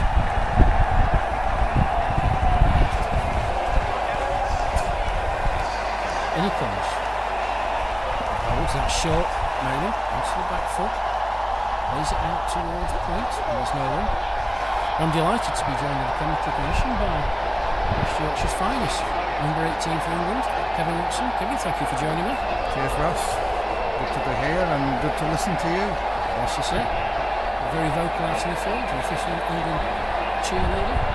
Yes, I think I'm sure I got on some of the lads' nerves a little bit, but right on cue, right now, you cannot bowl it halfway down the track to Richard Merriman. On it like a flash, swivelled, smashed over the wicket for 4. England 74 for 1. Going on nicely, Kevin. superb. Yeah, I think the encouraging thing is how they put the bad balls away. Zimbabwe lads probably just haven't got the line and length of it. And you're bowling to England skipper and Monty. You can't do any of it. You can't drop it too short. So good running there. They've got the 2 right, so that's good. Yeah, these two shared a massive partnership the other day, Kevin, didn't they? It was 130 plus against Canada. Merriman's been his sparkling form in this team, obviously. Monty Douglas with that big 10, full of confidence. Yeah, I think the England skipper's done remarkably well. Played every game. To say he's 75 years old and he's very fit. It's a little battle, we know that. This weather does take it out of us, so to do what he's done so far, absolutely super. Monty batted tremendously on Tuesday against Canada, and it's going to be interesting later in the tournament for selection when there's so many lads in form. It's a tremendous shot by Merriman. It's racing away. Just waited on it. Nice hands. Beautiful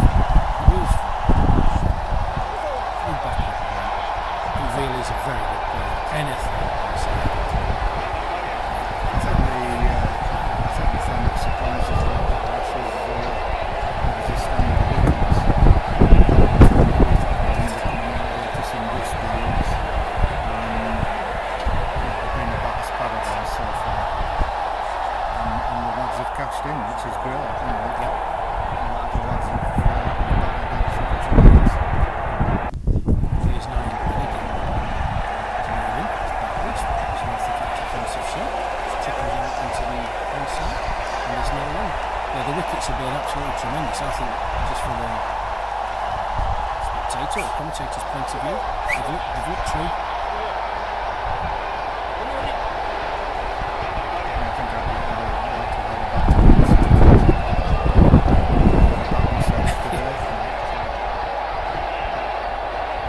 Yeah, the wickets have played nice and true. The outfield is very, very quick. New field on the outfield, Kev. It's difficult, isn't it? It's interesting. Yeah, it really is body on the line. I think technical conflicts. But I think you just have to accept it. This is where we're playing. This is where it's going. The wickets are blown. The outfield is obviously because of the weather. It's difficult. And it really is. I know we say it on a Saturday, but we've got to get the behind and take a few hits. And I think we've proven it can be. Four balls to keep them to twos. And proved very, very worthwhile. Absolutely. The England fielding, by and large, has been absolutely on point. There was a bit of a dip. Understandably, fatigue going back-to-back games against Canada, but fielding effort today was on point, really good. I think the encouraging thing is we've talked about it, that we've tended to lose it after first drinks and that teams pick up easy wins. But I think today we were totally back on 15 overs, the middle of 15 overs.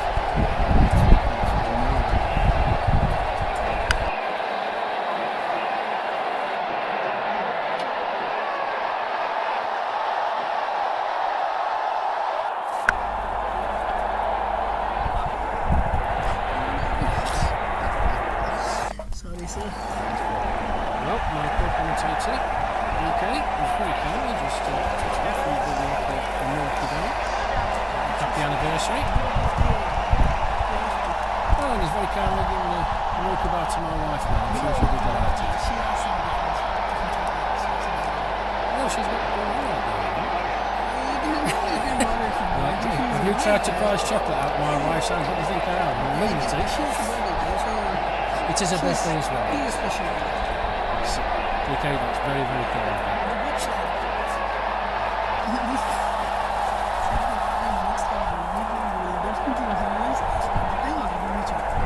So England 83 for 1.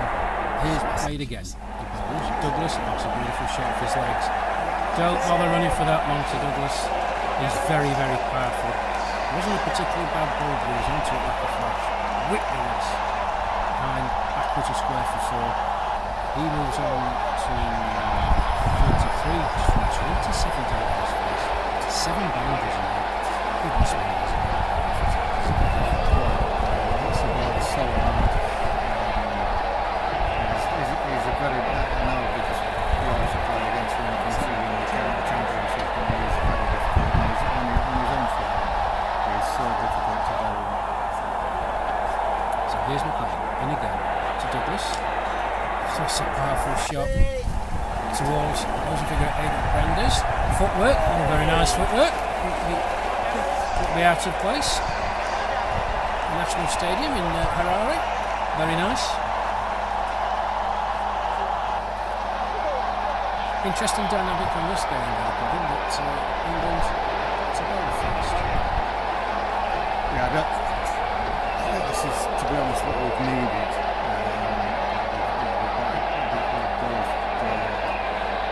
First today. There's never a game we've got first. So it's a good test for us today. Zimbabwe recovered well from 40 for 4, I think it was. So we did to get now to 200, so they've done tremendous to get there. And it's a good test for us. We need this as we get deep into the tournament. We've got to learn every discipline, whether it's batting first or bowling first. We've got to be much more. Yeah, good test, and as you say, big credit to the Zimbabwe lads. You're not only at 32 for 4. Great start there, but they dug deep. But very well. They did what they needed to do. I think from 32 for 4, if we'd have left it on 200, we'd have snapped it. That's right, continuing for full toss. That's hit high in the air. That's coming towards McDonald. Can he get there? He can't. And it comes back for two. Just for a moment, when McDonald was interested. Going straight to his direction. Bit of a loose shot. Going on to Douglas. He was there to be hit. Shot selection was right. Just got underneath it a bit. Got the ball higher than he wanted it to go. To Douglas. An escape for him. Here's Nike again. And the comes. Douglas pushes. Good run. Good run. He's just proved me wrong. I was saying just before you came to the commentary box that he doesn't do it in singles. There's more to Douglas. He just likes to sit there and bash it. And he's just commentator's curse. It's a lovely full defensive shot into the onside and off he drops. No, but I think no, he hits the Chips away, one moment, straight to the net play. Didn't quite get with it, and there's no one.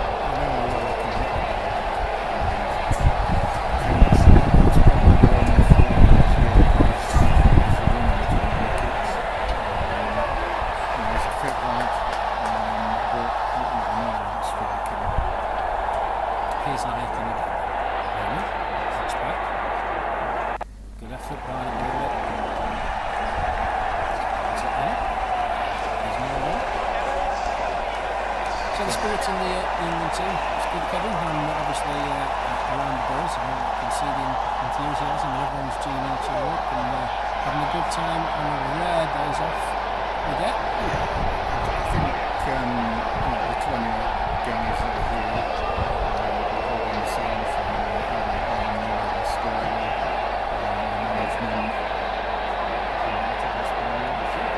And again, having on, looking to work it down the outside, hits the pad.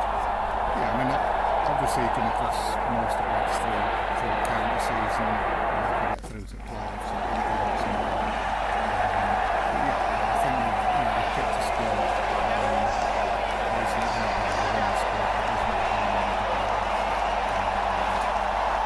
Here's the toss, Marlin.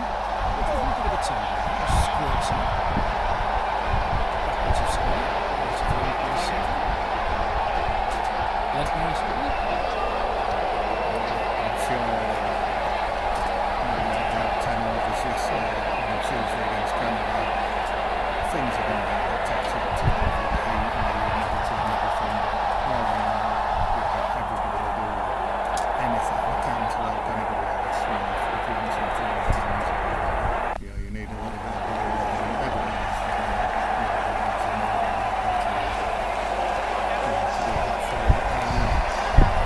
Days off we get, and yes, everybody's doing different things for different people, and everybody seems to be doing Yep, thank you ever so much for joining me. Really appreciate it. Thank you, Ross, and Your time on the sidelines and doing a great job. thank you, that's very kind. So, we're playing in again. Merriman, back, powerfully through the offside towards McDonald. He fields, and just a single.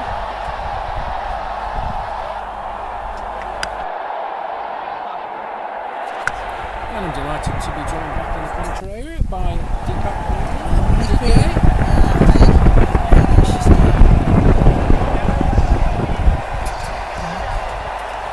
Back with this 4-2. So, same score, same wicket right there. So no changes. Disappointment from the Zimbabwe team. They saw a stroke there.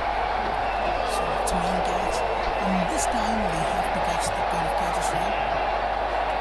I think it just drops in front of him, to be honest. I think we're maybe doing a bit of a disservice. Even it's an important stuff for them, so maybe so if you're always happy for them. Well, I think in fairness to Wayne Jones, I think it just bounced in front of him. There's a good bit of fielding. It's a great feeling, but if the catch is taken, so they might should have some. They'll be for an LBW. Well, having this one there just to go ball. in interesting decision. Merriman offered no shot whatsoever there. That's why the appeal went up. The umpire happy. I think that there was 3 meter rule, right? So if it's a ball long from the stumps, there should be a legal for 3 meter rule. So great shot onto the long of regime, and it just a single, just a single.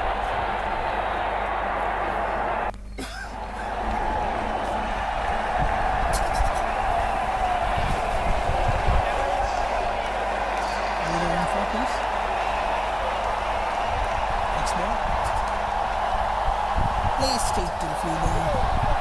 Good placement from the batsman actually, so he's doing the deep third ball regime. He finds out the ball and plays down to front pushing out for the needs.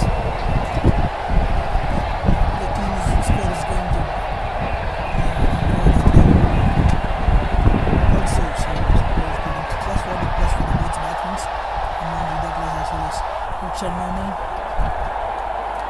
71 the partnership between these two, double quick time. As I said, they made a big century stand in the last game against Canada.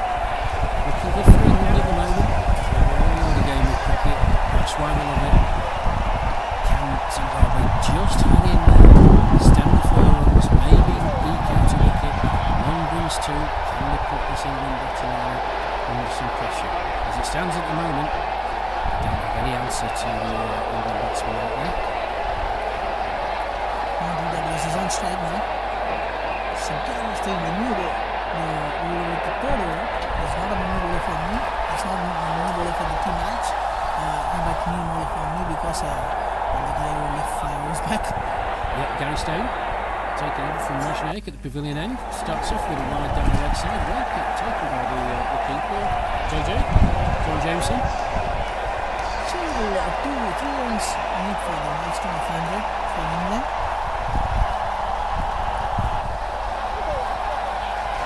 This first ball again.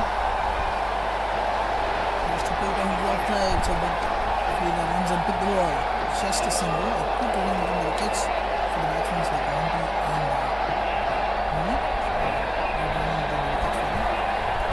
They've got a bit of a stone injuries too. Like I said, they've had to get decisions to try and taking the singles, but he's proven me wrong. He's quite happy to rotate the strike with a skipper Richard Manning. Actually, they are in good communication as you said, so we were seeing final over. There is a ticket stuff because Monty comes out of the breeze and said yes, it's a single, so then Richard accepts it and that's what big calling within the big communications in those matches. Yeah. That's what more important in winning within the wickets. Absolutely right. From each and every partnership too. So if there is no communication within batsmen, there is no partnership. So still 4 balls left. Third ball from Gary. A great difference from Monty. Just a good one.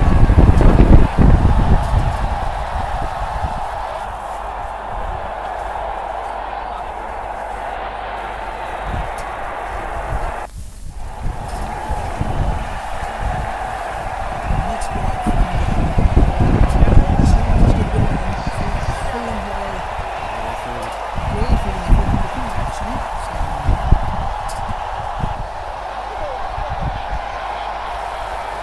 Saves the ball exactly 2 runs. And here comes the England's 100 here on 14.4 overs, just 14.4 overs. 1 run for 1. Still 2 balls left in the over. This someone is going to complete this milestone. Let's see, Monty Youngster.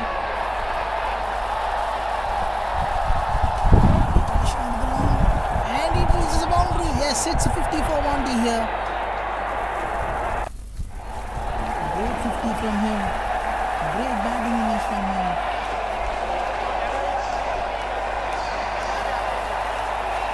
Great shot from Monty. So Monty reaches his 550 there.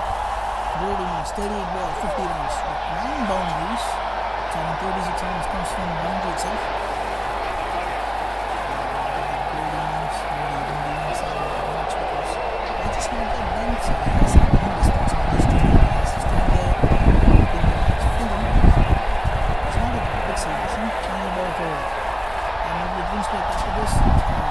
Still in the game. Dot ball.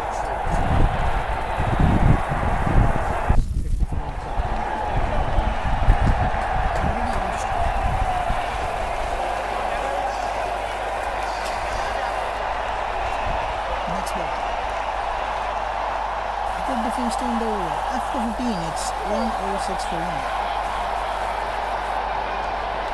Thanks DK, congratulations Monty Douglas for that fine 114 against this match a couple of days ago. 50 off 38 balls with 9 fours. You can hear the applause from the England boys just to my left. It's been a wonderful display of aggressive batting, good communication between himself and his skipper Richard Merriman, who, let's not forget, he's on 43 of 48 deliveries with 6 boundaries. It's been a good batting performance, hasn't it, by the England boys. Losing Tony Burbeck when the score was on at 24 for 1. 15 overs in, 106 for 1. The England boys must be absolutely delighted. Both teams take the drinks break, get some much needed fluids into their systems. So as I said earlier on in the commentary, thank you for joining us wherever you are in the world. You are more than welcome on National League and the England commentator alongside me in the commentary box. Deepak Kumar, DK. We can do our job with help and assistance of the scorers behind me. Murray from Castleford in West Yorkshire, and MP Kelly Weasley. Kelly, you're more than welcome. Thank you for helping us out. You did a sterling job making sure that you keep us on the straight and narrow. And thank you also to all the technical staff here providing the streams, camera work. Really is very, very nice ground this on the hard road. Backdrop of the palatial house. In the background, it's a greenery. It's just a nice little breeze wafting its way over the outfield. Most welcome. Nice pavilion to our two-tier affair. So, I predicted 32 overs that this would be over. I rate its goal. I could have done well before that. And as we know in the game of cricket, things can change very, very quickly. The Zimbabwe team in front of you in the circle, taking instruction from the skipper. Be desperate to get a wicket. See if they can prize one of these two batsmen. One brings two, as the saying goes. For England, well, they'll just be content to go on their merry way. It's beautifully so far. Not really given any chances to the Zimbabwe fielders. The drinks, 15 overs, 106 for 1, chasing 198 to 1.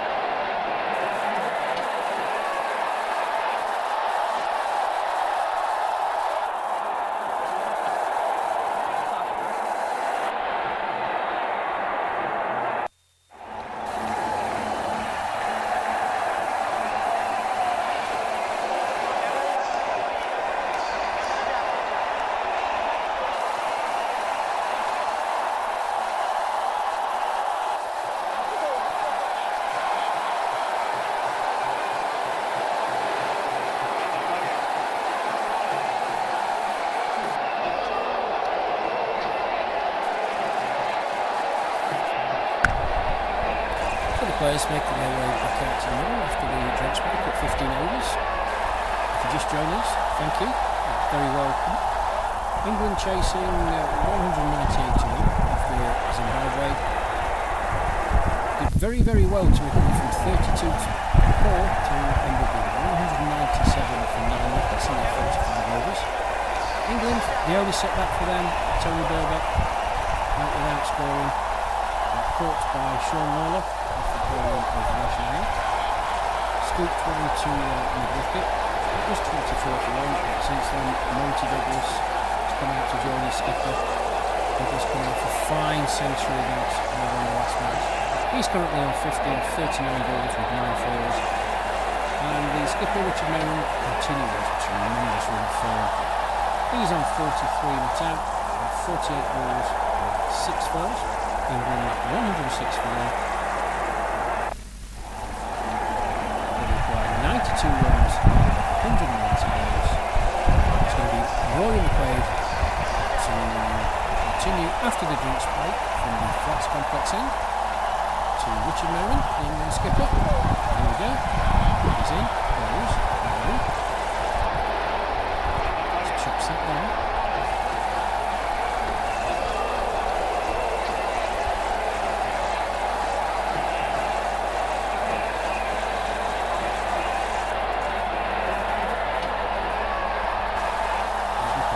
And again. Short. Cuts away. Powerfully. Good bit of fielding. Peter Sanders Thomas. Cover.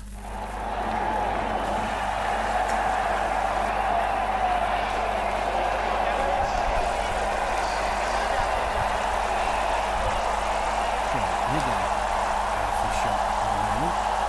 On the left side. Ball goes to fielder. It's through fielder.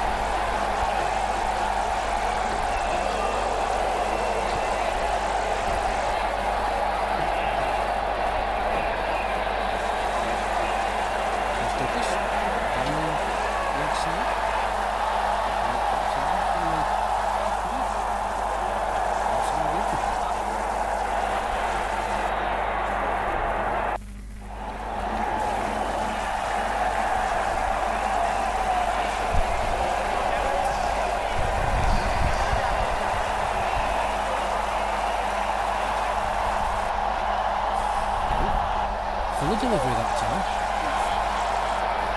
Douglas coming forward. It's a jammed up. There's no run.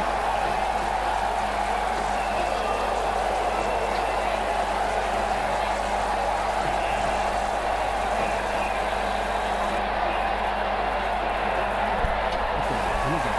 Douglas. Full shot. Down the ground. Tracks through for a single.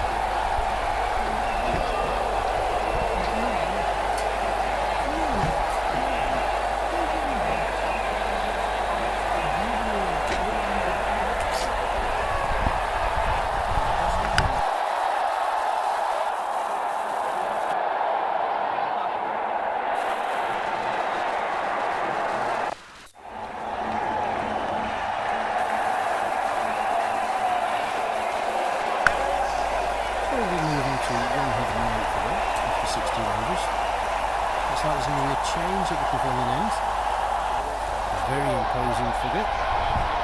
Edo Brandes is going to come on. Coming to Douglas. We'll be facing him. He's on 51.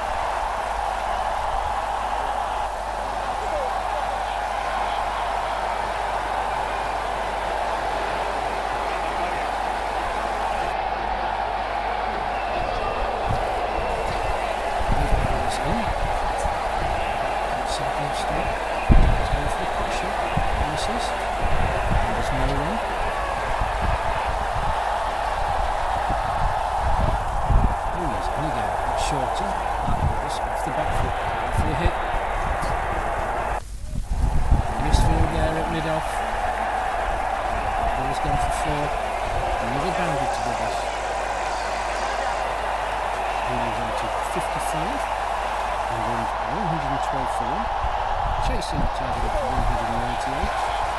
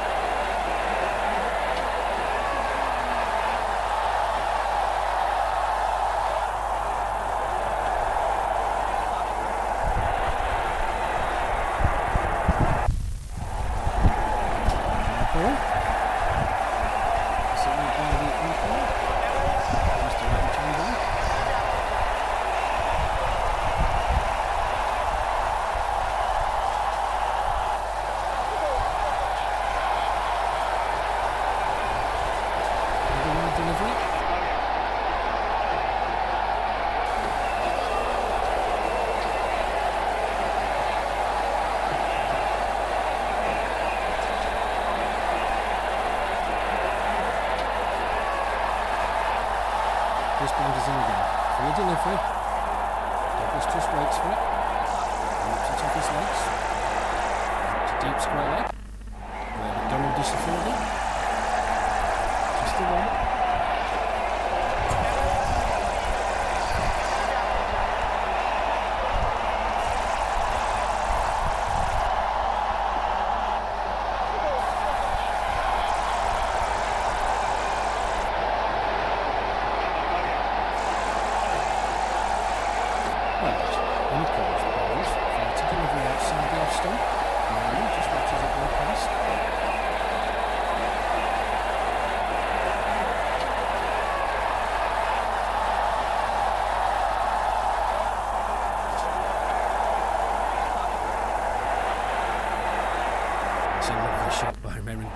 Delicate touch. That's racing away towards the boundary. Won't get there. Unbelievably, it's held up. Two for the skipper. Late cut. Very, very well played. 17 gone. And 1-1 loss of 1 wicket.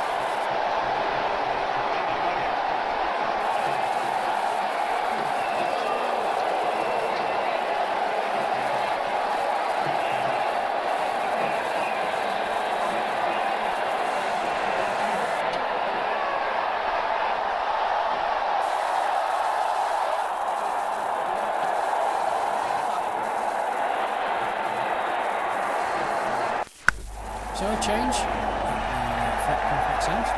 Finland's in. First delivery to Monty Douglas. And Stokes. Douglas just ties back defensively. There's no one.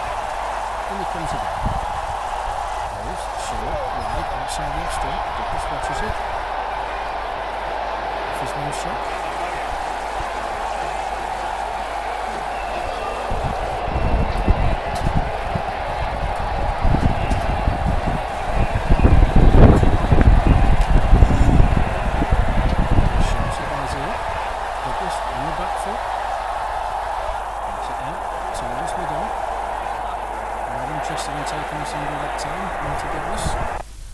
Remains in 56 return of 49 deliveries.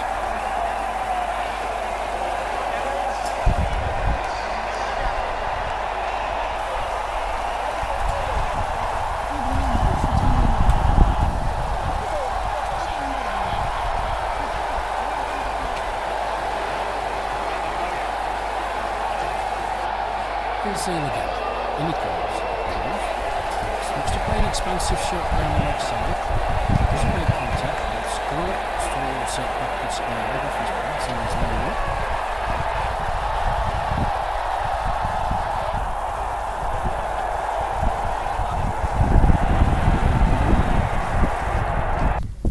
Backwards square.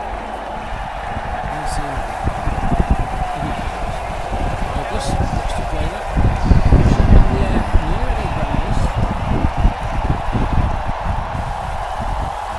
Fielding keeps it down to 1. Douglas looking for the second, but a good bit of fielding out there.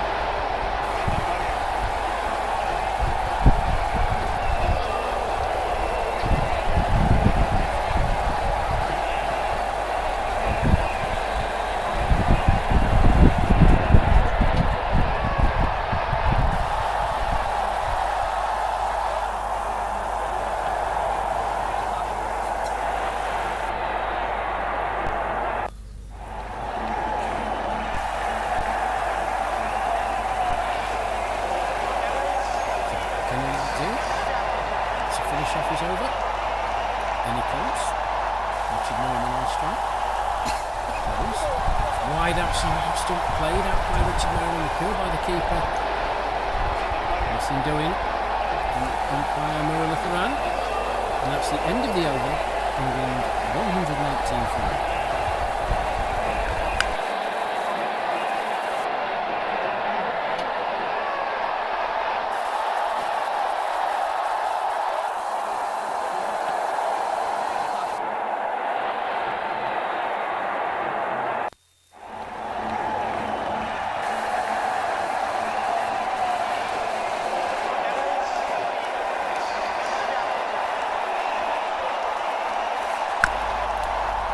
So it's Edo Brandes to continue from the early end.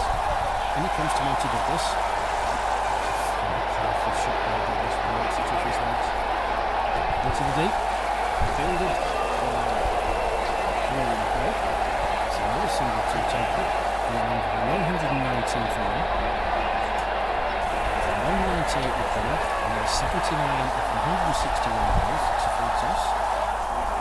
Played by Merriman. Thinks about a single. Changed his mind. Fielded by Warwick Chris, there was no run.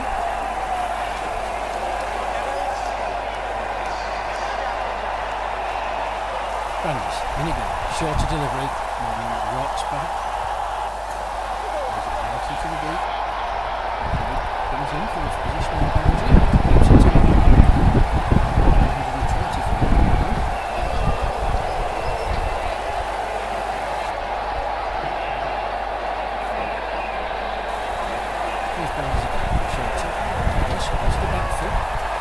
Field by the man at cover. Trot through for another single.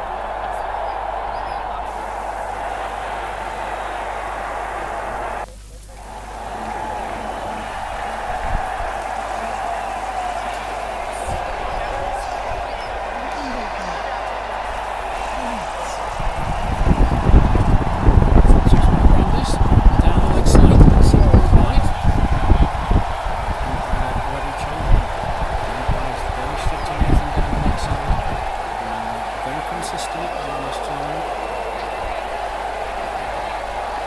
Toss for Brandes, missed by Merriman. There for him to miss out on the delivery is as poor as that. It's put out 47, 56 times, 6 goals in one. Here's Brandes again. And rocks back. Nice good shot. Chops around from his position up to keeps it to 1, and that's the end of the over.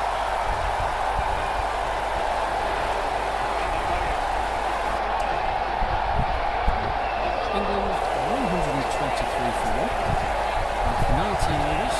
Another run required for the 100 partnership between these two. They put on, I think, 144 together against Canada the other day. Excellent. England, well, making this very, very easy. I assure you it's not. A lot of hard work, commitment and effort has gone into this. Here's goals. A bit of fielding. John O'Lane, it off, prevents skipper Brandon Melbourne from getting any runs.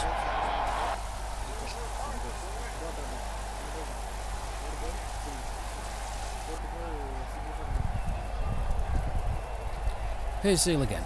In he comes. Bowls. Merriman opens the face of the bat. Runs it towards Brandes. Backward point, and there's no run.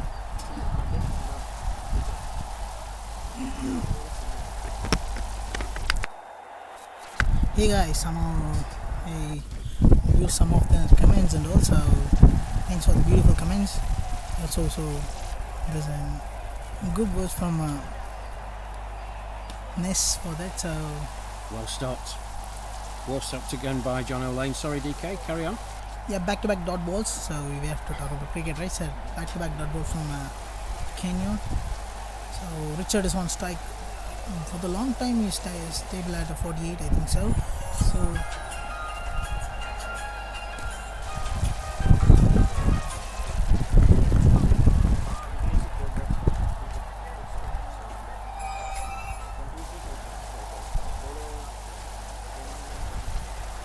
dot ball. Yeah, thank you for all your comments. We are watching them here. Particular comments about the crowd noise. I will get to that at the end of the hour and explain why Yes. we have no control over that. I will reduce it, so let's check now. So I'm also the guy who commented on last comment, so no, we can't hear any commentary. Okay, so even now too, so can you please repeat again? So I reduce the sound to less decibels. Check it now. A complete dot ball, a complete maiden from the bowler. White ball, yeah. So I see that. So it's a white ball. So extra has been added to the scorecard. Here comes the partnership for 100 for both Richard and Monty here. A contribute of 29 from 52 balls, Richard, and 59 from 53 for Monty. A great innings.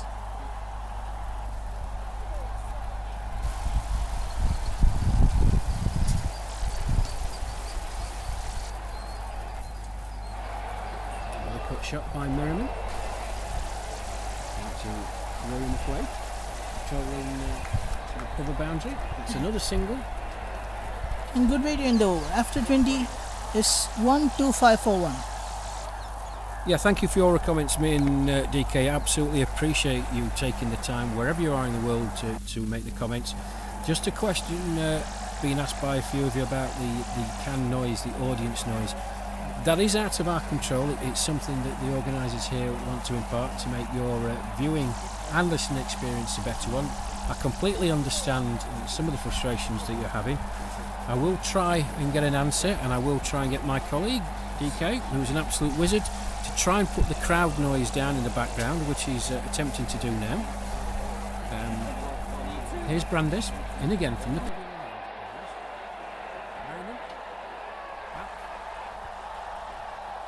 All down the leg side, signal the guide. Yeah, we really do hope it doesn't spoil your enjoyment. But we've got our man working on it. That's a full toss. Down the pitch. Plays it. 2-1. Drops through for a single. And that's 50 for the skipper.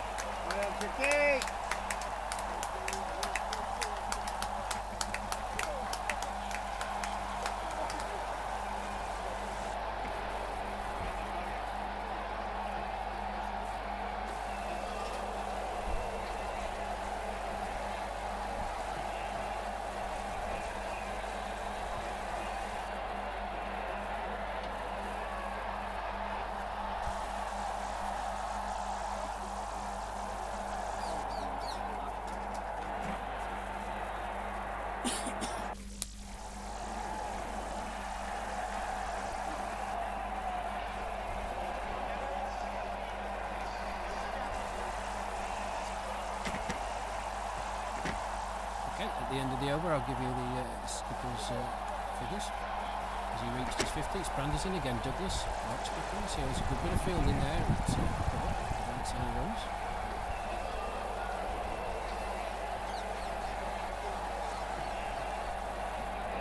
Yes, thank you for your comments.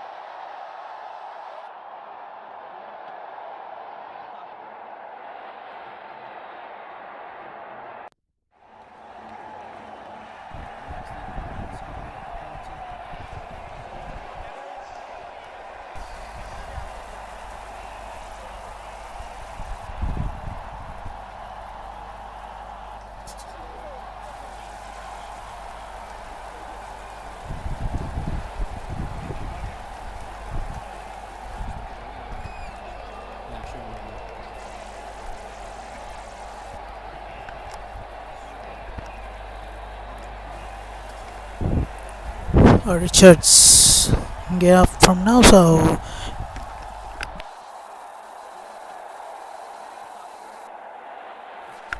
catch has been caught at the mid-off.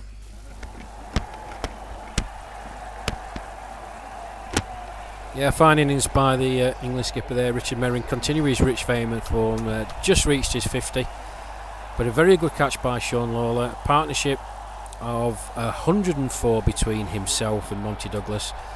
England lose their second wicket, 128 for 2. That brings number 10 out to the crease, Mel Hussain, brother of the former England Test captain Nasser Hussain. He's another very, very good player. Strikes the ball extremely well, and another one of these England batsmen, DK, who can score at a rapid rate. England don't have to do anything daft now. They're going along at a very nice rate.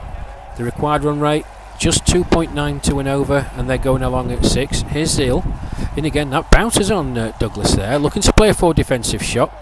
Took his hand off the bat, squirts out on the offside, and there's no run. Thank you guys, and I'll comment in the YouTube section. So thanks everyone. So I think voice issue is clear now. So hope you got a great news now. So yeah. Here's Zeal, and again Douglas outside the off stump, shoulders arms, watches it go through to the keeper, JJ. Actually, Kenyon has become a John Johnson, there's no run. Kenyon is a new economical bowler there because he just provided 3 runs. It's already 2.2 overs done. So back-to-back dot balls again from Kenyon. Next ball by the bowler. Slashes onto the stick to the wickets. Fielder is there on long on region. Picks up easily. Just a single. Yeah, for those of you who commented, DK has worked his magic, so fingers crossed the background crowd noise has been eliminated. Do comment and let us know if that is the case. We can't tell from here, so please do get in touch, let us know. Comments are always welcome. We're very grateful for you tuning into this stream.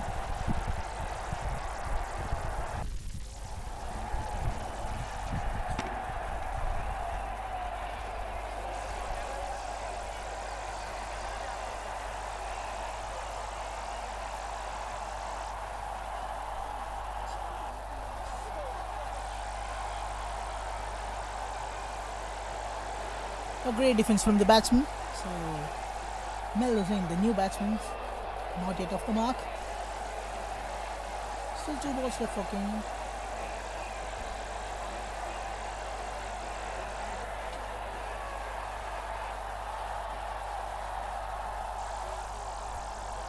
Fifth ball from the bowler.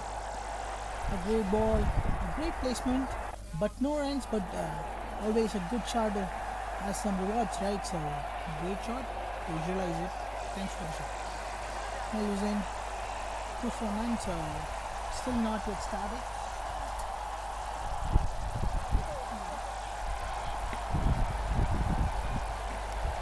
It's the same. It's a quick single, turns it round the corner. Good running by Monty Douglas. Sharp single taken.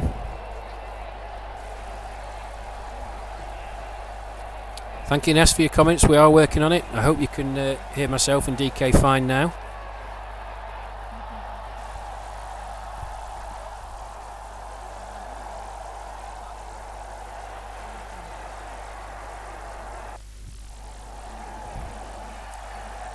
England move on to 129 for 2. That's 22 overs gone.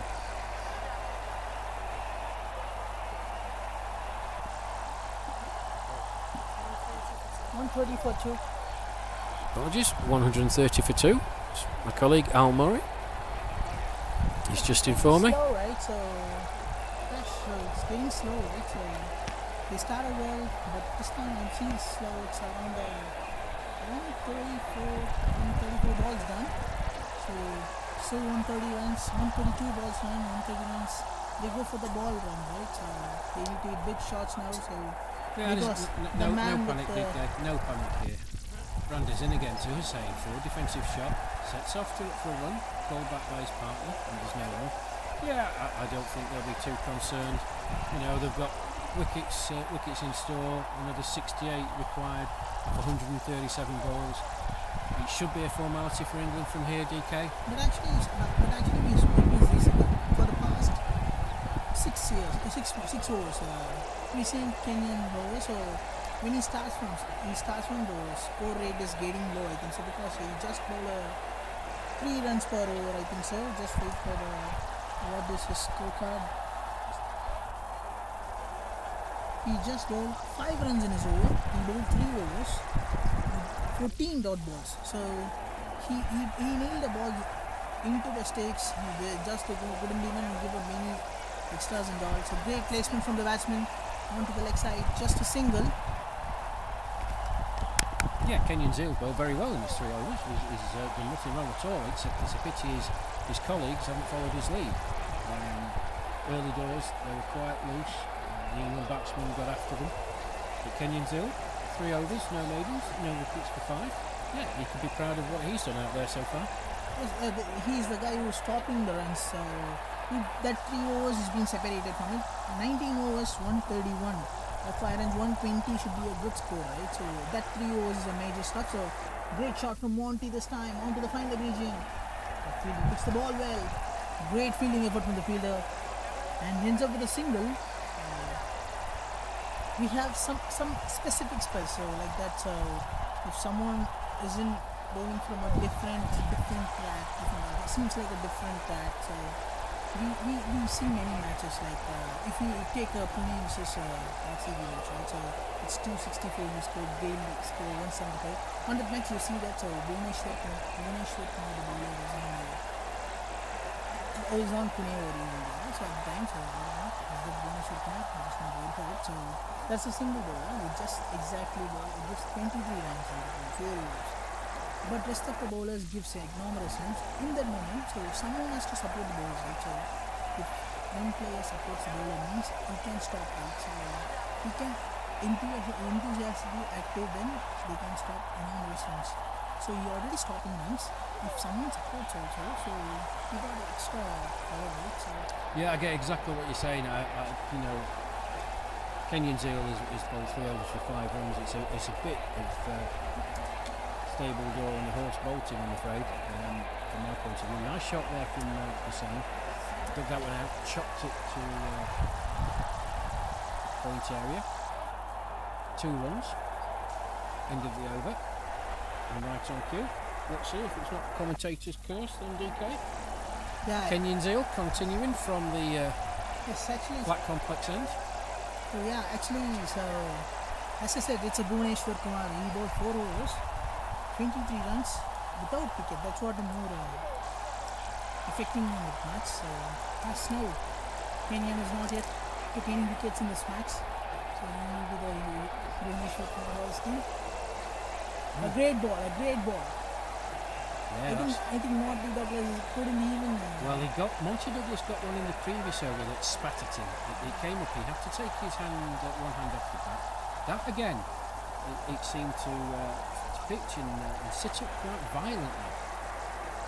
Just gives something else for Monty Douglas to think about, doesn't it? He's on 62 from 62 deliveries. Oh, great ball, but keeper left it, I think That's so. unlucky. So just wait for the umpire signal is it a wide or not. So no, not a wide. That's the bat, so boundary for Douglas here. Yeah, that's unlucky from Kenyan Zeal. Genuine edge from Monty Douglas. He looks a bit. I think commentators cause happens reversely because Well, it happens. happened to me the other day, DK, 3 times when I was fortunate enough to be with your colleague Akash at Pebble City Ground. Yeah, unlucky by Kenyan Zeal. He got the previous delivery to sort of spook Monty Douglas. Douglas was not quite sure about that delivery, neither backwards nor forwards. Genuine edge, went for full, innings again. Holds. Full swing and a miss. It's a miss, right? So dip onto the edge of the bat. Yeah, Monty Douglas doesn't look comfortable against Kenyan Zeal. He went for the expansive shot, trying to hit it through the mid-wicket area. Got himself in a bit I of a think he need tangle. another 100 in his innings, I think so. Just need another 100 in his innings. Next ball, this time for Mir Hussain. Play straight to the wickets.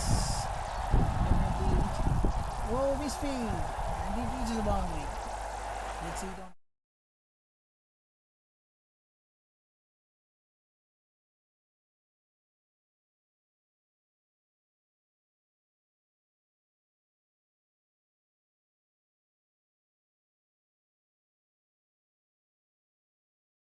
That's not me. It's to be a personality disorder. There's some other guy inside me speak about you wrongly. So I'm not the guy who's speaking about you. So next ball from Chennai. A quick single from the batsmen. Still one ball left in this over.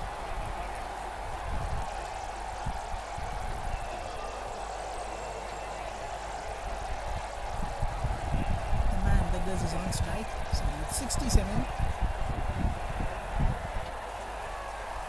think he already have a free ticket here, so he can hit wherever he want. Again, it seems like a great feeling from the fielder actually, so good two from Douglas to end the over. After 24, it's 146 for 2. Great shot from the batsman.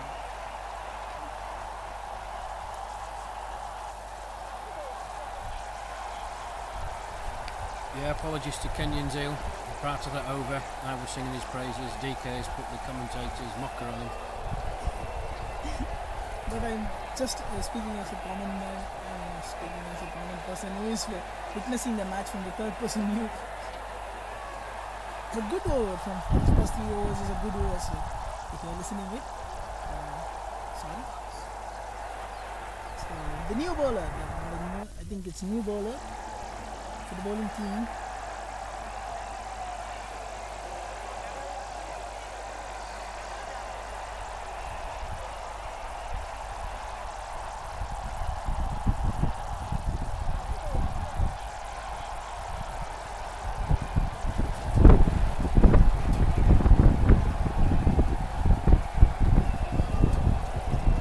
So it's Brandis to continue from the pavilion end. He bowls Hussain. Legs that away. That's all leg side. It's all from it on. And there's no run.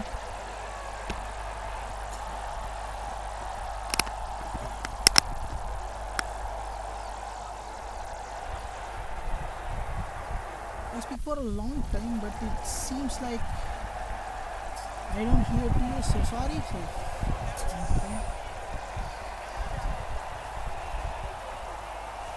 DK just beside me trying to sort out some technical issues. Again, apologies to anybody listening to us and streaming in. We are doing our best here. We've got a fantastic team around us to provide you with the pictures and the commentary. And once again, I do apologise because it's affecting your viewing experience. We do our best to get things rectified. Here's Brandis in again, the same facing, forward defensive, pushed out onto the onside, and there's no run.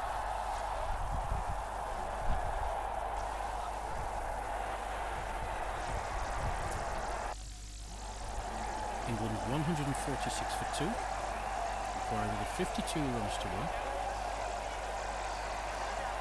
Here's Brandis in again, from the pavilion end, Hussain. That's a long leg to the pitch of the ball, straight back, lovely defensive shot, and there's no run.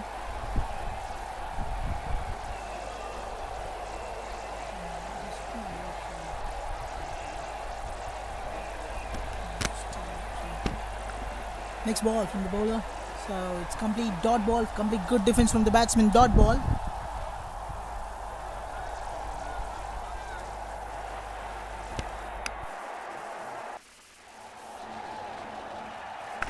It's a maiden over from the bowler.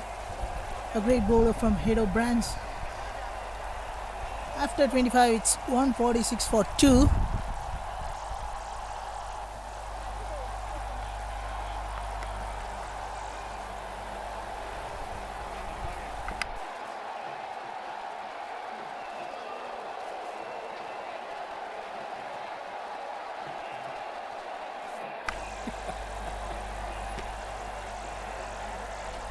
A different bowler comes. Kenyan Zale is waited for the next spell. So So he may change from the another end, so it may help him. So the new bowler comes in. The bad bowler comes in. Good welcome from the Douglas Monty here. Monty Douglas there. On to the final leg region. And reaches the boundary. Great start for the over. Yeah, Wayne Parham replacing Kenyan Zeal at the flat complex end, possibly because of DK's comments in the last over. That's got him the hook. First ball, lovely shot from Monty Douglas. He moves on to 73. 12 boundaries included in that. England 150 up, 150 for 2. 48 more runs required, 119 balls. Should be straightforward from here, but Zimbabwe have got to keep plugging away. Hopefully prize one of these two batsmen out. See if one wicket brings another one. Try and put some pressure on England, but as it stands at the moment in time, England heavy favourites to make it 3 out of 3 in Group A of this men's over 60 Cricket World Cup. Here's Parham in again. He bowls. Douglas goes for the expansive shot again. He's connected with it. That's another 4. Bit uppish this time. Probably got there a touch earlier, but he's such a powerful man. Made absolutely no difference. There was a fielder 3/4 of the way back at backward square. He's never going to stop that. 4 more to the total. Douglas moves on to 77. England 154 for 2.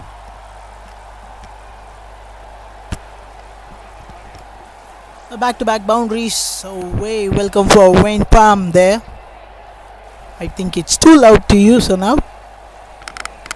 Pardon me if it is too loud, so speak up to my throat. So next ball from Param.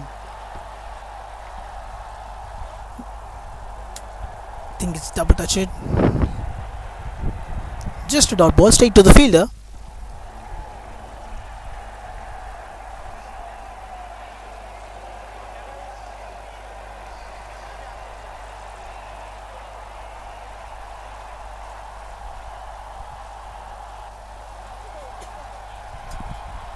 One 7 balls, 44 runs needed. Next ball from Param. Try hit on to the third man region, a deep third man, but fielders there, just a single.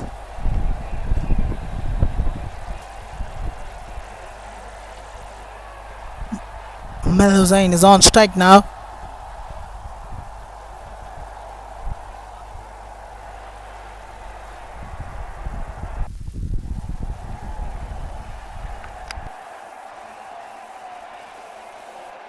Next ball from Param. A great defense. Even a ball leases from the hand. The batsman takes the position. So great defense from the batsman actually. Mel Hussain with 17 balls, 9 runs. The man Monty Douglas is on 69 balls, 78 runs. Next ball. Played straight to the long off region. Fielder runs towards the ball. He feels the ball well, just 2 in that ball. A great running between the wickets. After 26, it's 157 for 2.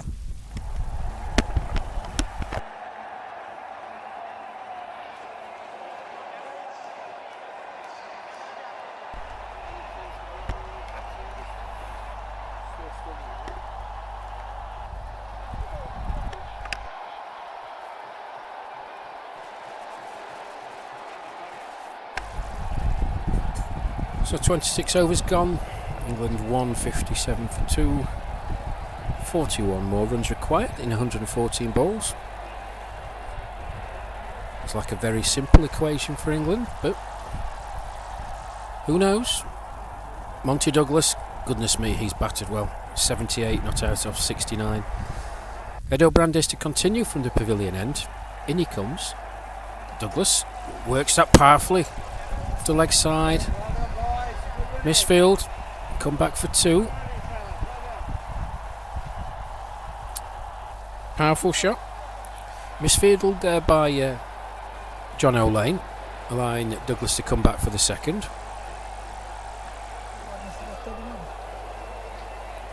Yeah, DK, thank you. 31 partnership in double quick time. Here's Branders again. In he comes, bowls, Douglas.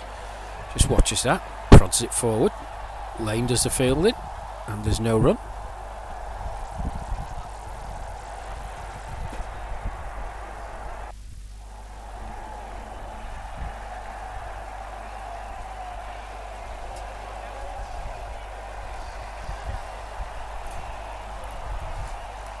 Another defensive shot from Monty Douglas.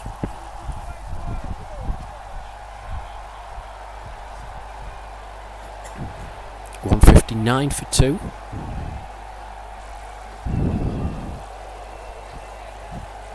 In he comes again. He bowls full toss. Douglas is down the wicket. Oh, he misses it.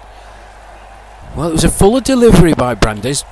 Douglas came down the wicket, completely missed the ball.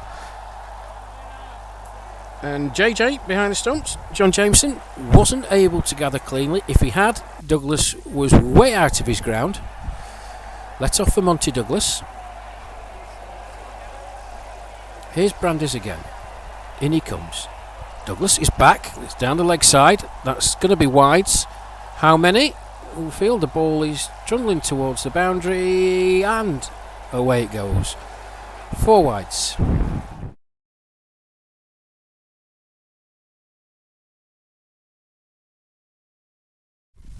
Gave his wicketkeeper no real chance, in fairness. 164 for 2, England move on to. Just a reminder, their target 198, so another 34 required. Here's Brandis in again. He bowls that short, cut away by Douglas, backward point, good fielding. Keeps it to 1, yeah, good bit of cricket all round there. Nice shot by Douglas, well picked up by Kenyan Zeal. Nice throw into the keeper, good cricket all round. 165 for 2.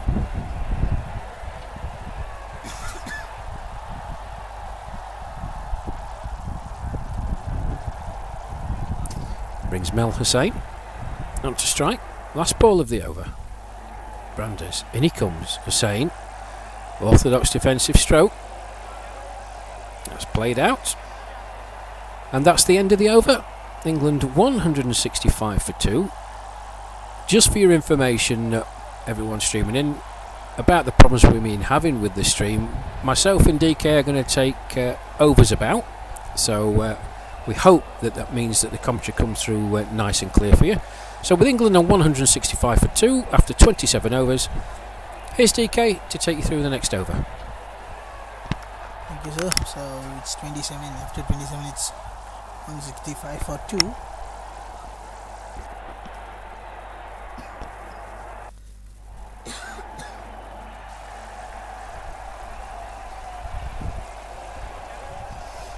Required run rate of 2, around less than 2 is 1.83.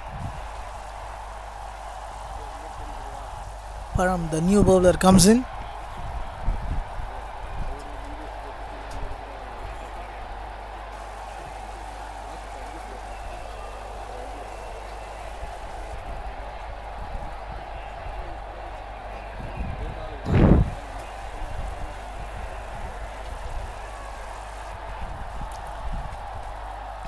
Next ball plays onto the long off region. Fielders there. He tries to pitch the ball, but it forces towards to the boundary. Let's see it on replay.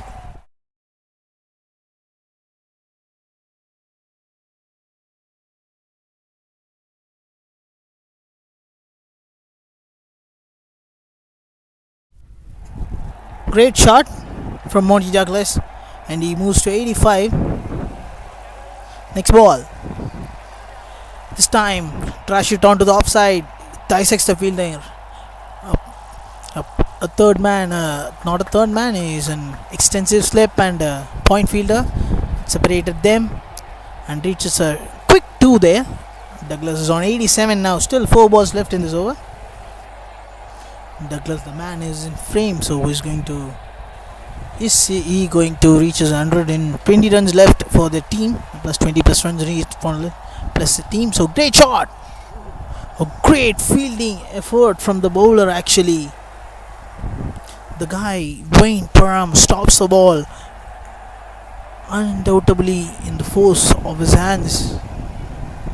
Great feeding effort from the person. So 3 balls done. It's already 6. Still 3 balls left for Monty Douglas. Also Wayne Pound is ready to take a wicket. Next ball. Slashes onto the country region and dashing into the boundary. He moves to 91. He's showcasing a big innings here.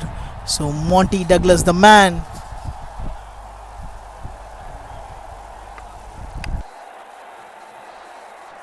Fifth ball. Again hit on to the long off region, but oh no, it's not long off region. It's straight to the wickets. It crashed it onto the side.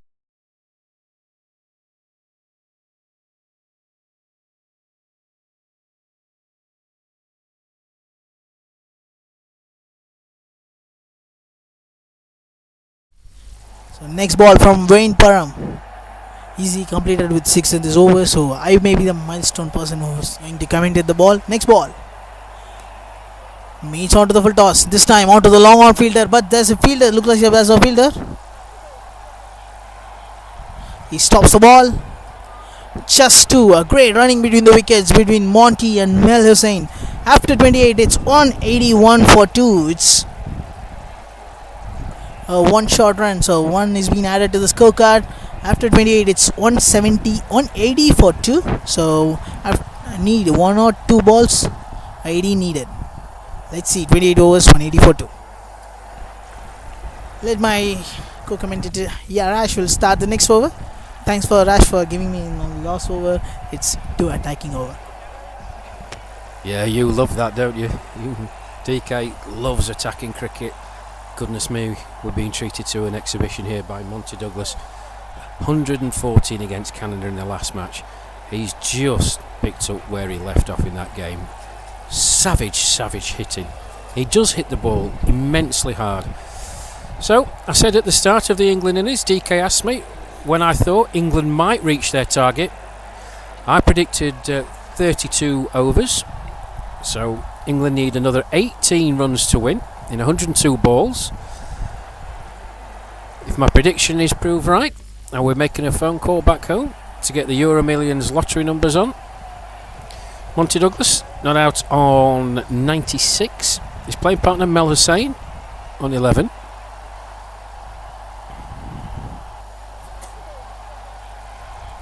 It's wide, signalled by umpire Ravichandran.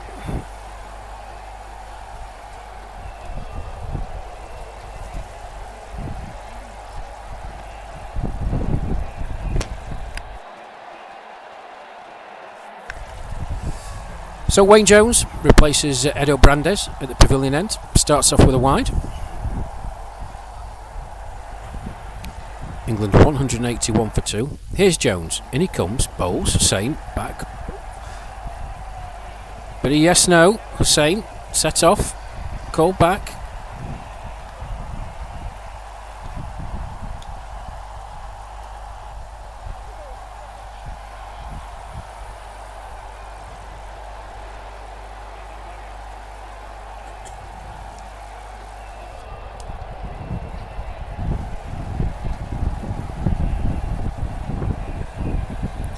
Here's Jones, in again, to Hussain. That's short, swivelled.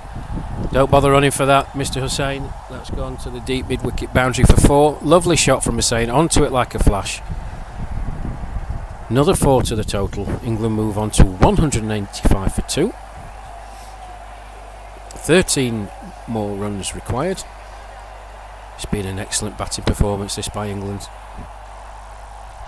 Here's Jones, in again. Hussain, nice forward defensive shot, pushes it out into the offside, and there's no run.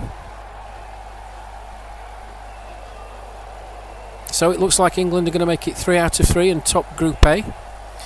They'll be delighted with that. They'll also be delighted with the net run rate as well, should it come down to that. Here's Jones again, in he comes, Hussain, forward defensive, impeccable technique, just puts it down the pitch, and there's no run.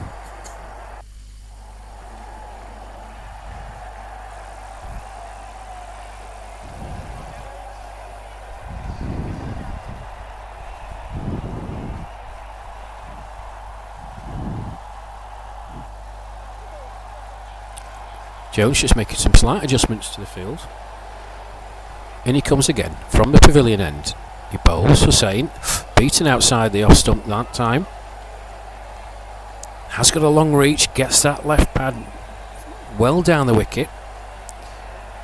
Genuine attempt to play the ball, and it goes past the outside edge. Well taken by JJ behind the stumps. There's no run.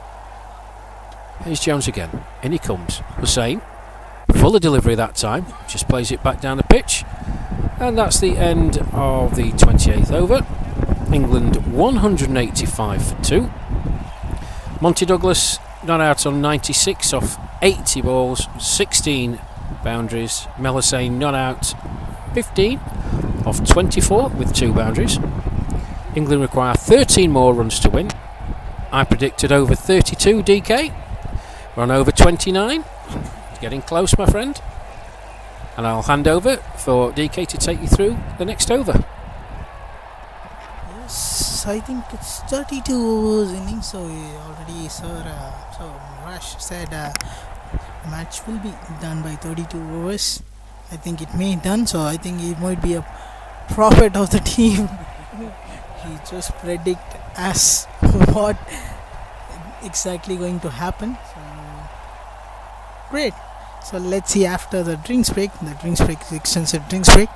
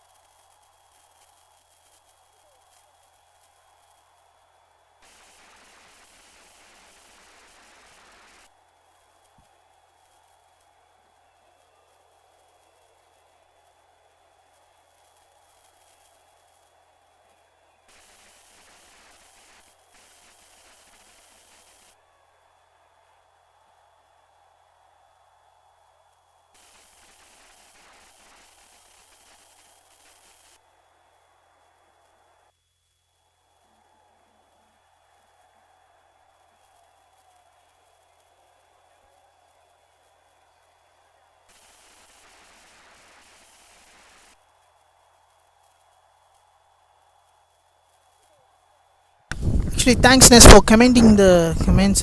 You are the one who is keeping our live stream good. So thanks for the quality. Thanks for the quality commentators there, commenters there. So if your comment we have taken here, so and we have some insight from yourselves. So thanks for that. So there are some peoples. So even Rash has comment some of the good comment for you.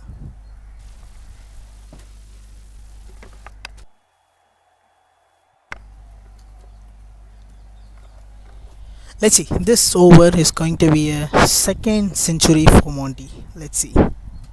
So I think I'm the person going to commentate his second century. I'm not available on first century, so I'm going to be available on second century. I think I can. So let's see.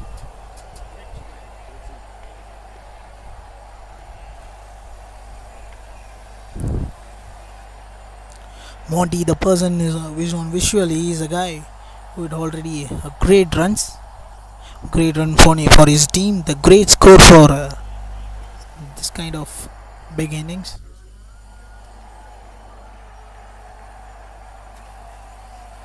Gary Stein, the new bowler, gets into bowler's next over.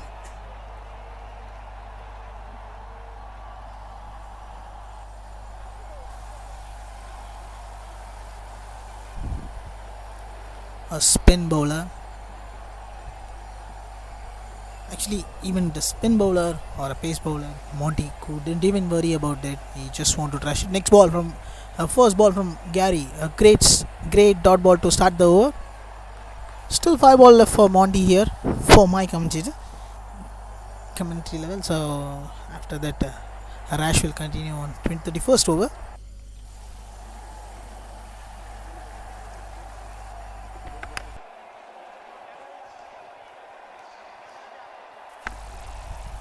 Next ball. A good dot ball again. So he just visualizing where the ball is going, and also I think like that. So 3.2 overs, 24 for 0 Gary. So now it started taking a wicket. So he just desperately need a wicket of Douglas, Monty Douglas. That's what more important to their team. So next ball from him. Dash it on to the long off region. There's a fielder there. No worries. They got quick 2, and Douglas is on 98. Great to visualize him. Monty Douglas is on 98. The person is on screen now. It's a great innings. 83 balls 98, guys. 83 balls 98. It's around 120 of 110 plus strike rate.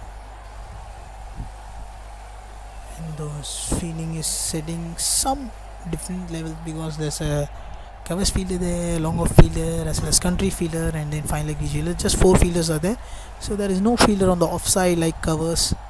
The covers fielder, he seems like between the covers and long off region there's a fielder, but there is no fielders in covers or also in third man region.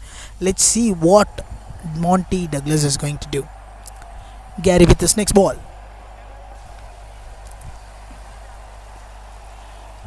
Slash on to the long off region. Is this a boundary? Yes, he going to reach his 100 here. So the Monty, the man who reaches his 100, and great celebration from him. So 84 balls 100, 17 boundaries, and 121.43 of strike rate. What a man! The second century in a row. Still more to go, sir, from you. So congratulations on my side from DK, so as well as Rash also congratulates you on this, on your century. It's 2 balls left in this over. Just 7 needed.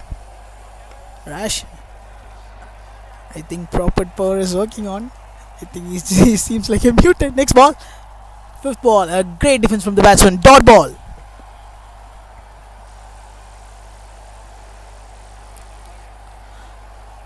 Gary with his 30 runs. Still 1 ball left for his 4th over. Last ball from Gary. Planted onto the covers region, but fielders tries to stop it and it reaches a boundary. After 30, it's 195 for 2. My colleague, my co-commentator Rash will continue on next over.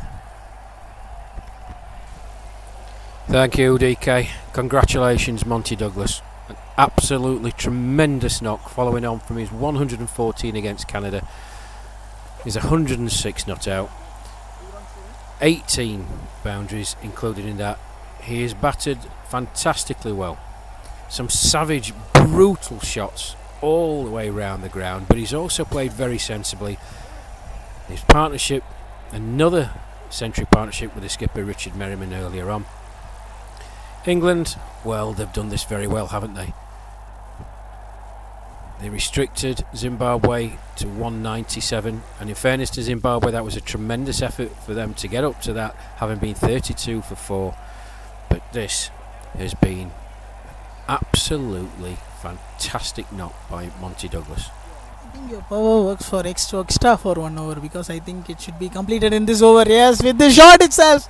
So you said completed it on 32nd over, but the man who's on the screen, so not on screen, the screen who helps to score 2 big runs.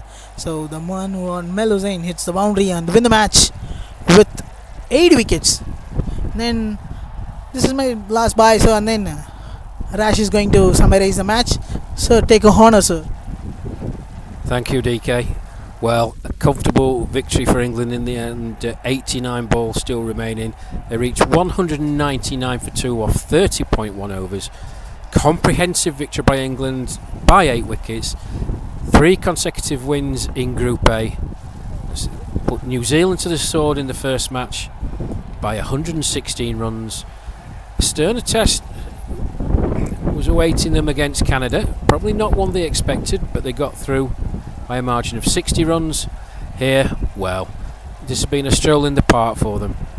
That said, Zimbabwe should take a lot of heart. Those boys never gave up. They dug themselves out of a hole at 32 for 4, as I said, to reach 197. But in honest, this is the Monty Douglas show. Absolutely unbelievable batting. Unbelievable batting. Back-to-back hundreds for him. He finishes on 106 not out of 86 deliveries, 18 boundaries in that. Richard Merriman, the England skipper, continuing his fine form, scoring a half century of 66 deliveries with 6 fours. Tony Burbeck, well, he'll be disappointed he missed out at the top of the order, spooning one to short mid-wicket. But Mel Hussain came in, experienced performer, 19 off 26 with 3 boundaries. England reaching their target with 80 odd runs to spare, reaching their target of 30.1 overs, 199 for 2. Ladies and gents, wherever you've been watching, thank you ever so much for streaming in, to listening to myself and DK, Deepak Kumar. My thanks to Alan Murray behind me, the England scorer, and to NP Kalamutu. Kelly, thank you, my friend. He's been invaluable. It's a team effort here. We hope that the technical issues that we were experiencing hasn't spoilt your enjoyment of the game. So just to recap, in the third round of matches in Group A, here at the Amar Mahal Cricket Ground in Chennai, Zimbabwe won the toss, opted to bat, reached 197 for 9 in their 45 overs. England cruising to victory, winning by 8 wickets, 199 for 2 off 30.1 overs. DK, my thanks to you, my friend. I hope to see you again in the tournament. I'm Rash Mahmood, ladies and gents, and I'm going to go and get a well-earned glug of water. My thanks to all of you, and hopefully I'll be in the commentary box for the next England game, and I'll speak to you all soon. Thank you, DK. Actually, thanks Josh for the great commentator stuff. So you give me many insights. So I'm a newbie, so you have been a great comment in English. So thanks for that. So as well as the match ends well for England. So also hard luck for Zimbabwe. So guys, you played well cricket, guys. So there is no hesitation with that. So even in your 60s, you have played this much of well. Even in your 30s, so I don't know. Rest is history. So then still is going on. And then if you are watching this video and also still many matches is going to happen there, just subscribe to the channel. So you got 6 matches in a day. Still some matches are going on the live, so you can transfer the live too. So Deepak signing off, waiting for the wait for the stuff like presentation and all. So it's ready to you guys. Let's see on some other day. Deepak DK signing off, and then thanks for Rashid Mahmood. So thank you, sir. Thank you. He said thank you. Tada, bye bye guys.